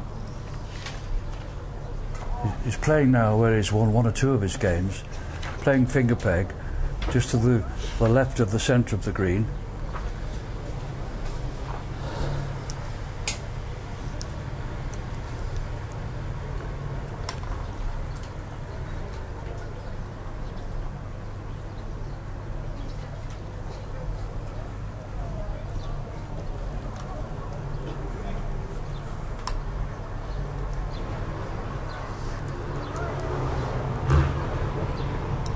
I was speaking to Ian earlier about his thoughts on the green. He said he feels you should either play short or long. Yeah, that makes sense, yeah. So some of these marks that are 30, 35 yards, hard to judge the pegs at times. He's not short of this one.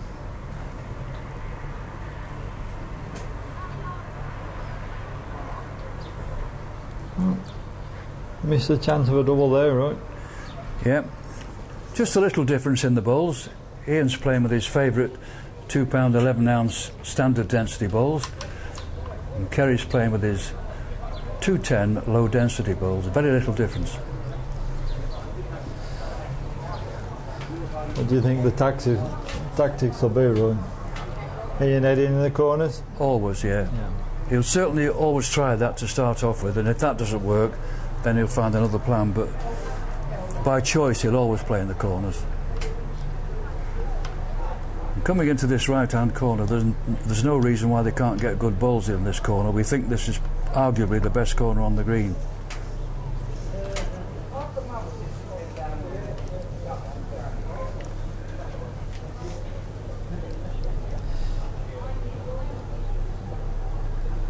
The referee for this game, direct from ITV4, is Mr. Barry Booth.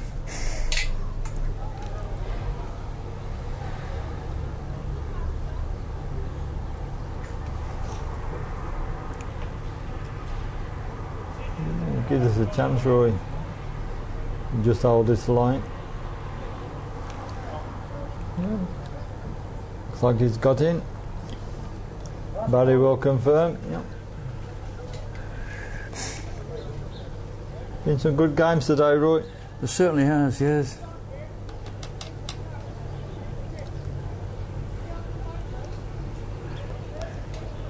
Ian did well to get out of his semi-final game because he was really struggling and behind, and he's only won it with 3 really good playthrough shots that all counted in his favour. Yeah, correct there.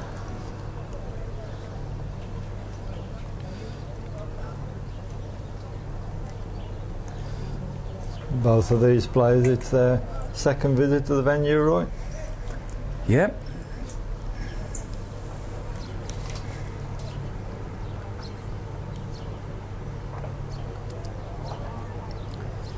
In the other 2 finals, we had 2 seasoned campaigners, Ronnie Lyon and Frank. Yeah. A lot of experience on this green. And it actually showed, Roy. I think the hotel people and the people round about have been delighted with Martin and Barry and Ian. They've had a fair few samples of that Keo stuff. Yeah, they've been a little bit worse for wear at times. They had a few very happy hours.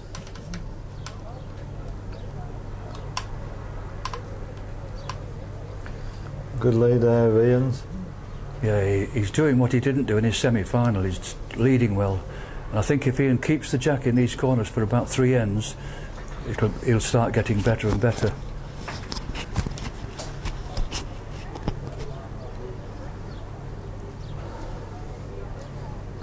A bit pacey this time. It's happened a lot in that corner, right? Yeah. Play one good ball and sail through over the other. Yeah, there's no need to change really. He couldn't improve on that first ball. Just seem a little bit quicker that way. Yeah, what's this line like? Must go away somewhere, surely. Win it on a length.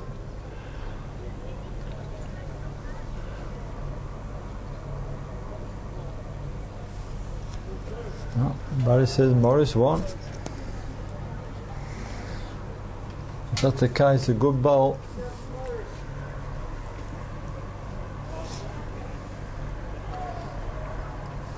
Long day for you, Roy. Long day. I've been overworked, definitely. And definitely underpaid. 6-hour shift. They might have the bread and butter pudding in the restaurant tonight for you, Roy. Very good, yes. No, it's been a pleasure. Been a pleasure to work up here, and because this the team that you've got together has become very professional, Mel.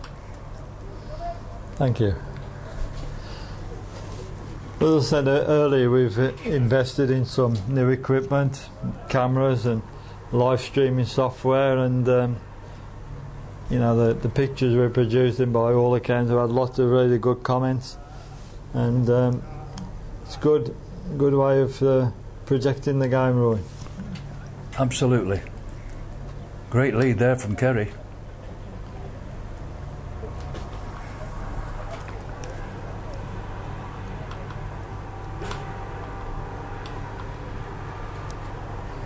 Good effort from Ian as well.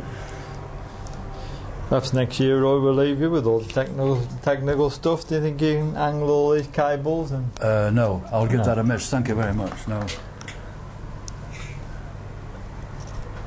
You're happy in basking in the sun with the microphone? Yeah, I'm happy to leave all that technical stuff to the people that know what they're doing.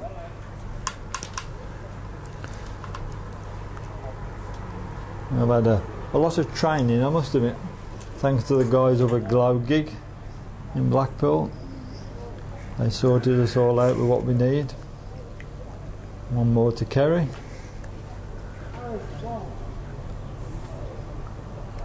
It's the edge ahead now. That's at 9-7, Roy, is it?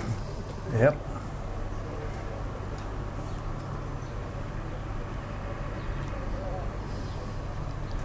This must be one of the nicest commentary boxes you've ever been in, Roy, isn't it?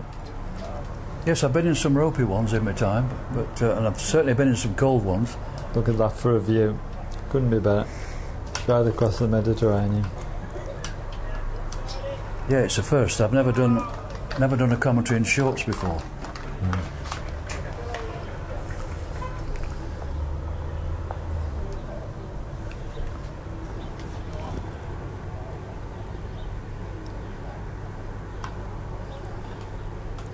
Just settled down nicely, Kerry, hasn't he? Yeah, I think he's very adept at finding little marks that are awkward, and the speed is awkward. If this was a Crown Green event, we'd be saying he's going uphill and downhill. Yeah. But of course today there's none of that. This is a relatively flat green. Great lead again. Good ball.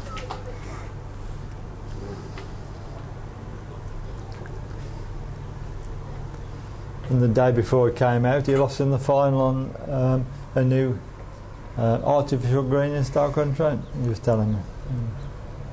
He had a little bit of practice on this type of surface. Yeah, I think that does make a difference. You know, you're in practice, you're sending balls before you come here. He's not so far away again.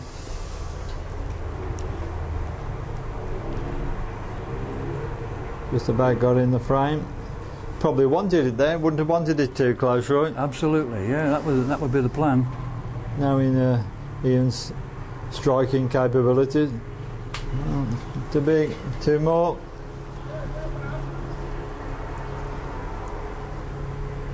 He's breaking away. 11-7, halfway home. As I said earlier, Roy wins this, would have picked up virtually £1,000 in 24 hours on this screen. I think he'll have cost the bookmaker a little bit of money as well. I think there's quite a few euros gone on Kerry. What price was he at the start of the day? He was 7-1 at the start. Yeah. Big odds for somebody who just won a tournament on here a day earlier. What price was Ian then, right? Ian was about 10, I think. That for a lead again. Yeah.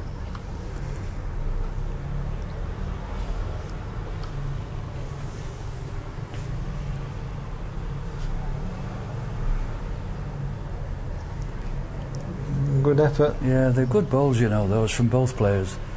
They're putting on a classic final for us, that's the main thing.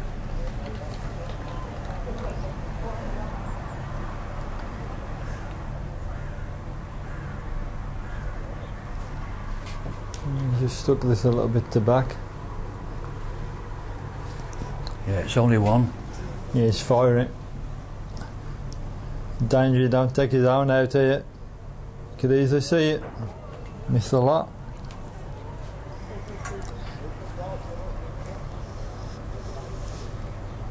(12-7) Morris leads. A good referee would have stopped that strike, you know. I don't know what Barry was doing there. He didn't even see it, Barry.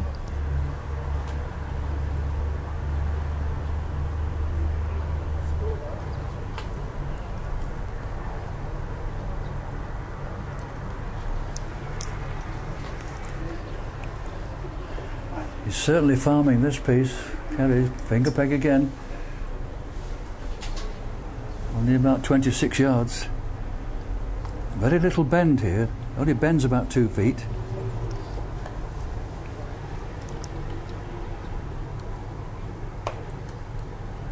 He doesn't like that. Ian needs to punish that. Worst lead Kerry sent.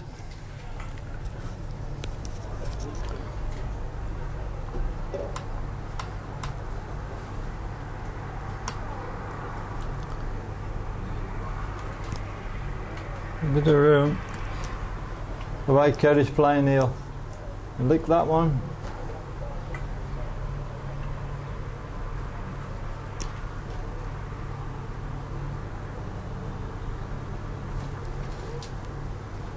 Looks like it's just got in, right? Yeah. It's gone the other peg here, Ian. Not quite sure why he's done that. Good effort, though. Just give up.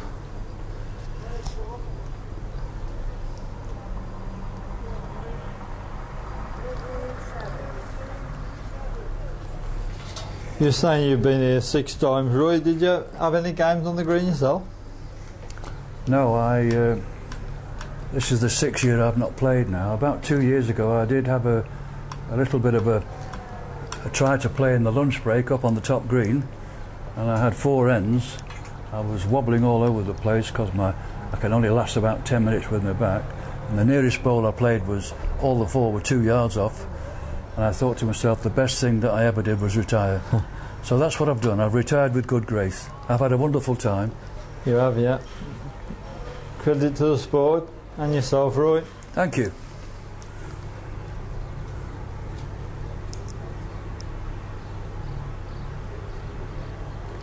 And a jolly good friend as well, Roy. Yes, that's what it's all about. Good ball again here. Yeah.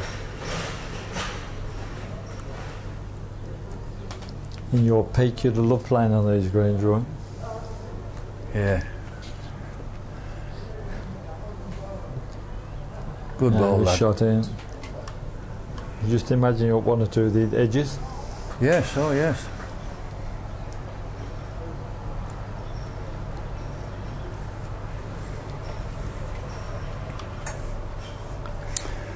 Yeah, we could take up some different positions on the mat. Yeah. Send the balls in funny places.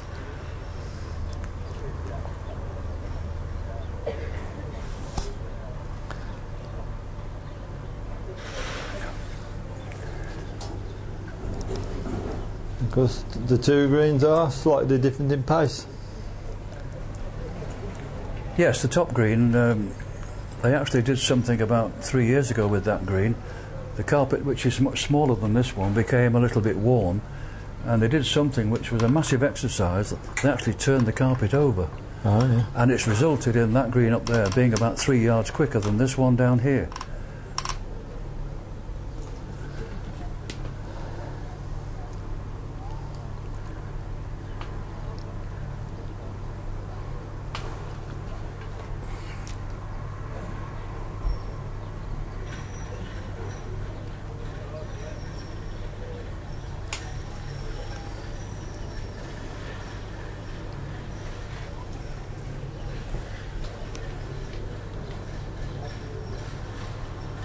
Yeah, good ball, Ian.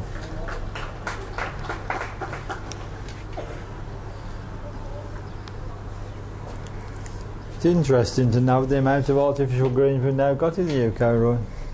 Keep springing up, don't they? Yeah, you keep hearing of them. I heard last year about this quite large development at Bank Park in Warrington, where a lot of the players are going to. Oh, good ball, Kerry. Oh, good shot that is. Yes, Warrington, and one in the Potteries now, Wales, Manchester, isn't there? Yeah. Could be the way forward eventually. I think we'll see more and more. Wonder if we'll ever see an All England played on artificial greens, Roy. Well, it's the cost of the upkeep of greens these days, what with greenkeepers' wages and fertilisers and mowers and stuff like that. It's forever escalating, those sort of costs.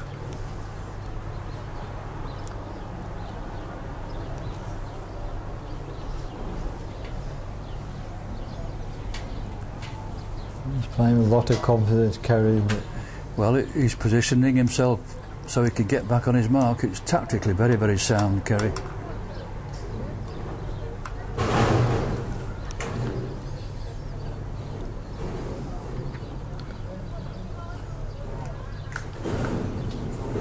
Not so bad again.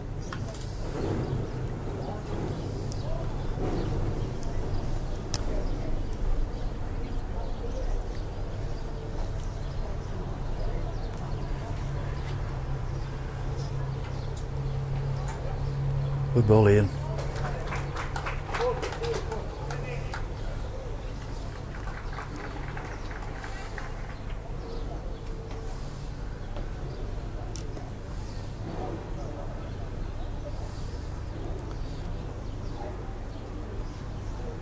What about this?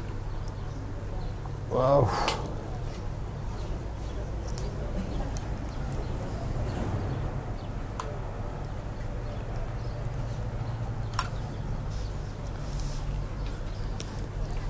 And Ian's not going to do any damage, that's for sure.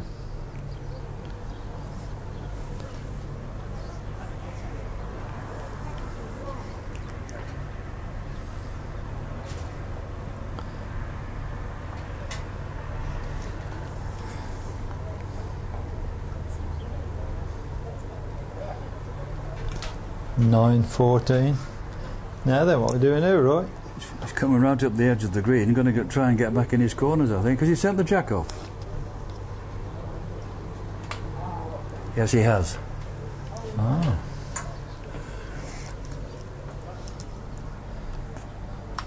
Kerry's right where he wants to be as well. Yeah, of course. I think Ian sent that a little bit too quickly without thought. Always very, very close to the edge.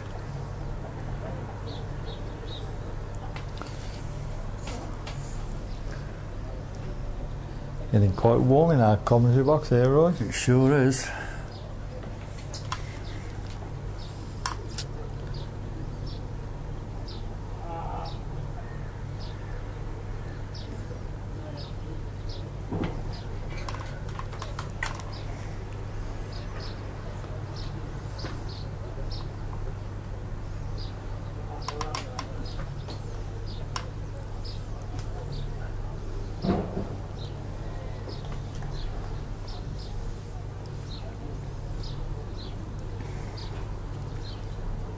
Kerry's better here.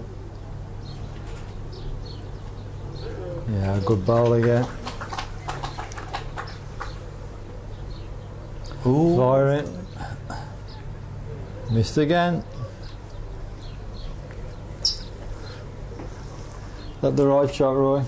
Well, I think these days there's a bit too much striking goes on. I know that my old pal Norman Heslop would have just played 5 foot through there. And chance getting the ball of the jack, Right, counting 1, possibly 2. Well, Ian's got away with it there because Kerry's not made a double. Not like him.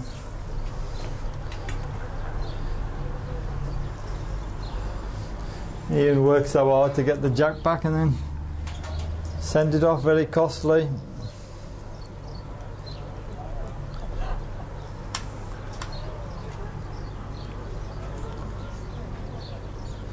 (15-9) Morris leads.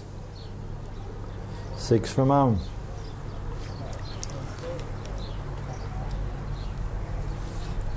Thumpeg again, gone a little bit further with the jack.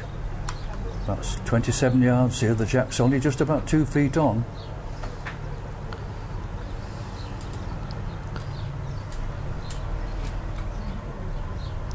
Good length ball.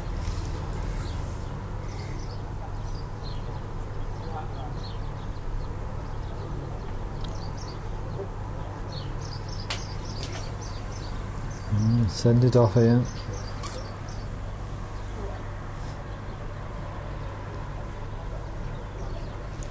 Kerry won't want to pass the jack here. He'll want to tempt Ian again. Yeah, good place.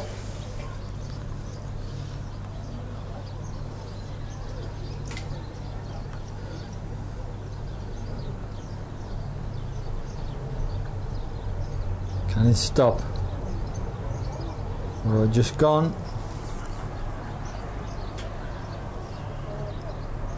Kerry's still looking for 2, Roy. Yeah, he is, isn't he? Looks 1 from this angle. No indication from the referee, Mr. Booth.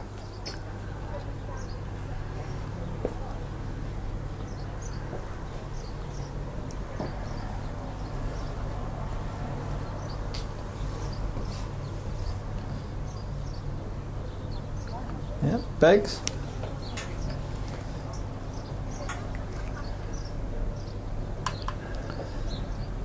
From here, the left-hand ball just looks in, Roy. It does, yeah.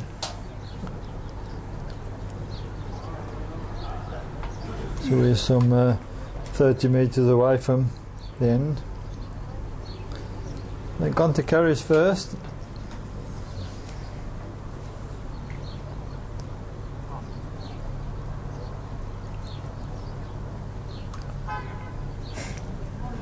Two.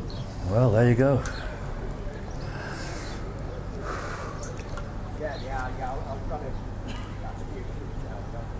Well, 17-9.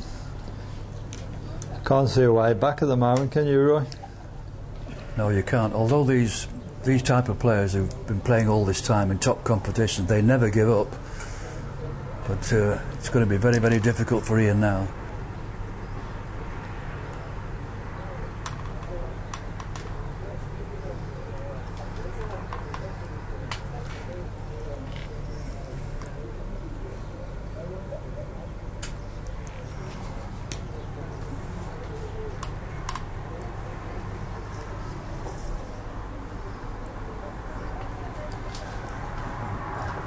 Oh, good ball, Ian.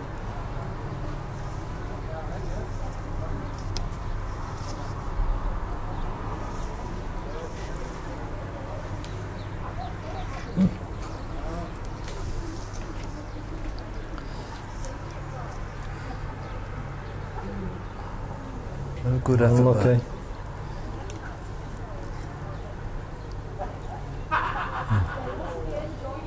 And for the viewers, at the end of this game, we'll be having a chat with Ronnie Lyon and Frank Jolly. They'll be up here in our studio.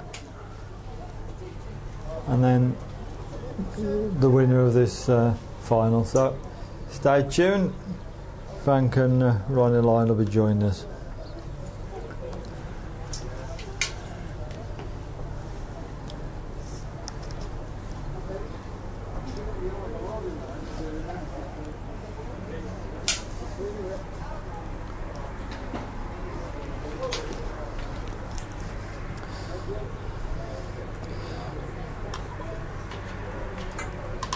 $10.17. What would you do in this situation Ian's in, Roy? Well, I think he's tried the corners and that's not worked. He's not been through the centre of the green. I'd be tempted to go down the side. Probably full distance, edge to edge. Oh, good ball, Kerry again. The good lead of Ian's as well. Kerry just seems comfortable everywhere, Roy. He does, yeah.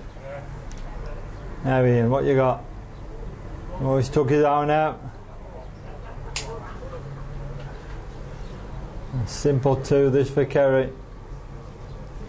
Always a dangerous shot that was, Roy. Yes.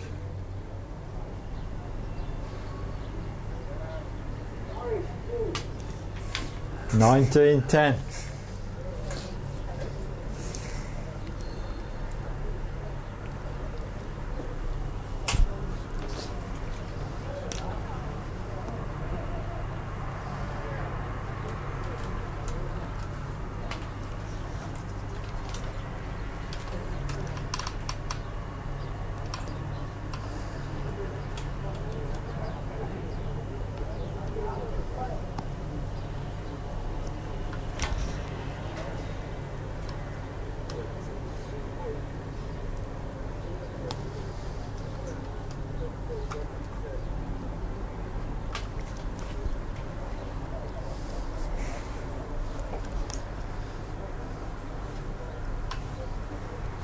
Still room.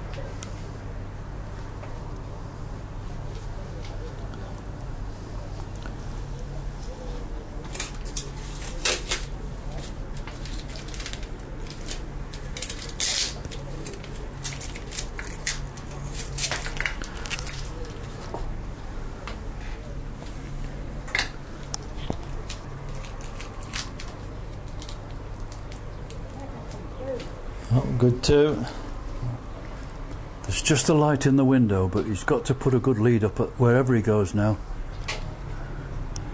What do you think then, Roy? He's going back for his corner.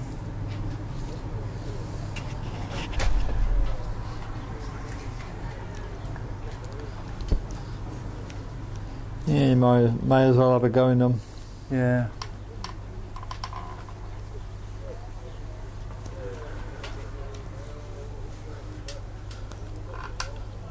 Not so bad.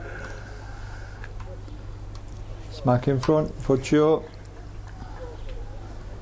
We need a few more than that, like that, Roy. Yeah.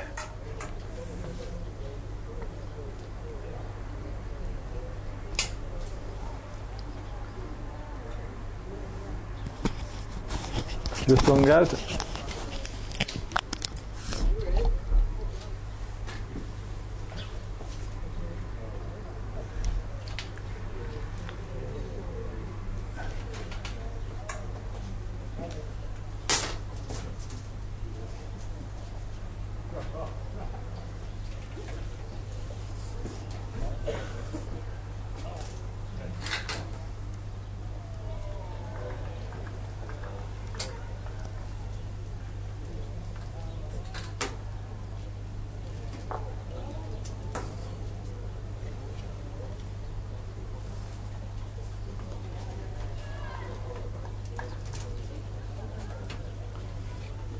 one more. 13-19.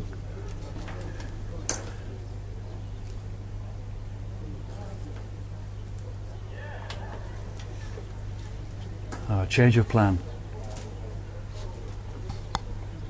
He's tried everything else. He sure has. Down the edge of the green, going to the fast part of the green. Then some peg.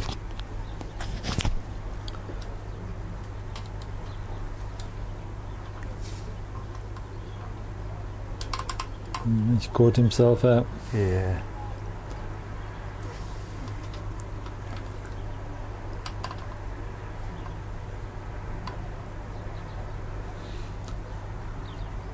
On then.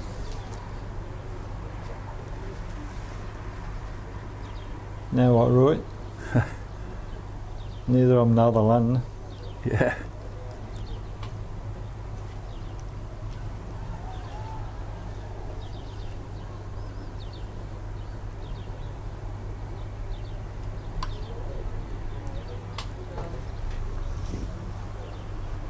The way Kerry's been playing, he should lick those, Roy. You would think so, yeah.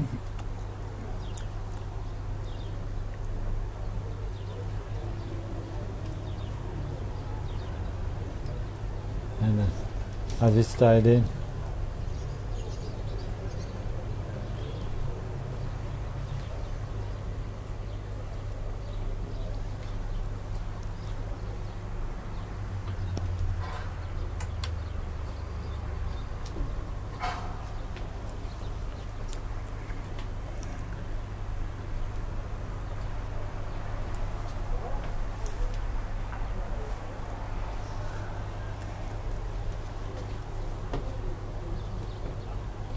We got no indication from anybody, Roy.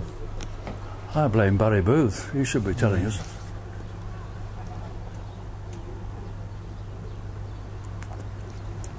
He misses those coloured lollipops, that's what it is. That's what it is, yeah.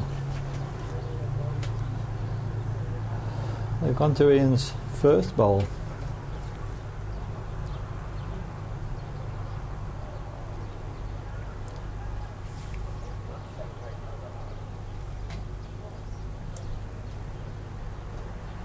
Which one? But who two? Ian. 14-19.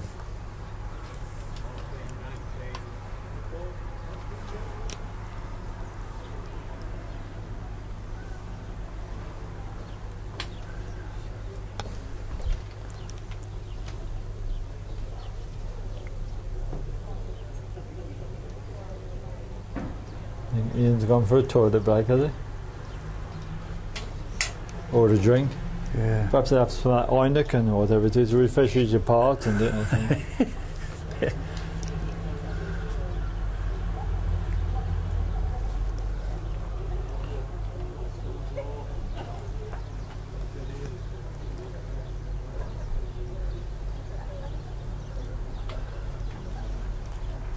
Yeah, he's Sticking to the edge. having a go up the edge. You can't blame him, really. We saw Richie Goddard have a 16 break early against the Lynn on this edge. Very tight line both ways.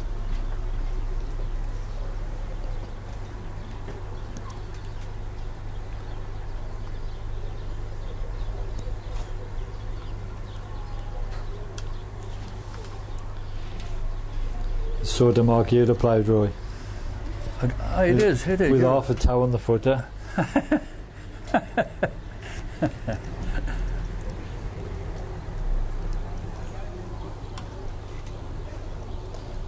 Now it's come the other way, look. That's how Richie caught Lynn earlier. With a fine line.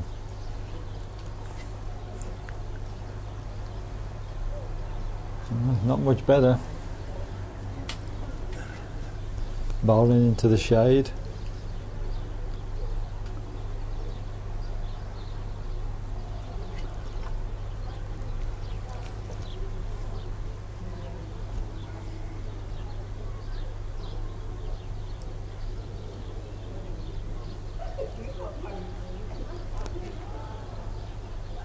Well, He's done well to get away with that one. Yeah, he keeps creeping up. If he gets one every end. 15-19.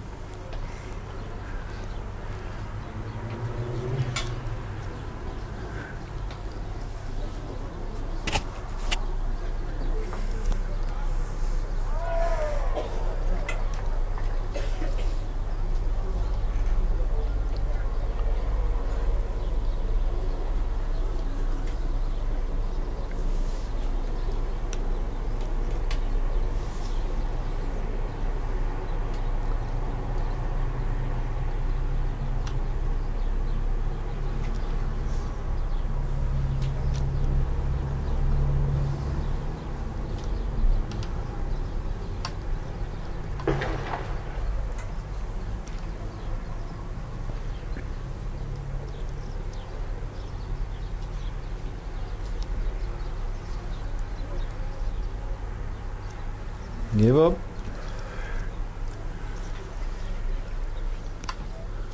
Needs to keep off it.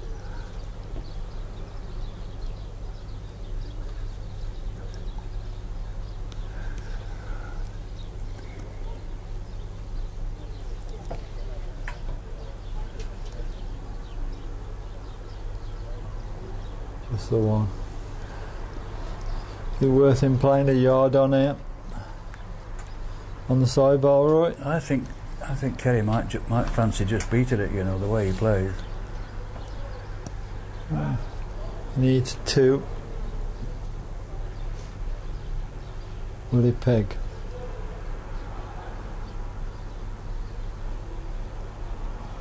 Just stuck out again. One more. We're going into overtime, me and you, Roy. It's time and a half into overtime, is it? Should be. Yeah. 6-hour shift we've done here now, you know. Should be on a pint and a half, I think, after today. Soon be the happy hour.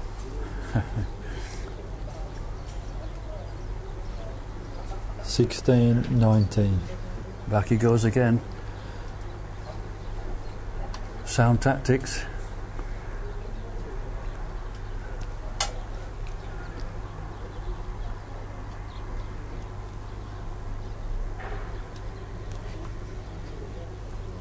Good lead this time.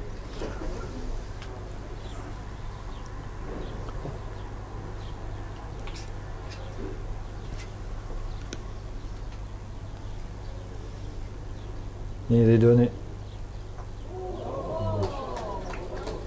Shot. Yeah.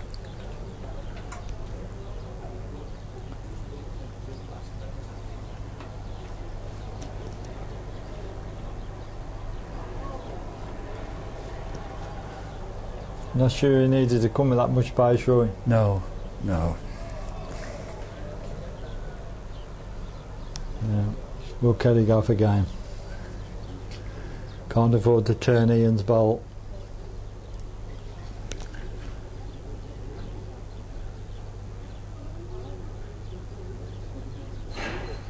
Good effort. Looks like he's done out.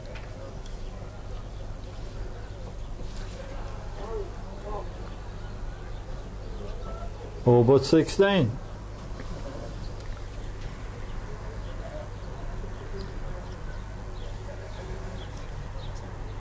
It's been a good final this, though. Ian stuck to his task. You know, he looked dead and buried and out of it, but he stuck to his task. Kerry's leading's been superb. It shows the quality of players you said earlier, Roy. Yeah.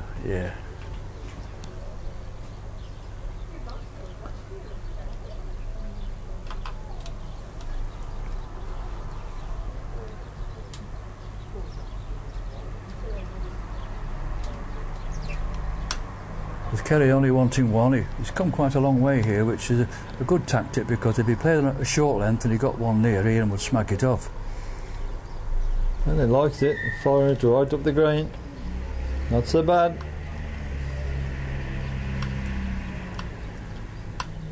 Sooner have it than lick it, right? Absolutely. Stand that at 20. Sorry.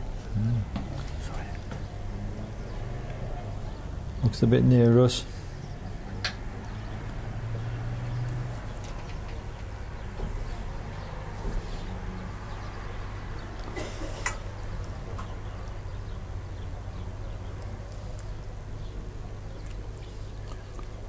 He wants another. I always say at 20 you want two, one for insurance. Not got one.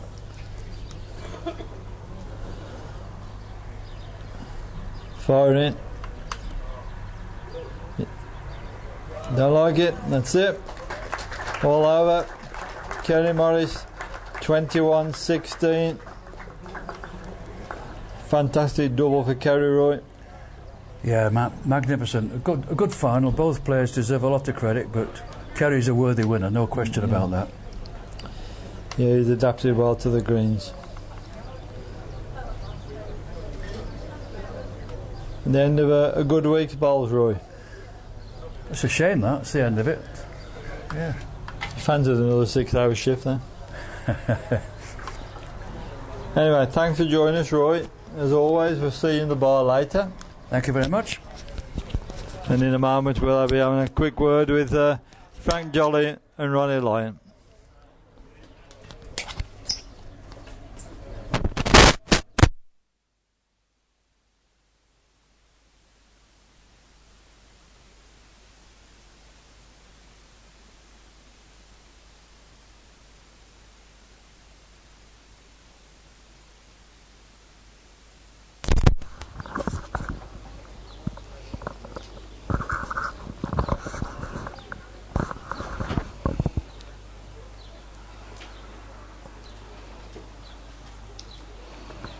Thanks for that, Mel. I'm delighted to be joined by the Athena Beach Bowls Festival Consolation champion, Ronnie Lyon, on my left, and the Supplementary champion, Frank Jolly. I'll turn to Ronnie first. First of all, Ronnie, congratulations. Worthy winner. Thank you very much, Lynn. I felt first few ends I didn't get into it, but after that got into my stride. I was very pleased, yes. Yeah, absolutely, you played really well. And you obviously been here many times and highly experienced on these greens. It's not easy, but there's been some really good bowling this week. Oh, it's been fantastic, absolutely. All the bowling, you can't take anything away from it, and all the winners were worthy winners. Yeah. And your message to any viewers that are watching, obviously, superb hotel, superb bowling facilities. I'm sure, like me, you'd encourage anybody who's interested in bowls, can tie it in with a family holiday, to get out here, because I'd arguably say there's no bowling facility anywhere else in the world like there is here. No, it is the best. I've been to quite a few, but this beats them all. Yeah. Well, many congratulations. Thank you very much. And we'll see you later in the bar for a beer.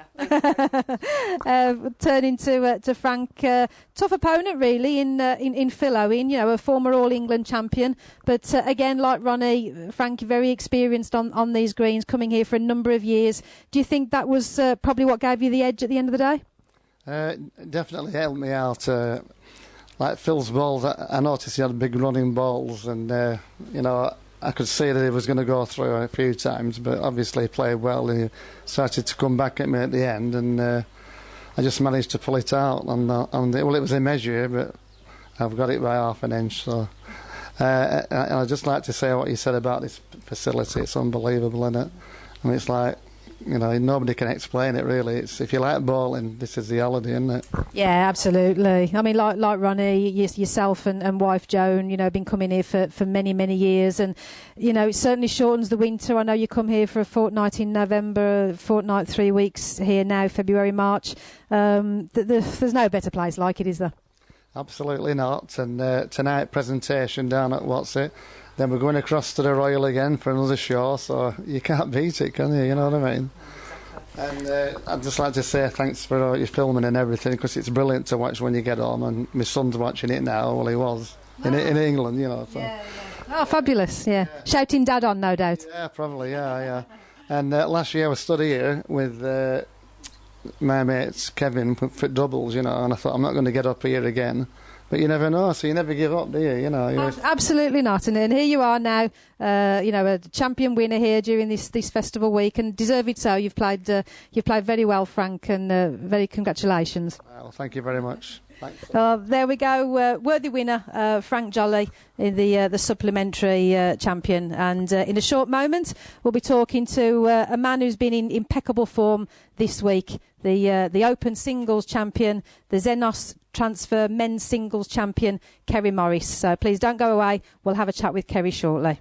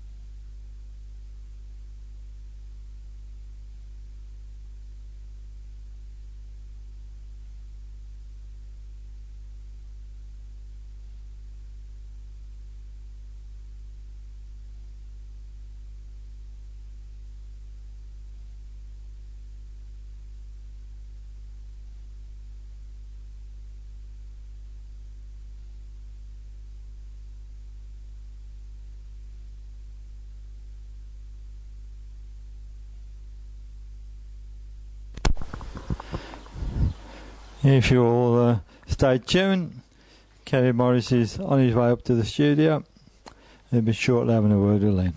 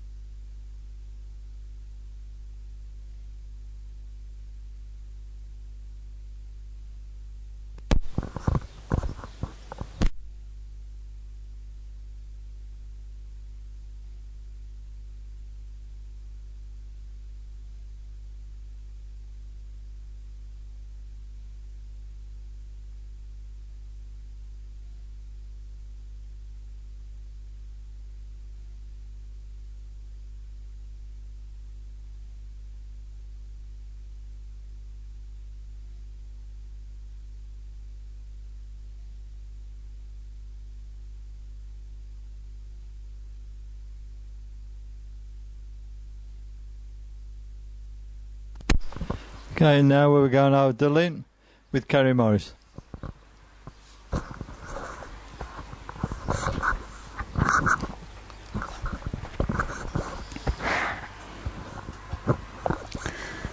Oh, thanks for that, Mel. Well, I'm here with the man who's graced the greens with some superb bowling this week. First of all, many congratulations, Kerry. Let me go back to Sunday. You played in the Royal Artemis Medical Centre sponsored Open Doubles, gallant runner-up with Joyce Asquith. Played some superb bowls. Yesterday, triumphant in the Xenos transfers, men's singles, and impeccable form has continued today to win the big one as we know it. You've played superb. You must absolutely be delighted with your form this week. I am delighted, yeah. The greens are absolutely superb again this week. The weather's been lovely. It's been an absolutely fantastic week so far. Pity we go home tomorrow, but, you know, it's been a great week. Yeah, lovely, lovely. And one thing that certainly, I've obviously watched you play a lot of bowls over the years, but noticed you're sporting some eyewear. So is that the secret, Kerry? Has everybody go out and got to buy some varifocals? I don't know if everybody's eyes are as bad as my eyes were, but they are varifocals and reactor light, obviously, and it has made a difference to me this week, picking the line up much more clearly on the green. I can pick things out more clearly, and it's helped me a bit this week, I think, definitely, yeah. I mean, obviously, you were here with us competing last year and did very well. Obviously not as well as you've done this week. But do you think perhaps that might have helped you, picked up a little bit more green knowledge and come a little bit more prepared for this year? Yeah, I did come prepared this year. I knew what to expect this year with the greens being as quick as they are. The top green especially is a lot quicker than this one. But they're lovely surfaces to play on. And also we've got... Back at home, we just had a new all-purpose weather green built at home. So I played on there the Saturday before we came out on the Wednesday, and that has also helped, I think, to prepare for this week. Yeah. And obviously today particular, you've come through a real strong lineup. Martin Gilpin, obviously Ian in the final. Some top class players, but your form has been excellent, and you must be excited to be going back the start of the Crown Green season with having a couple of wins under your belt. Yeah, it's a great feeling to come out here and win. Not win the money, just win the competition and have a good week. And play, so like you say, some really, really good players like Martin, Ian, Jamie the first game. Jamie's tough to beat on, he plays it well, they both play well, and Robbie. So I've had 3 hard games, and it's been really good, yeah. And we can't obviously be remiss of us to talk about the facilities here. The standard of the hotel, the food, the rooms, the accommodation, the bowling facilities, the beautiful Cypriot sunshine. It's a bowler's and family's paradise, isn't it? Yeah, we've had one bad afternoon, that was all. Everything else, the weather's been beautiful, the hotel is absolutely impeccable, like you say. The food is brilliant, hospitality is great, they can't do enough for you. It's absolutely more. We're booking up for next year tonight before we go home tomorrow. I think so. That's a great, yeah. You can't say any more than that when you're booking up for next year already. You can't say much more than that, can you? No, absolutely not. No. But certainly, Kerry, many congratulations. Very, very worthy winner, and we'll obviously be seeing you back home, but certainly seeing you in March next year out here at the Athena beach. You will do, definitely, yeah. Thanks very much. There we go, a really worthy champion in Kerry Morris. That's it for our live streams here from the Athena Beach Hotel Bowling Festival here in Paphos in Cyprus. Been a fantastic week's bowling. Hope you've really enjoyed the coverage. A big thank you to Steve Davis, Roy Armson and Mel Evans for all their efforts in bringing you this live streaming. It is available on recording, so please, if you've missed the live streams, you can watch it on www.livebowls.eventpages.org and just click on replay videos. So you can look back in match of the day style at some fantastic bowling. And if you do want to get out here, the competition events next year, running through the 3rd to the 10th of March, and Sess Hope is the man that you need to speak to. Would certainly encourage anybody who's keen on bowls, tie it in with a family holiday, to get out here. Brilliant start to the bowling season back home. So until next time, from a gloriously sunny late afternoon, early evening here in Paphos in Cyprus, it's goodbye.